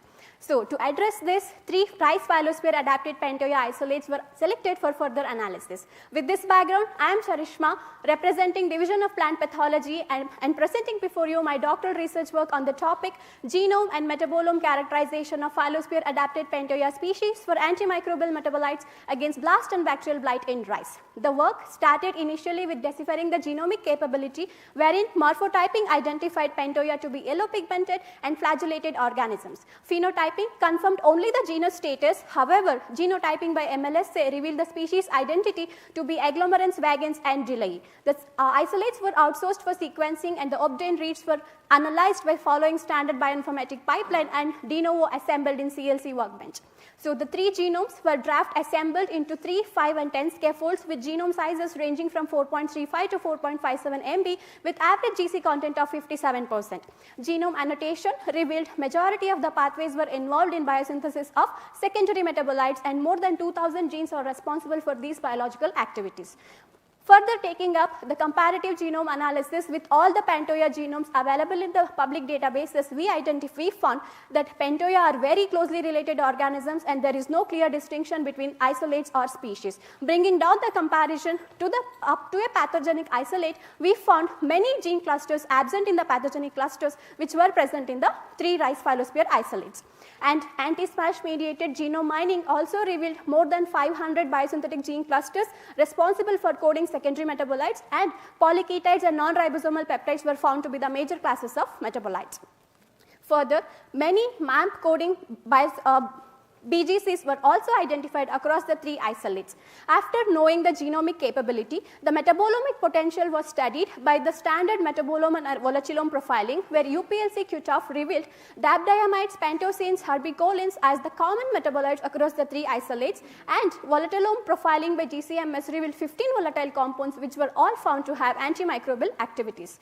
To summarize the genomic capability and metabolomic potential, Pantoya are yellow pigmented, and the genomes were scaffolded into 3, 5, and 10 scaffolds, where comparative genome analysis led a revelation that we are very closely related organisms, and the 3 isolates are a storehouse for secondary metabolites and volatiles. After knowing the genomic capability and metabolomic potential, it was actually time to decipher their functional flexibilities against the rice foliar diseases with which the work was started. So the activities were split into 2 kinds, one in vitro assays and in planta assays, both involving the live bacteria as well as their exometabolome, and finally field trials were conducted to ascertain their growth promoting attributes. The secondary metabolome mediated assays and volatile mediated assays both confirmed 80% inhibition of Magnaporthe and Xanthomonas in vitro. Exometabolome revealed at higher concentrations the inhibition of both the pathogens. Further, to ascertain what are all the metabolites which are actually responsible from the metabolomic pool, docking was conducted and it revealed dabdiamides and pantosines to be highly effective. After analyzing their in vitro potential, before proceeding them for in planta studies, the non-pathogenicity was ascertained by standard hypersensitivity assay and sorbitol utilization method. So, during in planta studies, they revealed up to 80% blast disease suppression and a moderate blight suppression of 50%. Exometabolome also revealed the blast suppression to the tune of even 100%. However, the blight was moderately suppressed. The Pantoya isolates also showed immunocompetence induction by showing the heightened expression of defense enzymes which were selected for the study, such as peroxidase, polyphenol oxidase, and total phenol content. Further, 9 defense genes were used to analyze the immunocompetence by Pantoya, and all the 9 genes showed heightened expression upon Pantoya treatment at various time intervals. Exometabolome also revealed the heightened expression of the defense markers and enzymes. However, the heightened expression was delayed in time. It was not as the bacteria which showed immediate expression of the defense genes. So, to understand finally the totality of the genes expressed upon metabolome treatment, the transcriptome analysis was conducted, wherein we identified the significantly upregulated genes were mostly involved in abiotic stress tolerance related activities. Again, importantly, the downregulated genes were mostly involved in pathogenesis related activities. After ascertaining the disease suppression ability of the isolates both in vitro and in planta, it was time to ascertain their growth promoting attributes. So, initially in vitro assays were conducted where we found all the 3 Pantoya isolates were positive for nitrogen fixation, phosphorus, potassium, silicosolubilization, IAA, siderophore, and ACC deaminase production. So, after this, the germination ability was also carried out, was also tested where we found the live bacteria and exometabolome at lower concentration showed 100% germination with increased root length. However, the higher concentrations inhibited the germination. So, the whole story of Pantoya at lab and in planta was doing. Now, it was time to take them for the field trials. So, before taking them to the field trials, I studied the survivability of Pantoya isolates on rice phyllosphere by adopting leaf imprinting technique and found they are survivable at up to 196 hours after inoculation. Now, the important story of the work, that is the field trials. So, 3 bioformulations were developed from the 3 isolates, and the colony forming units were ascertained before taking them to the field trials, and 3 field trials were conducted with 3 different doses of 2.5 ml, 5 ml and 7.5 ml per liter. In field 1, which was conducted in Mandya district of Karnataka, the 3 products showed varied expressions at different doses. However, all the treatments showed increased grains per panicle and reduced chaffy grains per panicle. In field 2, again conducted in Mandya district of Karnataka, 2 products showed heightened performance or improved performance at 7.5 ml per liter, and 1 product showed better performance at 2.5 ml per liter. However, in field 3, which was conducted in Krishnagiri district of Tamil Nadu, all the 3 products showed heightened performance at 7.5 ml per liter, with again all the parameters which were chosen for the study were more compared to control, except 1, that is the chaffy grains per panicles. So, to summarize the functional flexibilities of these isolates, the Pantoya isolates both as live and exometabolome showed excellent antimicrobial activities against blast and blight pathogen, and the field trials ascertained their efficacy to be involved as a new green technology. In conclusion, the work which I started to answer the 3 important questions involving Pantoya were answered by it, as it showed excellent genomic capability, metabolomic potential, and functional flexibilities against rice foliar diseases. Further, prophylactic application of these rice phyllosphere adapted Pantoya species can be a complementary strategy for rice disease management, and exometabolomes can be a source of biocontrol in rice farming. Taken together, the work which was started in lab, taken to the field, can also help us to achieve the important sustainable development goals and to realize the dream of Viksit Bharat, that is to increase the rice productivity from 4.3 tons to 6 tons per hectare. I have also presented my work at various international conferences and won Best Oral Presentation Award in Rajasthan JobNet, and also presented my work at Asian PGPR conference in Malaysia. I have also underwent one international training in Netherlands Institute of Ecology for my comparative genomics work. I have also published part of my work in 2 international journals and has delivered an invited lecture during the IPS Delhi Symposium, and also won Professor MJN Commendation Certificate during the IPS conference. I cannot end this presentation without thanking everyone who have helped me. So my special acknowledgements to my chairperson, Dr. A. Kumar, Division of Plant Pathology, and PM Fellowship, which I was awarded during my PhD program with Rallis India Limited. Professor Raimakers and team, Netherlands Institute of Ecology, and importantly, 3 farmers who were very cooperative during my work. Finally, I'd like to conclude my presentation with the saying, we are better off if we cooperate with nature and try to mimic the natural ecosystem rather than competing with it, which holds good for plant disease management in general and rice disease management in particular. Thank you so much.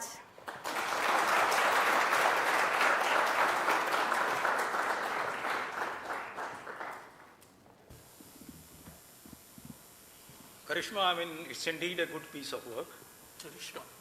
Charishma, and it's a 21st century technology which you have tried to use it. Yes, sir. I'm sure you are aware that bacterial blight pathogen is a xylem-borne pathogen. How do you think when you have sprayed this Pantoya isolate, how did it imparted this bactericidal activity when we know that it is a xylem-borne pathogen? True, sir. Sir, during in vitro analysis, it of course did show more than 80% inhibition against the bacterial blight pathogen. But however, when the in-planta studies were conducted, the 3 isolates showed only moderate suppression towards the blight cell. So the suppression was recorded only from 40 to 50%. So maybe the reason is also that the Pantoya, whatever Pantoya I isolated, I handled here are epiphytic in nature, sir.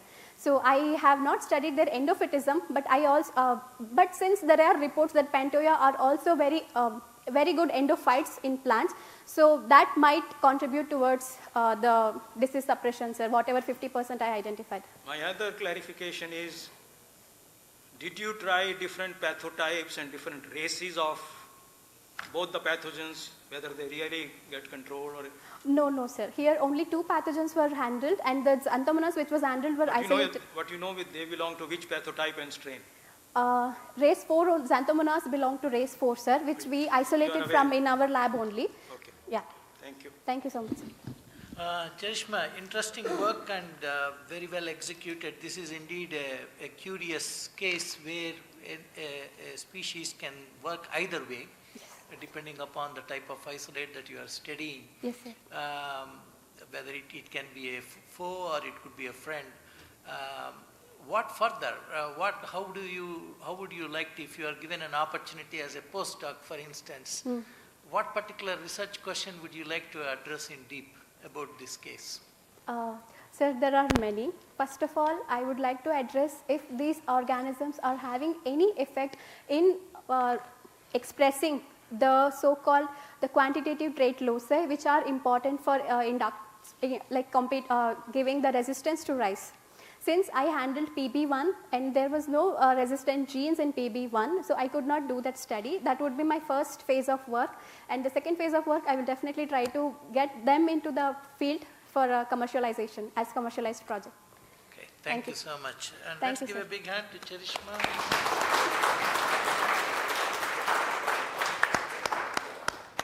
Okay, the next presentation is from Sukumar Tharia, and he's from the Division of Plant Physiology.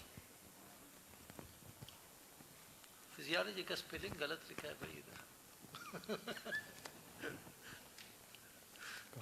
No, not there, in the book.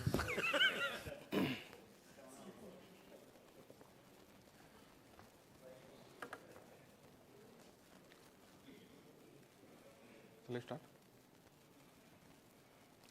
A warm welcome to all the delegates present over here.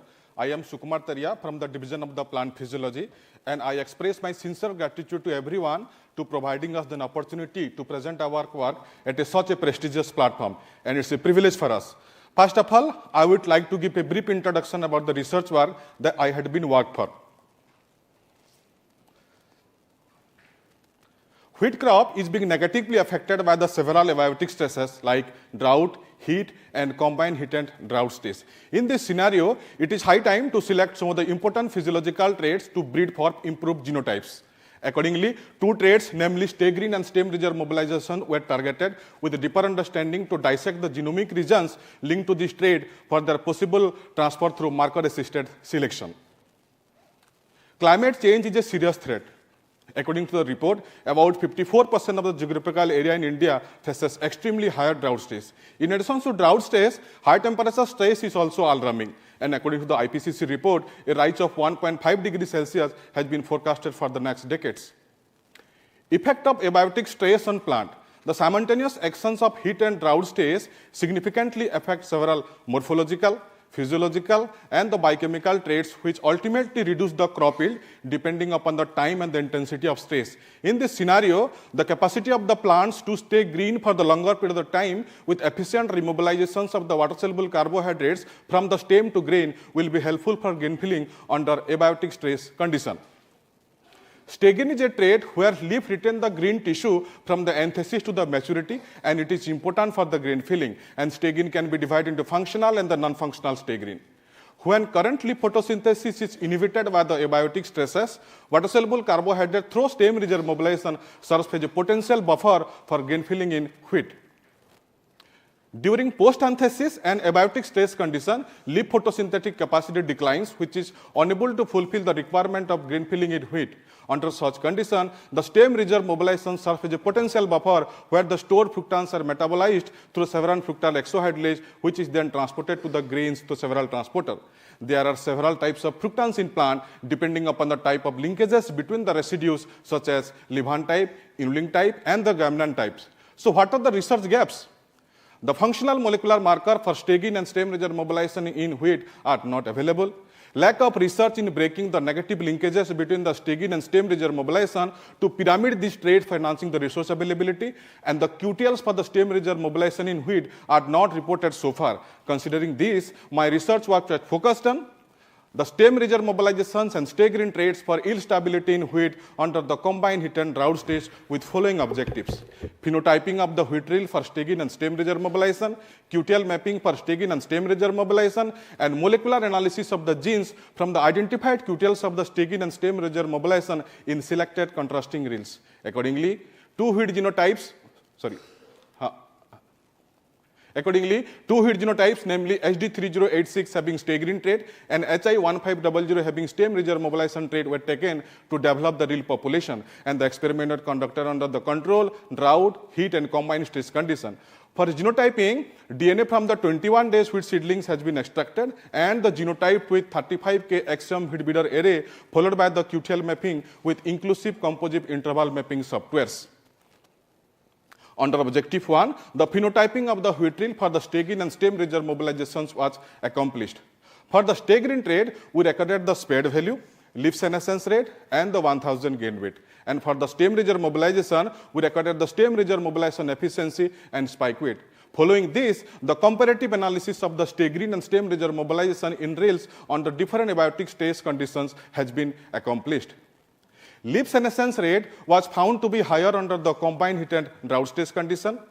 Under drought stress, the stem-ridger mobilization efficiency was 38%, while it was 16% under the heat stress. Principal component analysis revealed the non-overlapping of the eclipses between the circle, suggesting the greater variability of the traits under the stress condition, and dimension 1 contributed 38.9% of total variance, whereas dimension 2 contributed 21.9% of total variance. Using WADA-D2 method of clustering under the control, drought, and heat stress condition, 4 clusters were formed, whereas 3 clusters were formed under the combined heat and drought stress condition. Under Objective 2, the QTL mapping for the stay-green and stem-ridger mobilization in wheat was accomplished. Around 3,407 non-redundant molecular markers are utilized to develop the linkage map by following the Kujambi mapping function, and the linkage map are generated. And the linkage map spanned a genetic length of 14,971 centimorgan with average marker density of the 4.35 centimorgan per marker. And chromosome 2b has recorded highest number of the molecular marker, whereas chromosome 4d has recorded lowest number of the molecular marker. From the analysis, 11 QTLs has been mapped for the spade value, 2 QTLs for the leaf senescence rate on chromosome 2d and 4b, and 1 QTLs for the stem-ridger mobilization efficiency on chromosome 6b. From the factorial analysis for the selection of the superior genotypes, the first 4 factors contributed 69.4% of total variance. Selection differential. It is a measure of phenotypic superiority of the selected parents over the population, and from the analysis it was inferred that the stem reserve mobilization and spade value for the greenness have the highest selection differential. From the commonalities and uniqueness analysis, SRE has the highest commonalities of 0.898 with efficiency of factorial model was 69.4%. By using selection indexes MGI-DI, 2 superior lines, namely SDIT 113 and 87 has been selected for the further studies. In addition to 2 inferior lines, that is SDIT 185 and 80 has been selected for the comparative studies. Under objective 3, the molecular analysis of the genes from the identified QTLs of the stegine and stem reserve mobilization in selected contrasting reels has been accomplished. For the e-mapping of potential candidate genes, the flanking markers of respective QTLs has been utilized. An ensemble plant database has been used to filter out the probable candidate genes, which are then subjected for further analysis. From the analysis, total 4, 3, and 8 genes were found to be linked to stem reserve mobilization, leaf senescence rate, and the spade value for the greenness. For the validations of the identified QTLs of the stegine and stem reserve mobilization, 4 selected lines along with the 2 parental lines has been used. Accordingly, gas exchange state, photosynthetic pigments, and the gene expression through the qPCR has been accomplished. From the analysis, the selected superior lines has recorded the highest total chlorophyll as well as the net photosynthetic rate under the combined heat and drought stage condition. For the gene expression, the total RNA has been isolated from the flag leaf and peduncle to study the gene expression of the stegrine and stem reserve mobilization traits respectively. From the in silico and in vivo gene expression study, the potential candidate genes linked to the stem reserve mobilizations were upregulated under the drought stage, indicating that drought stage aggravates the stem reserve mobilization in wheat. Likewise, the stegrine genes were highly expressed in the superior lines under the combined heat and drought stage, whereas the leaf senescence rate genes were less expressed in the superior lines under the combined heat and drought stage condition. SRM-related QTLs from the components parts of the main stem has been mapped. Accordingly, the main stem is separated into the peduncle, penultimate internodes, and the lower internodes, which are then subjected for further QTL analysis. From the analysis, 44 major QTLs has been mapped, and the most of the genes were linked to starch and sucrose metabolisms. Gene ontology analysis revealed that most of the candidate genes were present in the chromosome 2D, 4D, and 4B. In one of the significant QTLs, 2 important genes, namely reduced height 1 and the teosinte branched 1 genes has been mapped. Gene networking analysis revealed that RST1 and TB1, that is interacted with the BSLH domain, MIB domain, and the TCP domain containing proteins, indicating that further exploitation can be made for the further improvement of the stem reserve mobilization in wheat. By using selection index MGI-DI, 5-blob and Smith-Hazel index, 2 superior lines, that is SDIT 83 and 12 has been selected, has a higher stem reserve mobilization potential from the components parts of the main stem under abiotic stage condition.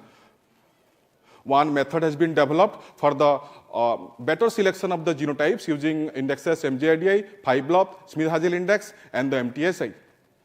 So in nutshell, the stem reserve mobilizations were higher under the drought stage and the least under the heat stage. 11 QTLs has been mapped for the spade value, 2 QTLs for the leaf senescence rate, and 44 major QTLs has been mapped for the stem reserve mobilization traits. And genes like reduced height 1, teosinte branched 1, fructan 6 exohydrolase, and GO2 oxidase are likely to be involved in the mobilization of the stem reserve from the stem to grain under the abiotic stage conditions.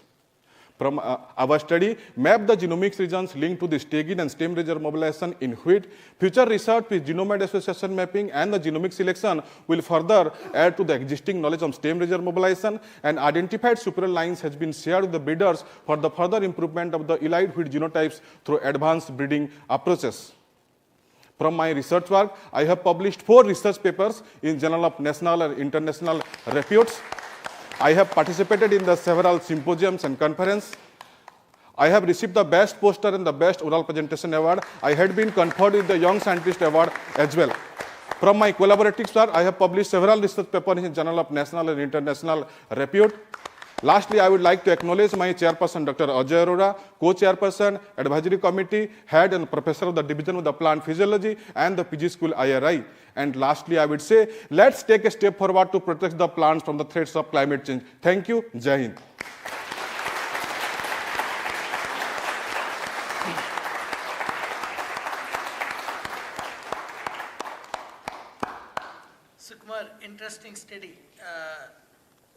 the percentage phenotypic variance that is contributed by the QTLs that you discovered for stem reserve mobilization? What's the range? Range, sir. R square values. Range, sir, it is, sir, under the drought stage, it was higher. So from the range, I got from 25% to 70%, sir. 70%? Yes, sir, yes, sir. Of QTL? Yes, no, sir. I am saying, sir. Range, sir. Because as you said, it's 44 major QTLs are mapped, and you say that you can be transferred to elite wheat cultivars after validation. When you have more than 2 to 3 haplotypes, okay, then you don't go for marker-assisted breeding, okay? And for traits like this, they are highly complex polygenic traits with their R square values never exceeding 10 to 12% maximum. Yes, sir. Okay? And the best way to go for this is again genomic selection. Genomics, yes, sir. Rapid cycle genomic selection. You can't go for marker-assisted breeding when you have 44 major QTLs. Got it? Yes, sir. So Yes. therefore, you have to look at, once again, your R square values carefully. Even in the best of abiotic stress tolerance genes, you will not exceed anything between 10 to 15%. Sir, these QTLs, all QTLs, sir, they are majorly available in the chromosome 2D, 4D, and 4B, sir. Majorly, they are restricted to that region. I know. Yes, so it's very tough to get such high R square values, exceeding 25 or even going up to 70%. So look at your methodology carefully. I would say that when you have such complex traits with a large number of QTLs, the best approach is genomic selection. Yes. Okay? Okay, sir. Thank you, sir. Otherwise, excellent study. Congratulations. Thank you, sir. Thank you, sir. Thank you, sir. Yes, sir. These two traits which you are talking about against abiotic stresses, yes, sir. Will they hold, true when we talk of biotic stresses? No, sir. No, sir. Sir, actually, these two traits are which are mutually exclusive traits, sir. So we tried to break the linkages between these two traits to enhance the resource availability for the green filling during these stress conditions, majorly under abiotic stress, sir, not under biotic stress. Okay. If there are no further questions, thank you so much. Thank you, sir. Thank you, sir. Thank you. Okay, the next presentation will be from Harish T. from the Division of Post-Harvest Management.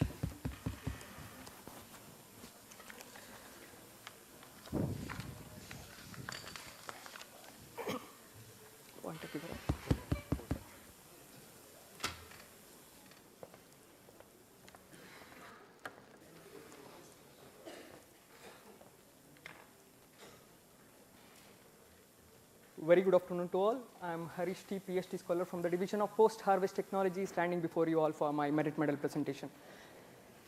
As you all know, the dragon fruit, which is also known as kamalam, is gaining more popularity in India. Basically, there are 3 types of dragon fruit based on the skin and pulp color.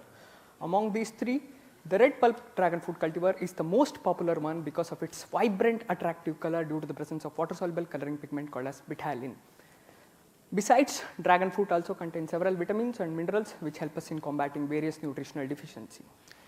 If you see the area statistics of this crop, basically this crop is very new to India and it was introduced to India late back during 1990s as a backyard crop. But the area under dragon fruit cultivation in India is increasing so rapidly, just from 400 hectares during 2017 to around 4,000 hectares by the end of 2023. Further, the Mission for Integrated Development of Horticulture under the Government of India is also planning to expand its area to about 50,000 hectares by the end of 2025. With the rapid spread in its area and large-scale adoption by the farmer, price fall can be expected under the glut situation. One more problem associated with the dragon fruit is its shelf life. This crop cannot be stored for more than 1 week under ambient temperature condition, and the maximum storage life of this crop is not more than 2 to 3 weeks even with a low temperature storage. So going for a processing is the most viable option to counteract these two problems. Presently, the frozen dragon fruit pulp is mainly used for making several value-added products like cakes, beverages, and an ice cream. Though freezing is a good option, but it's an expensive process due to continuous consumption of an electrical energy, which is not possible in rural and semi-urban areas in India. If the fruit pulp is converted into powder, it can be held for longer duration. Presently, The option available for converting it into powder is to go for either freeze drying or spray drying. Both these options are capital intensive, which make the final produce much more expensive in the market. Presently, the price of a freeze dried dragon fruit powder is around 10,000 rupees a kilo, whereas the price of a spray dried dragon fruit powder is around 4,000 to 6,000 rupees a kilo. Hence, there is a need of developing low cost drying technique to produce the dragon fruit powder for making several value added products in the diversified form. With this context, the research was conducted at ICAR Bangalore on the topic studies on the production of kamalam, that is dragon fruit powder, using tray dryer and its value added products with the following objective.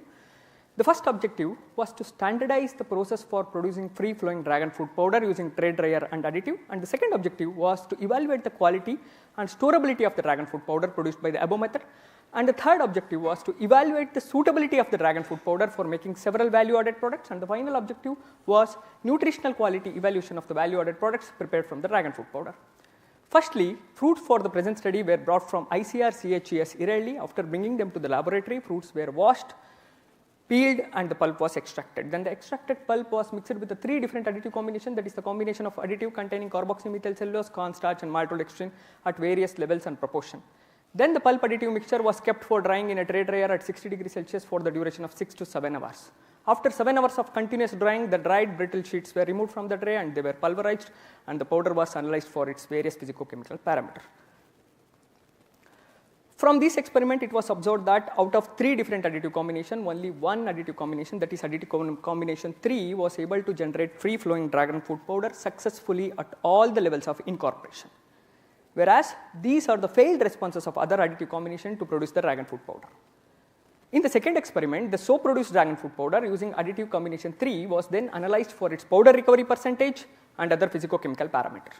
With the increase in additive incorporation from 4% to 64%, the powder recovery percentage also increased correspondingly. Not only powder recovery percentage, even the powder physical parameters were also improved with the increase in additive incorporation. However, the powder having higher level of additive had lesser fruit content, thereby lesser nutrient, which is evident in these figures. Hence, two treatments of dragon fruit powder containing the lowest level of additive were selected for the packaging studies. In this experiment, two treatments of dragon fruit powder containing 4 and 8% level of additives were packed in two different types of packaging material, that is aluminum laminate standy pouch and transparent polymeric pouch.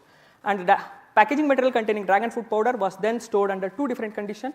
One is at ambient temperature condition, another one is at low temperature condition for the duration of 6 months.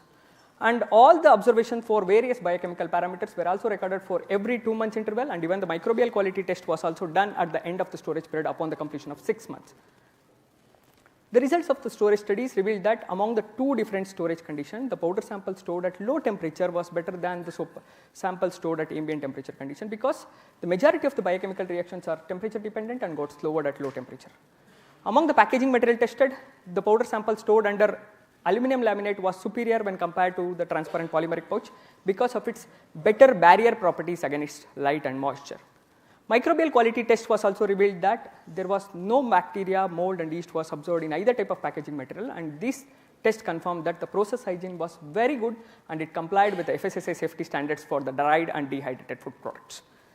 In the next experiment, the stored dragon fruit powder was then evaluated for its suitability for making several value-added products like cookies, milkshake, and tea infusion. Firstly, cookies were prepared as per the recipe standardized priorly in the laboratory by adding 10% of the dragon fruit powder.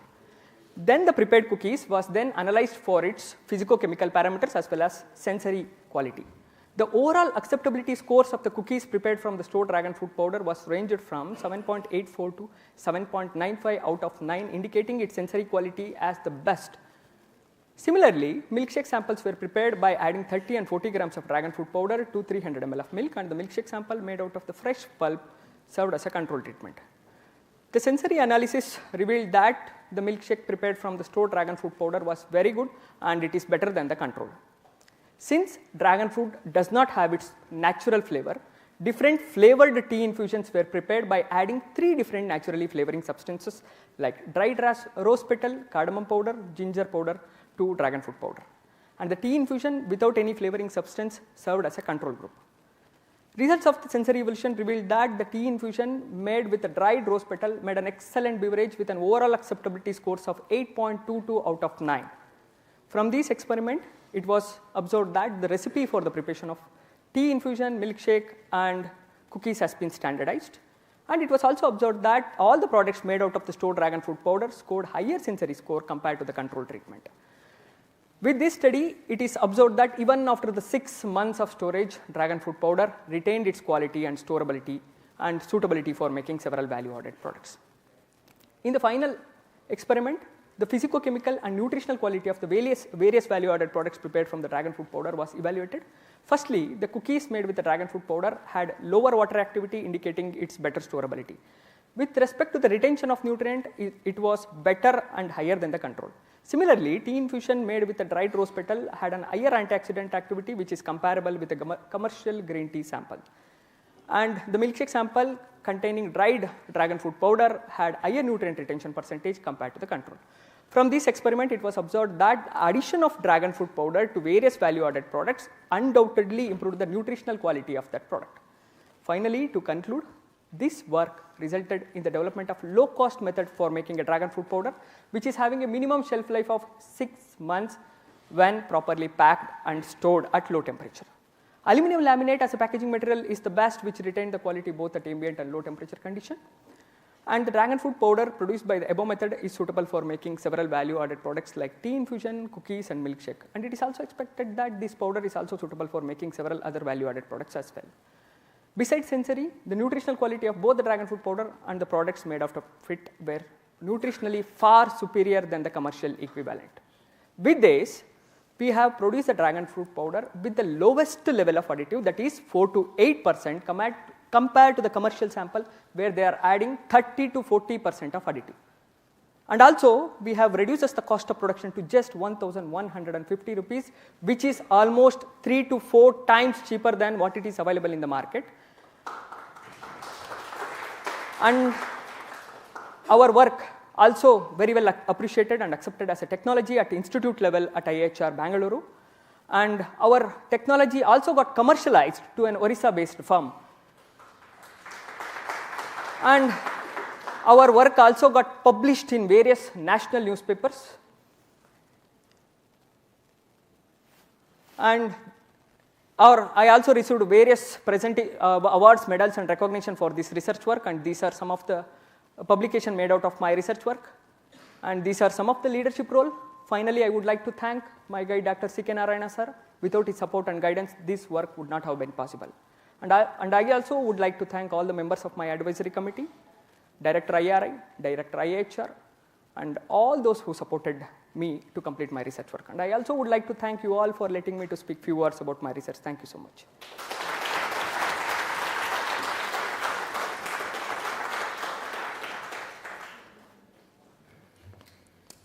Thank you, Harish, for a nice piece of work. I must compliment you for your this work, because dragon fruit is a new crop to India. Government has a big plan to expand it, so that we are roughly importing 15,000 metric tons of dragon fruit annually now. So hopefully we are going to curb it down with the kind of production technology and the kind of post-harvest technology developed in recent past. So this is one of the addition, because often I see, particularly in Karnataka, in your state where you worked it, we have huge production now. Roughly 3,000 hectares has come in Karnataka, and some 100, 200, 300 hectares in Andhra Pradesh and neighboring state. So my question to you, I want to ask basic question. First, why, dragon fruit is well known. Yes. Why the name Kamalam was given to this fruit? Sir, actually, and why this dragon fruit name has come for dragon fruit? Actually, its flower resembles like a lotus, sir. That's why the name Kamalam. And why dragon fruit? Sir? Why name dragon fruit is given to this? Dragon fruit, actually, majorly this crop is being grown in China and Vietnam, and they have given the dragon fruit name. And in India, it is called as Kamalam because of its flower. It's not that scale and other thing resembles the yes, dragon? Yes. Okay. So can you tell me that, of course, your technology is commercialized and you have developed some cookies and other things. Yes. So what is the future scope of development of products from the dragon fruit? Sir, now there is a lot of scope for developing various value-added products. Besides the food application, it is also got very important applications in pharmaceutical and even in the cosmetic applications. And in the food, we can try it with ice creams and many of the bakery products, sir. So because of the color, it has got a lot of potential. And the color was very nice, sir. Okay, thank you. Thank you, sir. Just one clarification. Just a piece of work. Yes, sir. When you compare this commercial additive preparation and your preparation, what is the difference between the shelf life? Sir, in the commercial samples, they can store it for 6 months, and even ours is also for the 6 months. Sir. The same temperature? Same time. But the thing is, they are adding 40% of additive, and we have reduced it to just 4%, 96% of the fruit content. Thank you. Thank you so much, sir. Yeah, sir, good question. Nice presentation, Harish. Thank you, ma'am. My question is related to your tray drying method. Yes, madam. So, is there any change in the nutritional and chemical composition after drying? Yeah, because you are giving drying treatment for 6-7 hours. Yes, ma'am. The nutrition loss will be there, but the retention of nutrients so you are not given in the abstract and not in the presentation. Yeah. The nutrient loss was there, but the retention of nutrient was better than commercial samples, and the loss was around only 20%, ma'am, 20 to 30% due to drying because of many biochemical reactions. Is the polyphenols or all, ma'am. Betalains, polyphenols, and flavonoids were lost because of the heat. Any vitamins and all? Yeah, ma'am. It is also having vitamin C, and the loss of vitamin C is around 17%. Because, yeah, it's more than 80%. Yes, ma'am. Okay, thank you very much, Harish, for that excellent presentation. Thank you, sir. We now move on to Muhammad Basit Raza from the Division of Soil Science.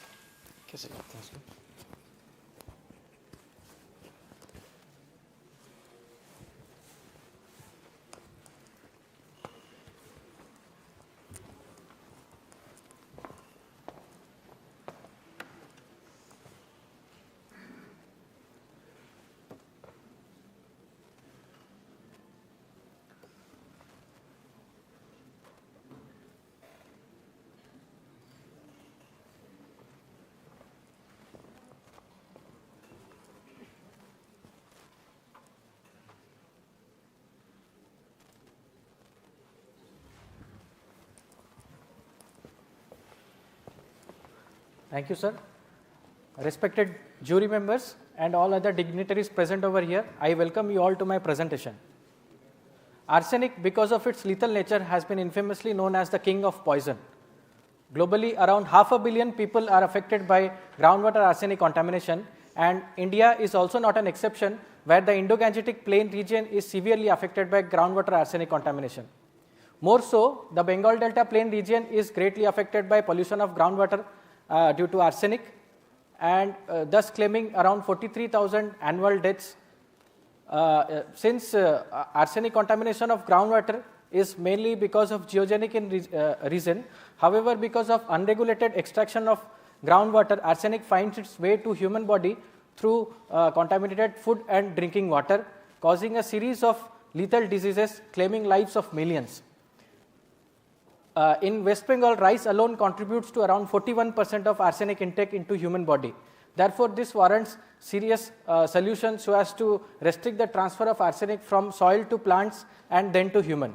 Since contaminated soil and drinking water are two major sources of arsenic entry into human body, therefore, suitable amendment may be applied to soil which will restrict the transfer of arsenic from soil to plant, and further a superadsorbent may be applied to a collection unit which will ensure safe drinking water. So based on previous literatures, few research gaps were identified which are as follows. The chemistry of arsenic interaction with soil constituents for wide application of amendments need to be studied further. There is a need to develop a stable superadsorbent with longer shelf life so as to ensure safe drinking water, and the human health risk assessment need to be improved further. So based on this, our thesis was vision, and the title of the thesis is Solid Solution Equilibria, Fractions and Availability of Arsenic in Soil as Affected by Amendments. The objectives of the study are to study the sorption and desorption behavior of arsenic in soil as affected by amendments at different temperature, to synthesize and evaluate the bentonite supported zero valent iron for remediation of arsenic contaminated water, and assess the contribution of different fractions of soil arsenic towards its uptake by rice plant as affected by amendments, and finally to study the bioavailability of arsenic from rice grain using in vitro gastrointestinal method. So in order to achieve my first objective, arsenic contaminated soils were collected from Mitrapur and Nonagata Uttarpara region of West Bengal having distinct soil properties and arsenic levels. Upon characterization of both the soils, it was observed that the soil 1 collected from Mitrapur was sandy clay in texture, having significantly high clay content, organic matter levels, and Olsen extractable and total arsenic levels. For our study, 3 amendments were chosen, namely steel slag collected from Durgapur steel plant, vermicompost from IRI, and sugarcane bagasse from nearby Jaggery production unit, and were characterized. Steel slag, which is a waste product of steel industry, is a rich source of iron, calcium and aluminum and can be reused in various avenues including metalloid removal. Whereas in case of sugarcane bagasse, instead of going for residue burning, it can be reused in form of compost or may be incorporated into the soil. So when these organic and inorganic amendments were applied to soil, iron released from steel slag might form ferro-arsenic complex, and the organic acid released during decomposition of organic amendments might form organo-arsenic complex, thus restricting the mobility of arsenic in soil. The 3 amendments were applied at fixed doses to both the soils and at 2 different temperature conditions were incubated for 60 days. After incubation was over, the soils were processed and were used for sorption desorption isotherm study. The data were fitted to 2 widely used models, that is Legume and Prenylated, and the results showed that both Legume and Prenylated equation showed better fit in case of both the soils with higher R-square value, indicating that both physical and chemical adsorption mechanisms were prevalent in arsenic removal. Whereas application of amendments showed that the arsenic adsorption capacity was greatly increased in both the soils at both the temperature conditions. Whereas in case of application of steel slag followed by sugarcane bagasse, it was observed that the arsenic adsorption capacity was greatly increased as compared to that of control and other amendments. Irrespective of amendment type and temperature conditions, it was observed that sandy clay soil, which was having higher clay content, higher organic matter level and iron oxide level, showed twice as high as arsenic adsorption capacity as compared to that of sandy clay loam soils. The sorption desorption isotherm curves represented that a clear hysterectic desorption was observed in sandy clay soil because of application of amendments, which was fairly represented by greater than 1 desorption index values as compared to that of sandy clay loam soils. So in order to achieve my second objective, the bentonite supported nano-zero-valent iron was synthesized so as to ensure safe drinking water. For this, ultra pure water was taken in a reaction kettle equipped with nitrogen gas line, and under continuous stirring condition, iron sulfate heptahydrate was added, followed by addition of bentonite clay and sodium borohydride addition dropwise. As a result of which bentonite supported zero-valent iron was synthesized. The same protocol was repeated without the addition of bentonite clay so as to form the bare zero-valent iron. Upon characterization, the TEM images represented that in case of bare zero-valent iron, globular shaped particles were there, followed by a scattered aggregation which indicated strong magnetic behavior of bare zero-valent iron. Whereas in case of bentonite supported zero-valent iron, a distinct loading of zero-valent iron on clay surface was visible. The XRD images shows distinct peak at 44.9 degrees for both the products, indicating the formation of zero-valent iron.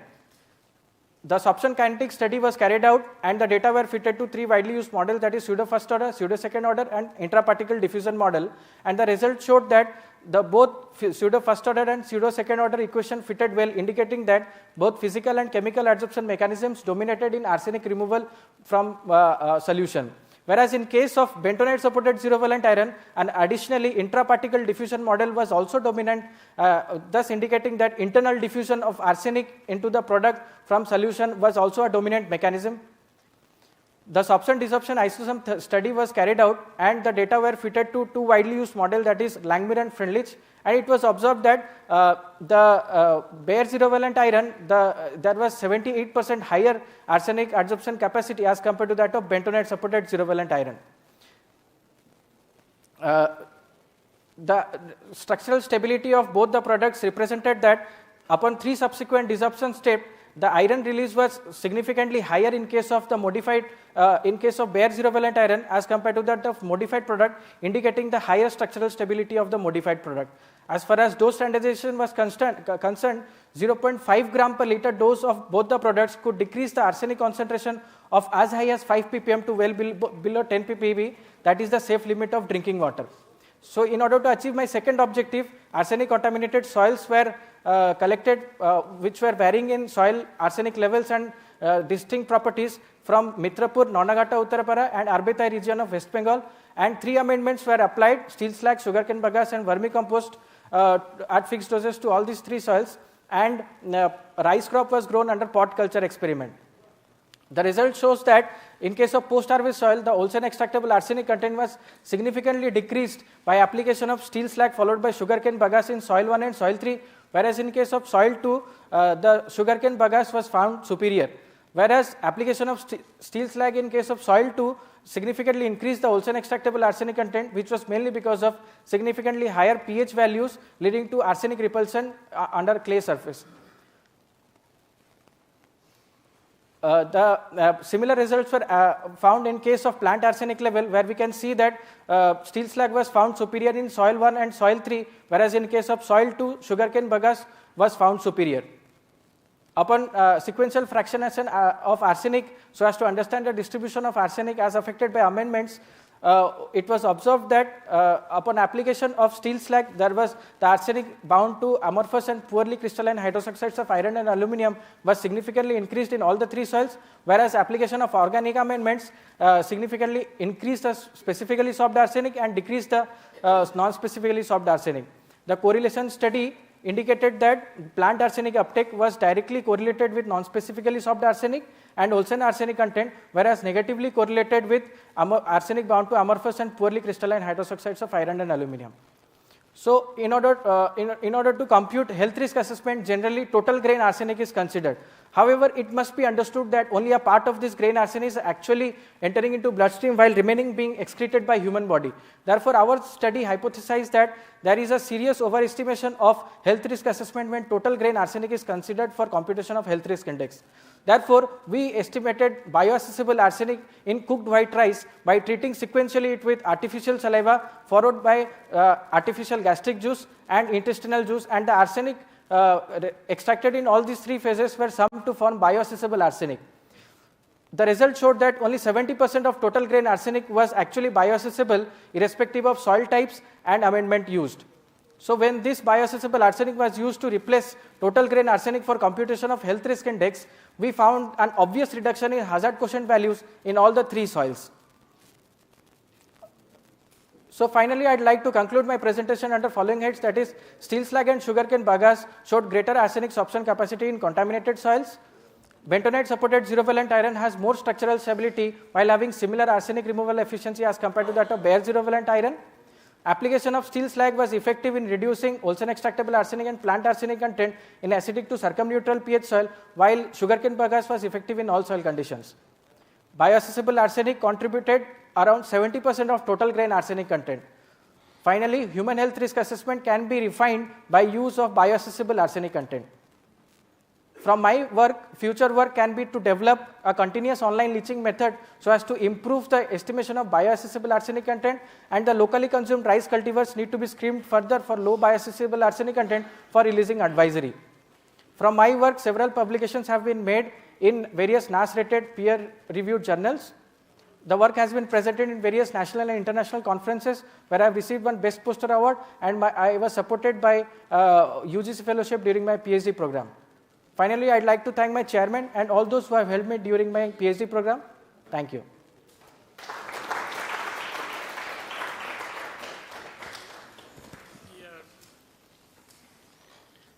Bashit, congratulations for very good piece of work. Thank you, sir.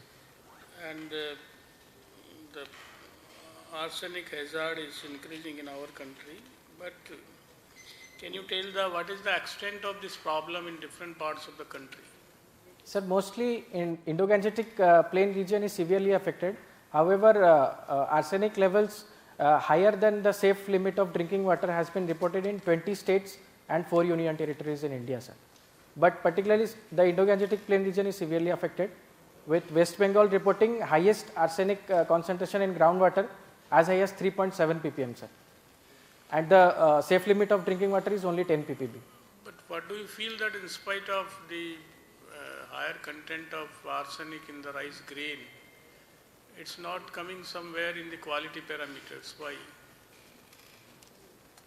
Sir, because nowadays mostly those varieties are preferred which is having less transfer factor, translocation factor of arsenic. Now recently Muktosri rice variety has been developed which has less transfer factor which results in less accumulation of arsenic in grain actually. And third is farmer is applying a lot of organic matter. Do you think that by the self-disciplined organic matter application practice, the hazard of the arsenic in soil is already low? Sir, I didn't get you, sir. Already the farmers are using a lot of organic matter into the soil. Yes, sir. By virtue of the use of the organic matter, the problem of arsenic release and its absorption up to the grain is very low or negligible. Yes, sir. Sir, actually application of organic matter and the effect in ground level varies actually, because application of groundwater may even solubilize the arsenic or metal content in soil, and it has other effect also. It may also immobilize arsenic in soil. So the last question is, are there, sir, hot areas of arsenic contamination in our country so that concentration can be given to all these areas? Hot spots of arsenic in our country. Sir, Nadia district is one of the major affected area. Nadia district of West Bengal, sir. Others, no idea. Sorry, sir? Other areas? Other areas, recently, sir, in Bihar, they have reported high arsenic groundwater arsenic level, and in fact in Punjab also recently, because of unregulated extraction of groundwater, many of the pockets have been marked as red zone, restricting further extraction of groundwater, sir, for irrigation purposes. Okay, thank you. Thank you so much. Thank you.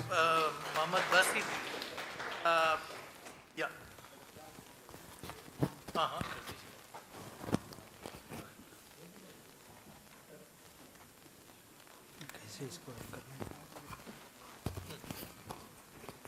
Hello everyone, we will have the last presentation, one presentation is left. So after that we will have a break. Then again we have to assemble here at 4:30 for the felicitation program and the announcement of the awards. So I would like to request all the faculty, students, those who are listening my voice, kindly call all the students who are in the hostel and make this hall full. Okay? Because just marking the attendance in the register is not sufficient. You have to show your presence physically here as well. This is a request. Okay? Thank you very much. Okay, the last presentation for this day is from Pradeep Kumara. He's from the Division of Vegetable Science. Pradeep.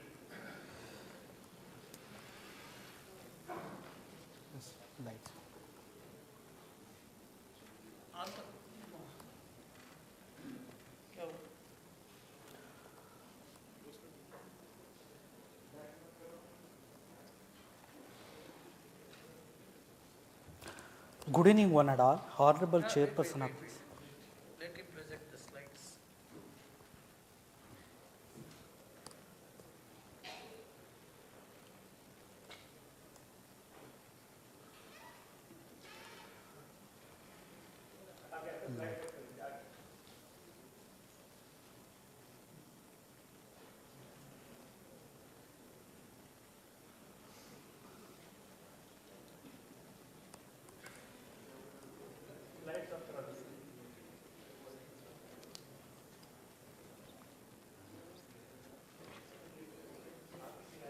It's like light.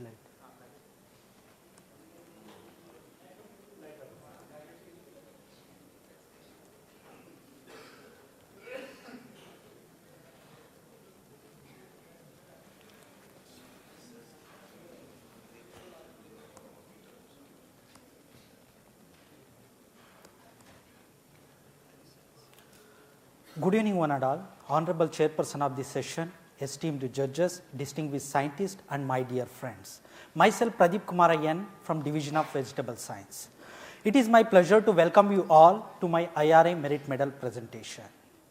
Cucurbits are high value, low volume cash crops, rich in multiple nutrients. It is empowering small and then marginal farmers to fetch a better prices in the market with a good income generation for the small and then marginal farmers. The cucumber, it is one among that. It is a climbing vegetable crops which is having small genome size of 367 megabase pair. Based on the consumer preference, it is classified into two types. One, it is pickling cucumber. Second one, it is slicing cucumber. Based on the nutritional value, it is classified as a rich in water content and also several multiple nutrients, also vitamins and fiber content. India flagged second position in the world with respect to the horticulture production. In the horticulture production, it is having 355 million metric tons of words production. It is a ranking second position in India. With respect to the vegetable crops, it is 212 million metric tons of production it is recorded. India ranks 27th position in the world with respect to the cucumber production. Within India, UP, West Bengal and Karnataka are the top 3 producing states of cucumber with an area of 1.16 lakh metric tons. Cucumber, it is on cash crops. So majorly small and then marginal farmers are highly preferred for the income generation. Here, according to the APEDA data, around 20 to 30% of the cucumber, it is getting post-harvest loss. It is maybe due to the some fungal infections and also chlorophyll degradation. It is not a better quality for the consumers and also for the consumer preference also. And also thirdly, because of shrinkage, water loss, it is also not preferred by the consumers. So this is a very big loss for the farmers to get a better price in the market. What are the scientific interventions can tackle this situation? Only through genomic assisted breeding. So till date, no availability of any genetic resources in the cucumber which is having the extended shelf life characters. So there is an urgent need of studying and also identification of some good genotypes which is having the extended shelf life character we need to do. Secondly, in every crops, pure inbred lines are very important for the hybrid seed production program as a parental lines. So through traditional method of breeding or development of any kind of pure homozygous lines, it will take 7 to 8 generations of selfing mechanism. But we are end up with 99% only. Remaining heterozygous nature, it will be the hurdles for the breeder because it will be also hurdles in the hybrid seed production program. What is a different technology can tackle this situation? Only through DH technology. Here, this is a faster way to produce the pure homozygous lines, one mechanism, and also second uses it is shorten the breeding cycle. Within 2 years we can develop the product also. So with these research gaps, like without identification of the extended genotypes in the cucumber for the shelf life related traits, and also the based on QTLs also not available till date in the cucumber crop, and also robust protocol for the development of haploids and double haploid, till date it is not standardized in the cucumber crop. With this research gap, so I have framed my research topic with the development of mapping population and identification of QTLs associated with extended shelf life in cucumber. The two objectives includes induction of haploid through gynogenesis in cucumber, and second one, it is to identify the genomic regions associated with extended shelf life in cucumber. The first objective includes gynogenesis through haploid induction. Here, the 4 different developmental stages of ovaries were selected and cultured, and the pre-treatments were given. The pre-treatment it is plays a crucial role for shifting sporophytic to gametophytic development of cucumber for the haploid induction. Here, the outcome showing that the 1 day before anthesis, ovaries which are in the bud stage selected for the ovary culture showing better response for haploid induction. And secondly, the media which is enriched with zeatin and NAA showing good response for the haploid induction in case of cucumber with other fortified nutrient components. And this is the first record with respect to the pre-treatments in the world, that is 4 days of 9 degrees Celsius and 2 days with 32 degrees Celsius of pre-treatment of cold as well as heat shocks are showing better response for the haploid induction in case of cucumber, which will trigger for gametophytic to sporophytic stages in the cultured ovaries.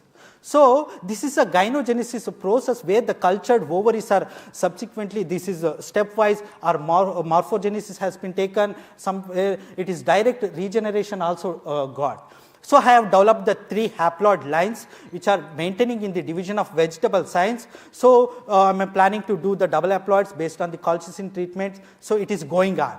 Related to this work, I have published one research paper with a good NAS-rated journal. Second method, induced parthenogenesis for haploid induction. Here, the male flowers at the bud stage we have selected and treated the gamma irradiation at 100 to 500 dose of gamma rays. So subsequently the treated pollens are taken for the pollen viability as well as pollen germination. We need to see whether the treated pollens are killed or viable or germinating process. We see that the dose of 500 gamma irradiation, it is showing non-viable as well as the non-germination nature.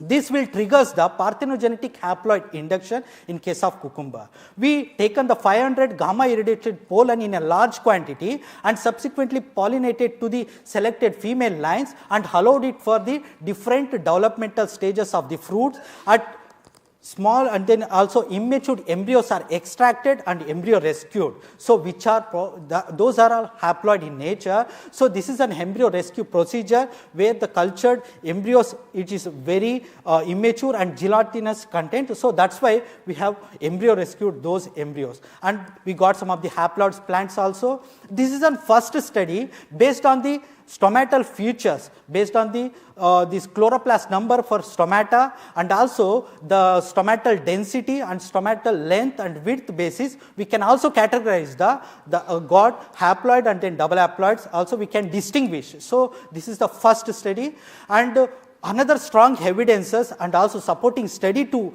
distinguish the developed haploid and double haploids based on the cytological studies through chromosome counting. So we got some of the haploids and double haploids also. This paper also I have published with a good NAS-rated journal. So with these conclusions, I would like to enter to my second objective to identify the genomic regions associated with extended shelf life in case of cucumber. So Division of Vegetable Science have got some of 2 genotypes, contrasting genotypes with respect to the shelf life character. So DC48, it is an extended shelf life character, so it can stay up to 15 to 20 days in a normal room temperature without losing its chlorophyll content, palatability nature. Contrast to that one, DC83 was taken, which is within a 4 to 5 days it is degrading, which is not good for the consumer preference also. Based on these supporting studies, I have taken these 2 contrasting genotypes for the biparental mapping population development. Here the F2 populations used for the genotyping studies and F2 derived F3 for the phenotyping studies. So for the F2 derived F3 populations were phenotyped for the 3 seasons, one it is Kharif season and 2 summer seasons with the 3 key traits related to the shelf life character. One it is retention of green color, we have seen the 5 scoring and also the fruit shrinkage and fruit firmness data. Along with 2 flowering related traits also we have taken. The F2 derived F3 mapping populations, fruits are collected from the field and kept in the laboratory condition in the normal room temperature. We monitor up to day 1 to day 10 for related to the all 3 key traits related to extended shelf life. So the generated data, it is showing the normal distribution, and secondly for the genotyping we have taken the 2 parents DC48 and DC83 for parental polymorphism using 1200 SSR primers which are evenly distributed in all linkage groups. So among the selected SSR primers which are showing better polymorphism, those are sorted out, and those sorted out SSR primers are taken for the parental polymorphism along with the F2 for the genotyping studies. So it is showing the better the polymorphism in the population also in the 1:2:1 ratio. So which are showing the consistent QTL for the 3 seasons related to the key traits for the shelf life characters. I have also mapped with QTLs are also constructed for the retention of green color, fruit shrinkage and fruit firmness and some flowering characters also.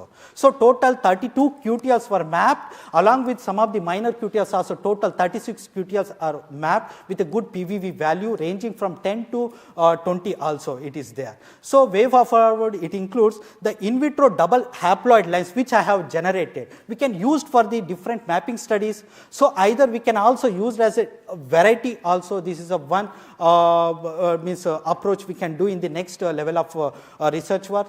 And fine mapping of the QTLs based on validation of the real population. So we can also identify the major QTLs. We can integrate into the already market available hybrids or varieties to minimize the post-harvest losses is also very good approach in the next coming days. These are the publications related to my research topic, and also I have published several book chapters with collaborative work also. This is one database and also one copyright also registered related to my thesis work. So I have also actively participated in many national as well as international conferences and poster presentation and also oral presentations. I would like to acknowledge it to my chairman and also Dean PG School, head and then professor of Division of Vegetable Science, and also ICAR for providing SRF fellowship, and my parents and friends. At last, I would like to conclude my presentation with a beautiful quote given by Edward Teller: "The science of today is the technology for tomorrow." Thank you very much.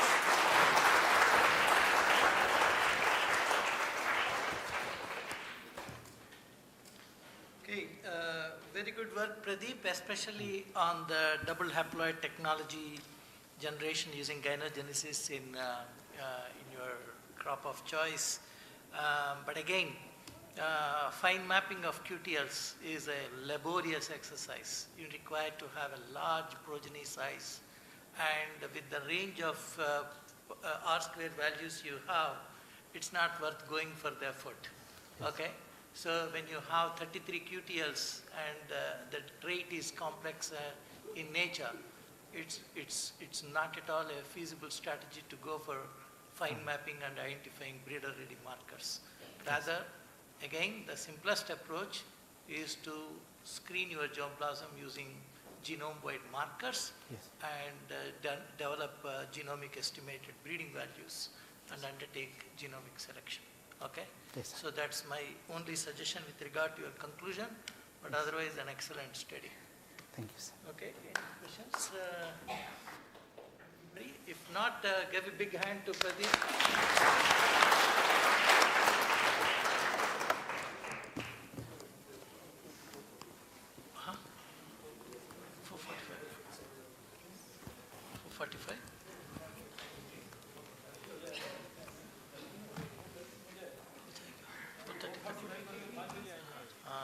People will not come.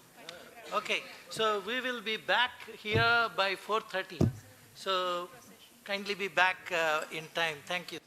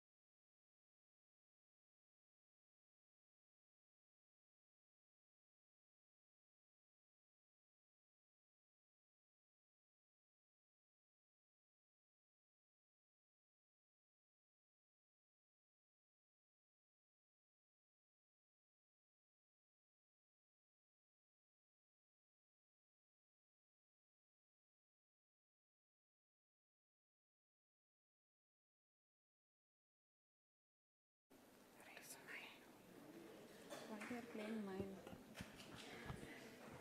No one came yet, right? Oh, why are they clapping? That is my voice Oh, only. yeah, but why are they clapping? I don't know. Okay, we have come to the end of the day. See, we have come to the end of the day. We invite Dr. Atul Kumar, co-convener and associate dean, postgraduate ICAR IIR New Delhi, for vote of thanks.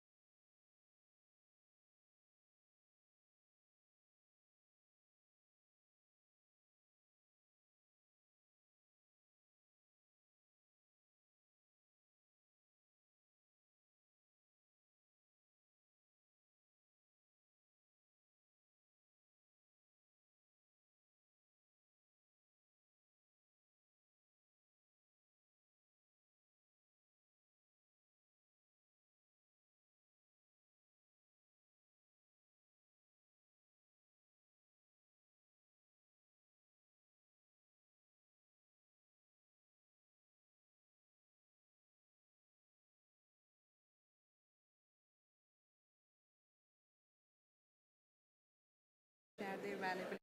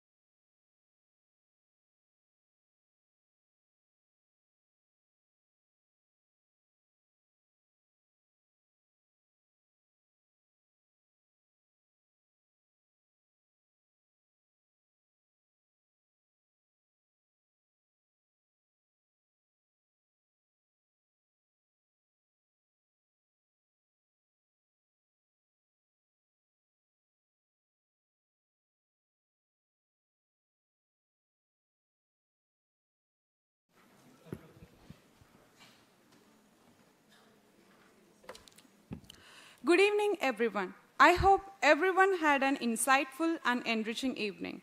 And with that, we have now concluded all the presentations from the PhD students. I would like to express my sincere gratitude to the esteemed chairperson and jury members for their vital role in evaluating the PhD students. Now, it's time to hear from them as they share their valuable insights on today's session. Jury members are requested to share their valuable remarks.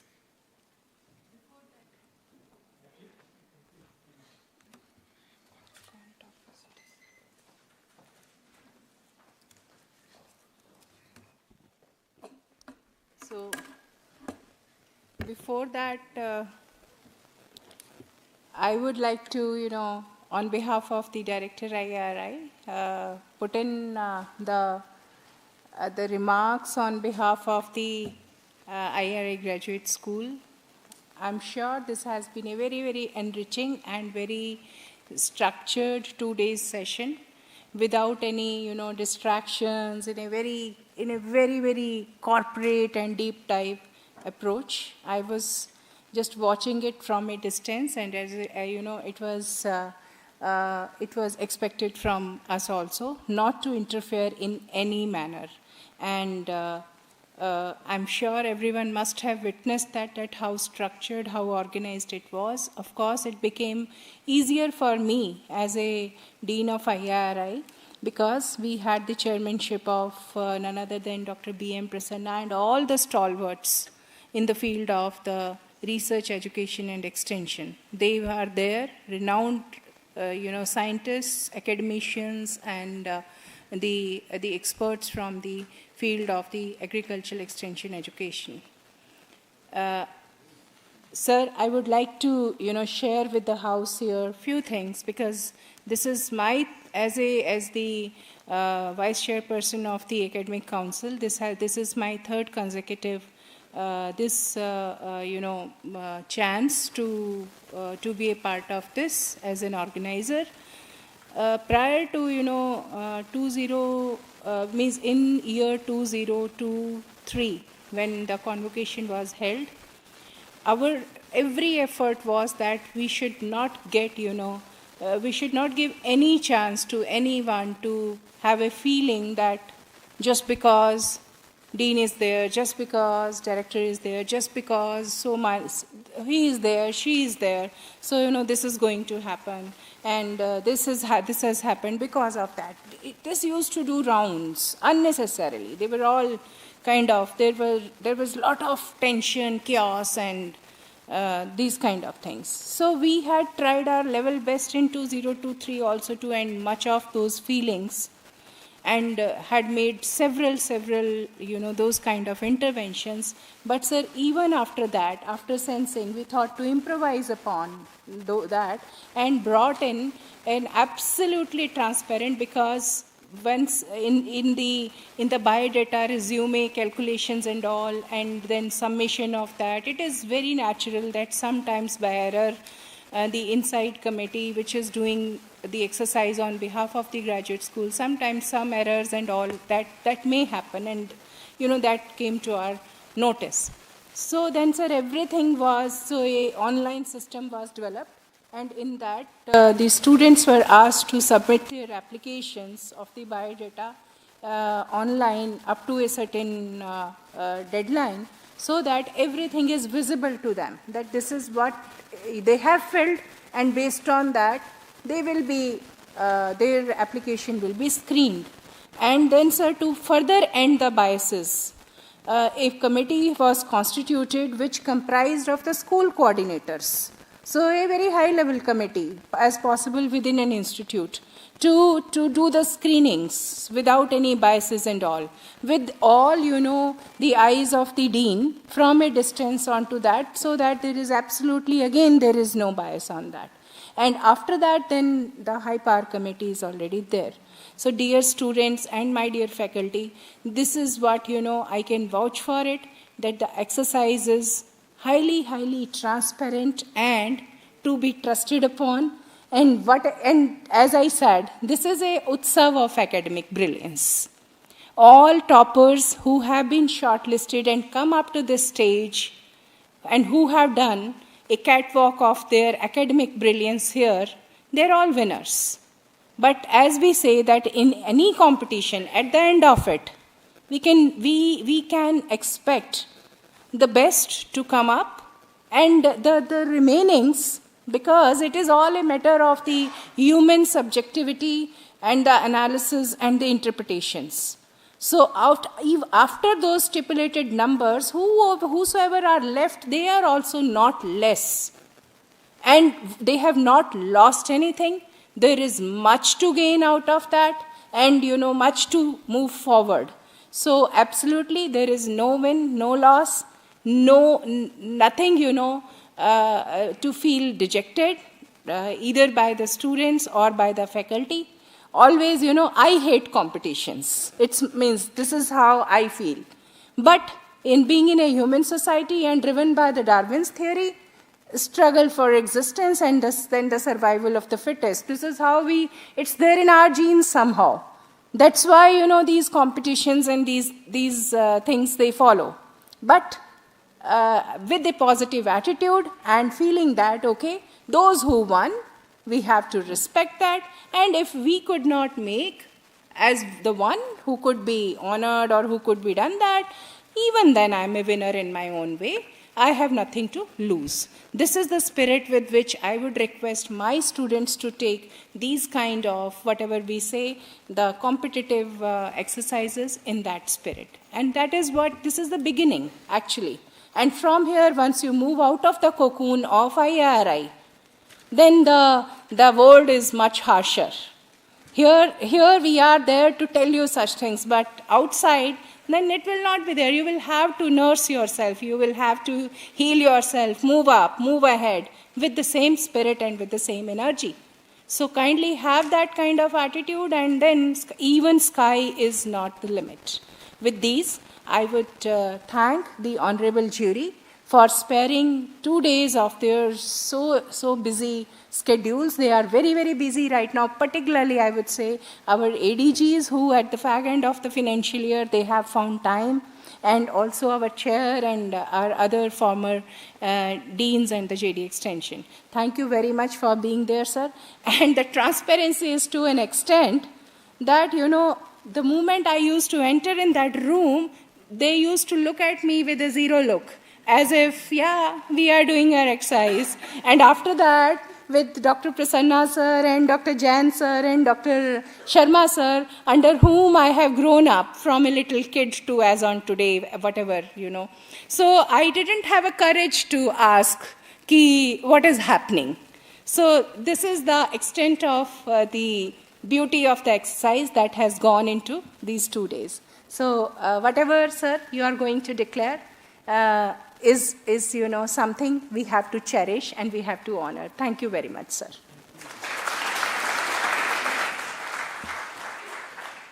Thank you, ma'am, for your kind words and supporting words. So let us hear from the jury members for their valuable remarks.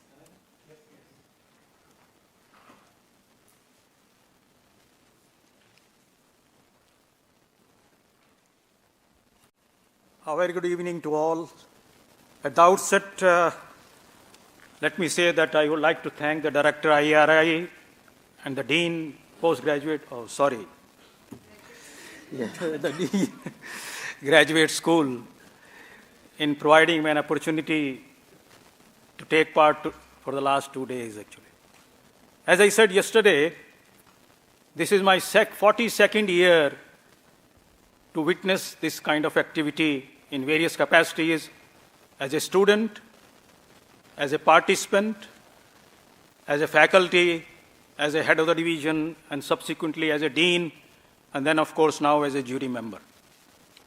Let me say that it has been a learning experience for me during the last 2 days, actually. As far as the presentations part is concerned, it goes without saying the presentations both days were very nice, actually. And of course, Chairman would like to comment on those. But I have few points to mention, and I'll take the advantage because we have the ADGs from education division, from HRM division, and from the horticulture divisions. I'll take this opportunity to mention that the 4 deemed to be universities of ICAR need to be seen with a different lens, actually. We cannot compare the 4 deemed to be universities with like other 100 institutions of ICAR. They should be seen with a different lens, actually.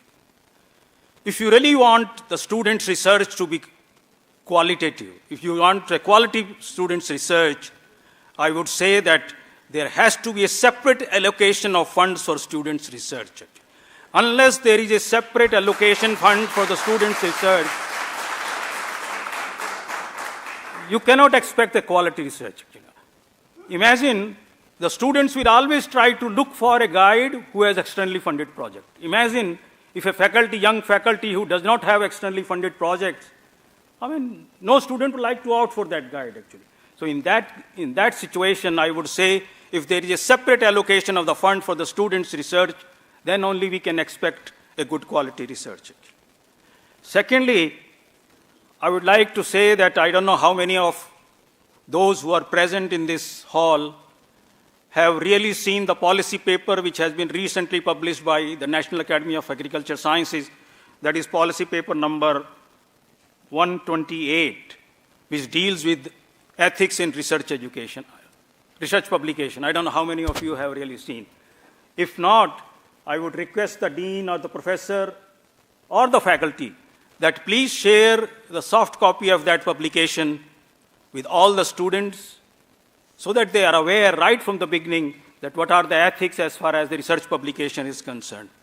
Also, with due apology to the faculty and the students, I would like to say, if I am there, I would like to discourage particularly the MSc students to publish review articles, book chapters, and so on. Please discourage the MSc students particularly to write the review articles and, what do I say? Book chapters, actually. That's not the age to write book chapters. You have enough time to write that. So first spend time on good quality research papers in good journals. Thank you so much.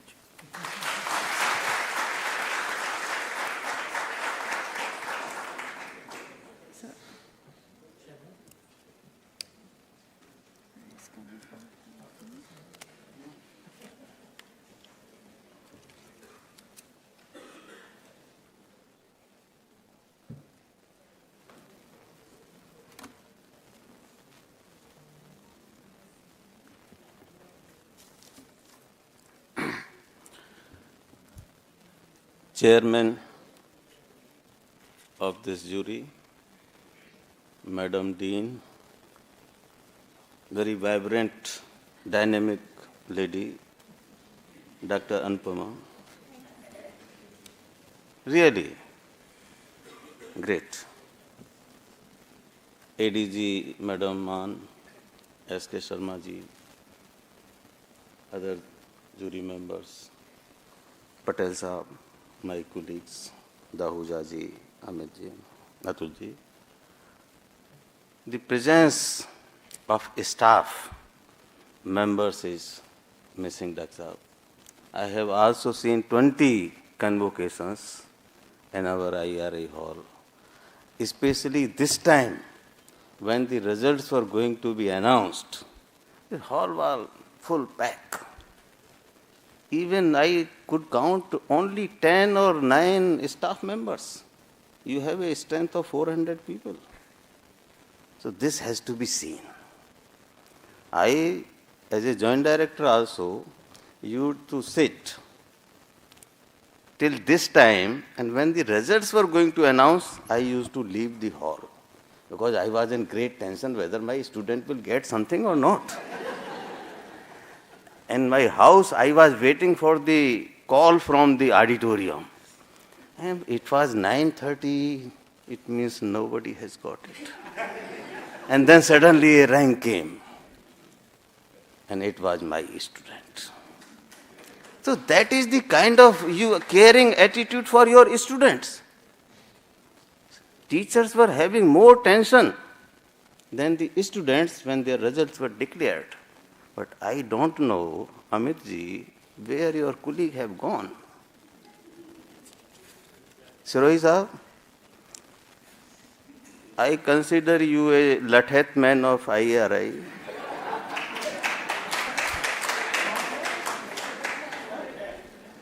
You have security, MOHR and everything you have.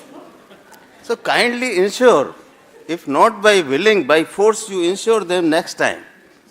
Madam, if I am there here in this hall, so I will see. Again, I appreciate the presentations. Dr. Our former Dean, Jain Sahab, he is very critical. Not today. I have seen him for more than 20, 25 years, 30 years here, 30 years. But those criticisms, that comments are not only for criticizing, for improving the standard of research and teaching. And also he is very miser. Miser in the sense when he gives the grades or marks, so he is very miser. And the most liberal person in our jury was Dr. Patel. So no, I'm not talking the quantity, I'm qualitative. So both kind of people were there, miser and liberals. And then our chairman was a moderator. He used to say, moderate it. That window should not be that wide. Stretch it. So in the presentations, when we evaluated, that window was very narrow. And every student, what our Honorable Dean said, all students are winner in my eyes. Their performance, I am not criticizing the faculty, but I have seen the presentation of faculty also. And tomorrow you will also see. So some faculty should learn from their student also. And when the student present, I have never seen red light.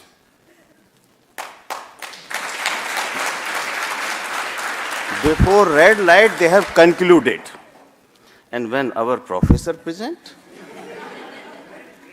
chairman say, sir, come to the point. He says, I'm coming, sir. And the time is over, he never come. And he will tell stories when I was Honolulu, I was there, I was here. And the chairman said, come to India. I'm coming, sir. So, madam, you are dean, have some presentation and make the attendance of the faculty compulsory and ask them to learn how to make presentation. So this is one observation. Our students, I was noticing and talking to Madam Man that the biodata they have, I don't think they have to add anything up to the promotion of senior scientists. Patent, commercialization, copyright, everything, 15.6 NAS rating, this rating, that rating, they have already completed. So now you do some research, everything you have done. And that quote yesterday, sir, also I quote. So I was puzzled since yesterday, what is the meaning of that quote? And the quote was, let food be the medicine and medicine be the food. He was right or she was right. Two people have mentioned this, not only one. A student from biochemistry and another student from genetics and plant breeding. So I was happy that they are having some kind of collaboration at least. Functional linkages they have. And now, my apprehension query, whatever it was, Honorable Chairman told me, sir, this is the meaning, I am satisfied. He told me what is the meaning of this quote. Another thing, yesterday also I mentioned, earlier a student can also ask questions. No, this time they have made it, only jury can ask questions. Last time when I was here, that even anybody. And that time, that framed questions were asked. अपने दोस्त को बता दिया भाई ये 2 question पूछना है, और बाकी को कह दिया ताली बजाना है। तो क्वेश्चन तो आप नहीं पूछ सकते, लेकिन ताली बजाने का काम कल अच्छा हुआ था, because that MSc students were not that wise, वो सबके लिए बजा रहे थे, एक्सपीरियंस कम था। आज पॉकेट्स में ताली बजी थी, इंजीनियरिंग की इधर से बजी, जेनेटिक थी उधर से बजी, बीच में किसी उसकी बजी। तो now you have become wise after spending 4-5 years here.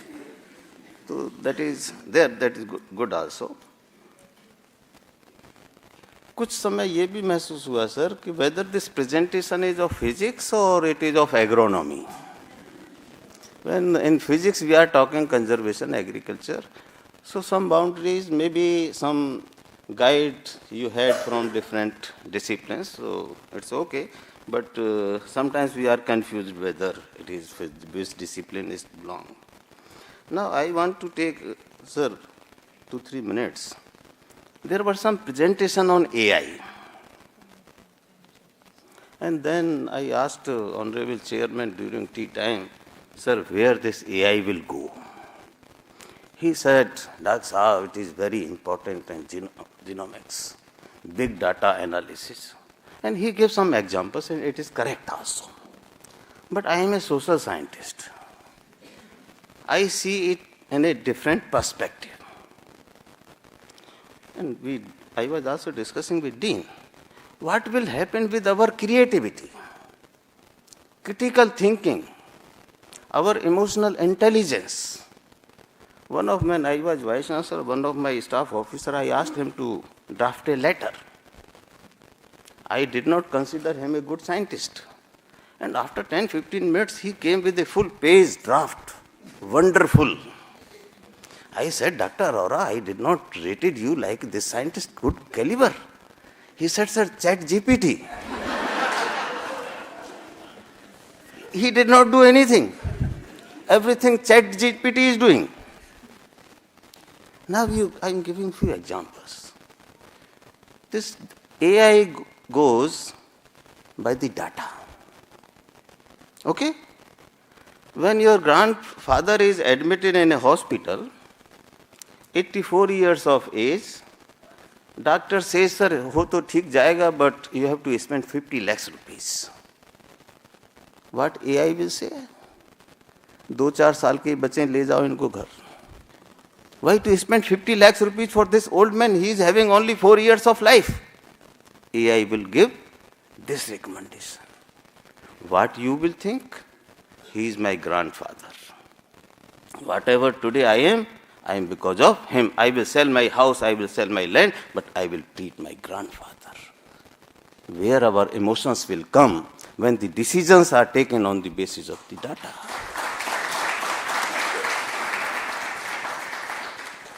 Your employee, see the situation of employee. In front of your director, your scientist is saying, sir, you are wonderful. I have never seen a director like you. Innovative ideas, this thing, that thing. You love a student and everything I like. Wonderful person you are. अंदर से क्या सोच रहे हैं? One scientist, very senior scientist in one program said, after 5 years that AI will capture your mind. When I spoke, I said, it will disintegrate the society. आप सोच क्या रहे हैं, कह क्या रहे हैं, कह रहे हैं बॉस ऐसा तो मैंने अभी कभी तक देखा ही नहीं, आप जैसा आदमी सोच रहे क्या बेकार का आदमी घंटे भर से बेकार की बातें कर रहा है. आपकी नौकरी बचेगी क्या? घर में घर खत्म हो जाएगा आपका. अभी तो आप अनमैरिड हैं, ये अतुल जी हैं, ये मैरिड हैं, आहूजा जी मैरिड हैं. घर में जाके कहते हैं really I love you, you are wonderful. Wife से कहते हैं, इधर उधर नहीं. और सोच क्या रहे हैं, some Geeta Sita, he is talking something. If she can read his mind, if his wife can read his mind, what he is thinking, what will happen to his family? That's why I made a statement, sir, what should be the limit of AI? What are the areas we should entertain AI In our social life, we say it is a social media. And now this PowerPoint, I generally ask, I never use PowerPoint. Even in class, I never use. I ask the teachers to whom it gives power. When there is no electricity, no power, you just stop. Now, I was reading an article, madam, Sweden, they have abandoned their digital classes. Now they have come to the chalk and board. In IIT Delhi, they have implemented teaching in real life situation, even out of the class. And Bombay IIT, they are also going to implement. So blindly, these things are coming, tempting us, but blindly, we should not follow such kind of things. Our strength is our emotions, and AI doesn't work on the emotions, it works on the data. Thank you very much taking your time. Thank you very much.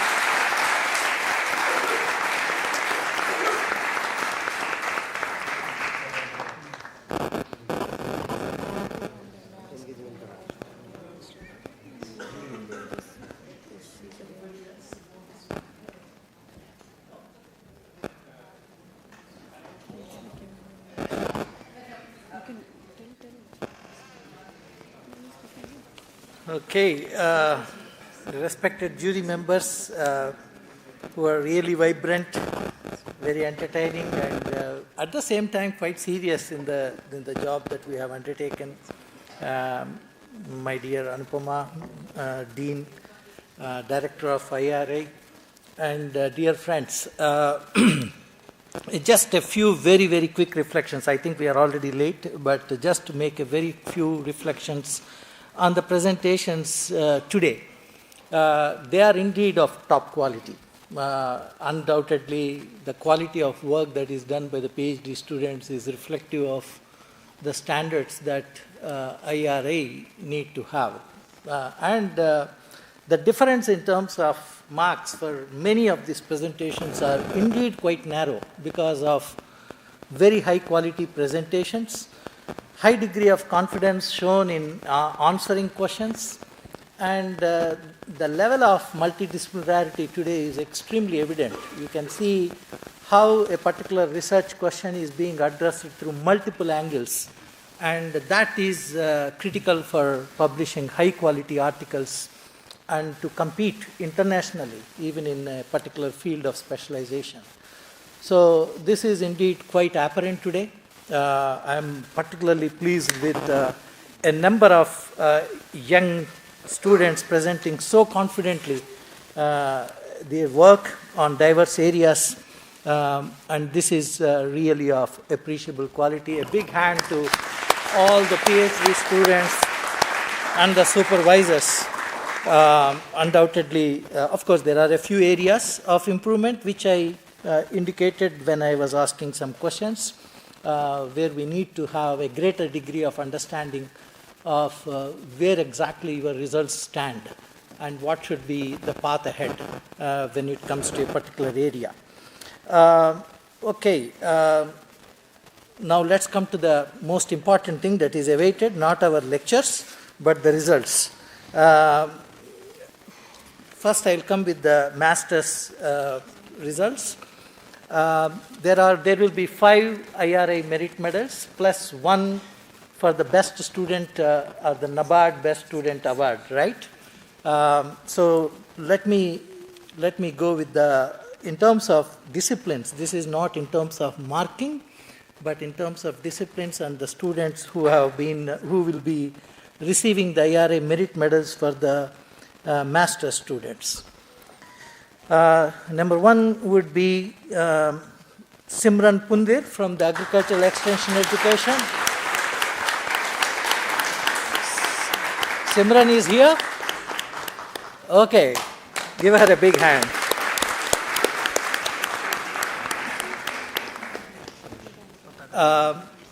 The second is Biochemistry, Muhammad Salman.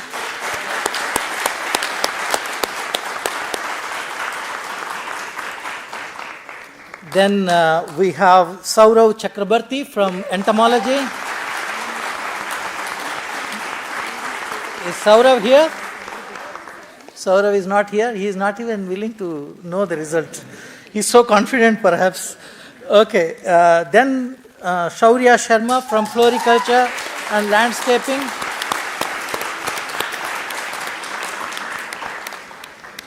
Then we have Victor Paul from genetics and plant breeding.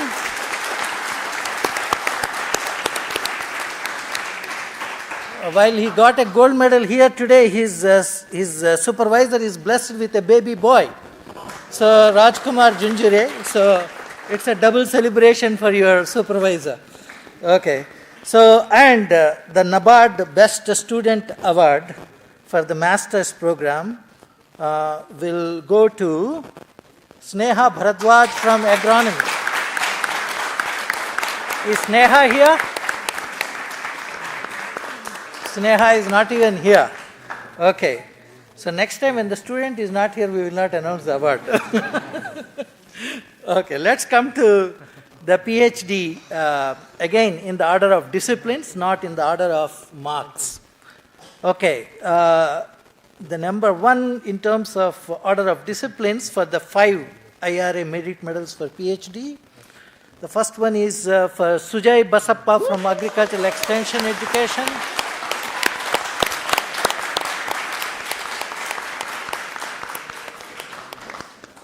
The second goes to Narendra Singh from Fruit Science.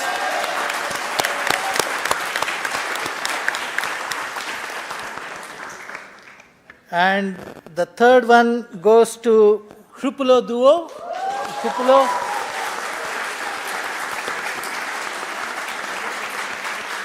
From Genetics and Plant Breeding.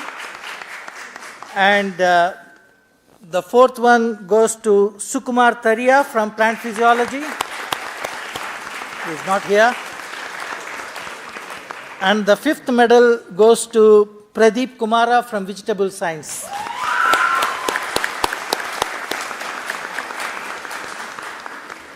And it's no guess, of course, the best student for the NABARD gold medal will go to Rudra Gowda from entomology. Where is Rudra Gowda? He is also not here. Okay.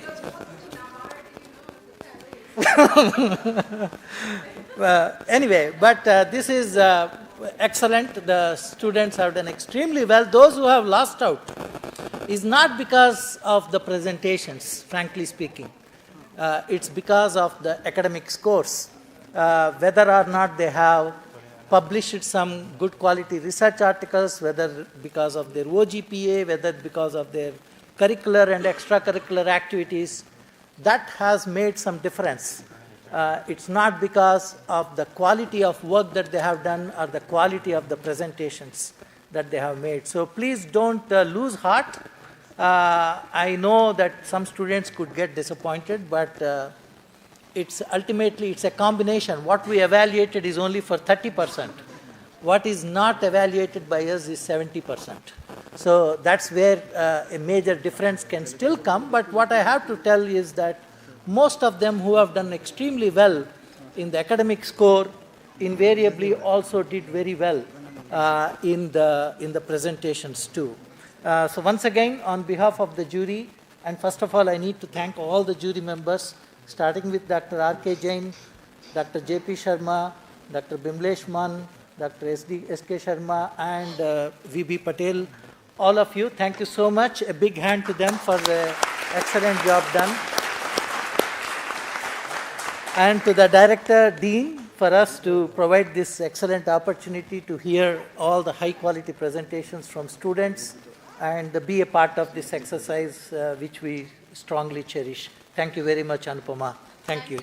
And to the very able coordinators of this entire, very highly rigorous and at a high degree of integrity and extremely cooperative coordinators, we have give a big hand to Dr. Anil Dahuja and Atul for doing a fantastic job. So with that, thank you so much, colleagues. Really glad to be part of this exercise. Thank you. Let's give a standing ovation to the honorable jury. Yeah.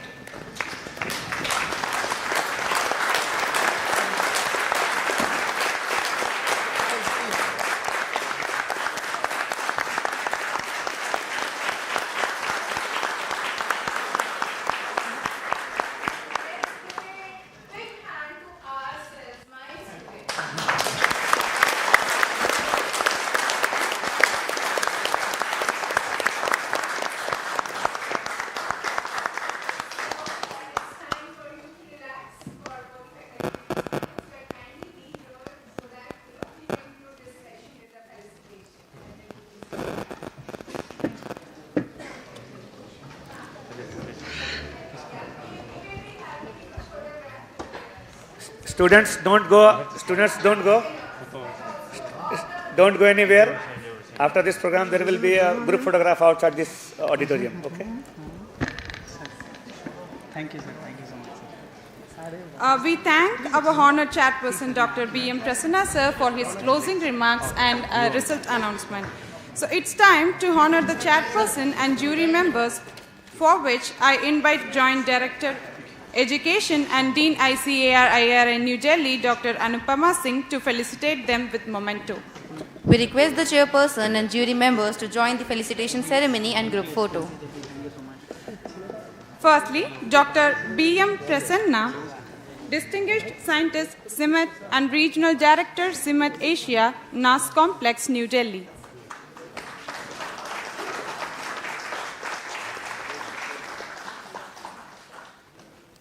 Dr. R.K. Jain, former Dean and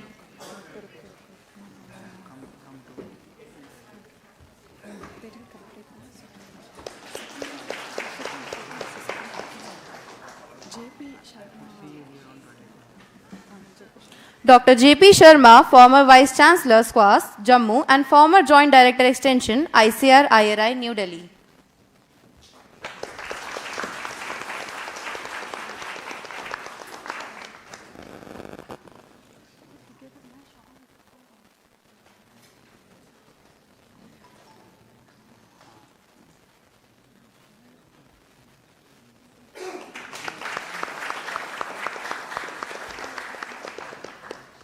Dr. R.K. Jain, former Dean and Joint Director Education, ICAR IARI, New Delhi.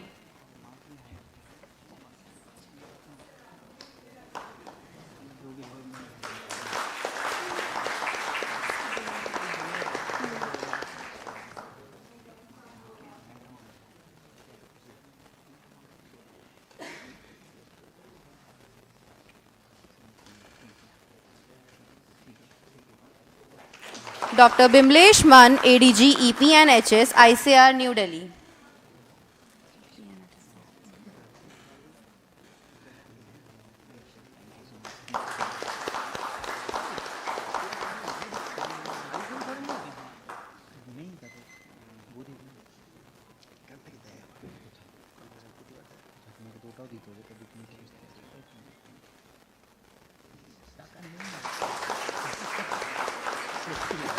Dr. V.B. Patel, ADG, Fruits and Plantation Crops, ICAR, New Delhi.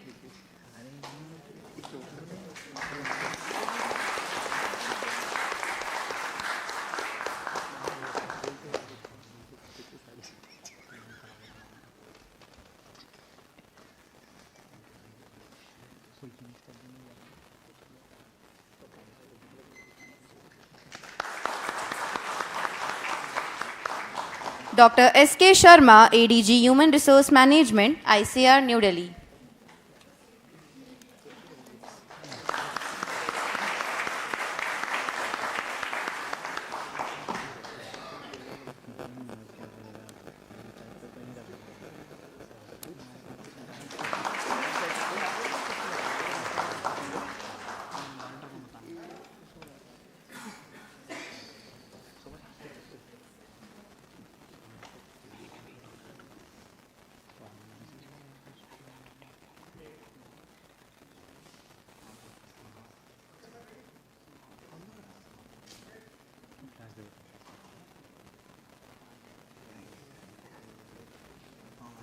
We have now come to the end of the day, and now I invite Dr. Atul Kumar, co-convener and Associate Dean, Postgraduate, ICAR, IRI, New Delhi, for vote of thanks. Good evening, everyone. All is well that ends well. Respected dignitaries, esteemed guests, dear colleagues and students, it is my honor to propose the vote of thanks on the special occasion of the 63rd Convocation of ICAR IRI and the Merit Medal Contest. First and foremost, I extend my deepest gratitude to Dr. C.H. Srinivasa Rao sir, the Director and Vice Chancellor IRI, for his constant encouragement, inspiring leadership, and invaluable support towards the success of this event. I am deeply indebted to the dynamic Dean of the Institute, Dr. Anupama Singh ma'am, for her unwavering guidance, tireless efforts, and for steering this entire event with great dedication. My heartfelt appreciation goes to Dr. B.M. Prasanna sir, distinguished IRI alumnus with many coveted awards, chairperson of the presentation, for his gracious presence, leadership, and insightful inputs. In fact, when I was a student here, sir, from 1998 to 2004, I learned intricacies of stage management from you, sir. Thanks a lot for gracing us with your benign presence. I am equally indebted to all the esteemed jury members, Dr. J.P. Sharma, sir, for his humorous and witty remarks, which makes the occasion lighter, though in lighter vein he gives very strong statement, which we will discuss with Dean ma'am and do the needful, sir. Thanks for your support and words of encouragement. Dr. R.K. Jain, sir, former dean and eminent plant biologist. In fact, when we were students, we were afraid that whether sir will be coming to the seminar or not. So much critical sir is. So it is always for the welfare of the students, sir. So thank you very much, sir, for all your suggestions in a good spirit. Dr. Bimlesh Man, ma'am, a very busy person as he is looking after the fund distribution part, and this is the month of March. And even then you took out a lot of precious time. Thanks a lot, ma'am. Hope IRI will get some more funds in near future from you. Dr. S.K. Sharma, sir, IRI alumnus, agronomist par excellence, and a very good human being. I thank you, sir, for your valuable time, critical evaluation, and for enriching this contest with your expertise. Dr. V.V. Patel, sir, another IRI alumnus, excellent fruit scientist, especially grape breeder, and my senior during Hemant hostel days. I remember, sir, for, if I'm not wrong, the handbook of horticulture that everyone refers nowadays, sir has put a lot of efforts in it. Thanks, sir, for being so humble whenever you are approached. I am thankful to all the hub directors who could find time to join the event online for your kind support. All the three JDs, Dr. Viswanathan, sir, Dr. P.K. Jain, sir, JDA, and I would like to thank Pararia, sir, especially for the photographic arrangements in spite of the visit of Mr. Bill Gates yesterday. I would like to thank PGWTC, Dr. Brahmanand, sir, for his ever-smiling approach, all the heads and professors.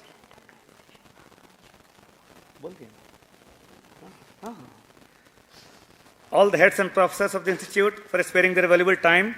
I also take this opportunity to extend my gratitude to the chairpersons of the various committees whose contributions were instrumental in making this convocation a success, this merit medal a success. Dr. M.S. Saharan, sir, Dr. P.K. Sahu, sir, Dr. Amit Goswami, Dr. Andi Kumar, sir, Dr. K.K. Vinod, sir, Dr. Sitaram Bishnoi, Dr. Vishnu Maya, Dr. Dilip Kushwaha. Now, this hall would not have been ready if the efforts of Dr. Amrinder, sir, the in-charge AKMU, along with his team, especially Dr. Kamal Batra and Mr. Sravan, for their outstanding technical support. There is no thought without food. Empty stomach doesn't yield much. A lot of thanks to Dr. Anil Surai, sir, the chairman of the catering committee, for seamless hospitality arrangements. Dr. R.S. Bana for leading the media cell and ensuring excellent communication and coverage. I would also like to thank all the three AAs, Mr. Praveen, Mr. Rahul, and Mrs. Kriti, for their committed administrative assistance. I would like to thank Dean's and staff, especially Ashokji and Kapil, for all the support during organization of this event. A special word of appreciation goes to the entire team of the graduate school, especially Mr. Nitin, for their relentless efforts and flawless execution behind the scenes. A special mention needed for the students, especially for the PGSSU, to mobilize the students, especially ACR, Mr. Saratchan. I would also like to thank all the staff of the AP Center Hall, especially Mukulji, for his support. I would also like to thank Security Officer Virpalji for his quick action in opening the gates as and when required. There is one person who has played his role behind the curtains, and he is none other than our ADG Technical Coordination, Dr. Anil, sir, who was instrumental in stage setting at the AP Center Hall when we were in trouble. Last but not the least, I would like to acknowledge the tireless efforts of Dr. Anil Dahuja, sir, the convener of this event, for his meticulous planning and execution. Thank you very much, sir. Lastly, I thank each one of you who has contributed to making this program a resounding success. If I missed anyone, it's inadvertent. Pardon me. I thank everyone associated with this event who has supported the program directly or indirectly.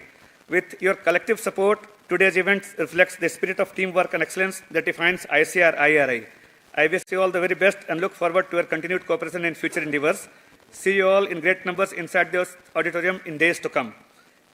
And thank you and Jai Hind, and I request everyone to join for a group photographs outside this auditorium. Thank you very much.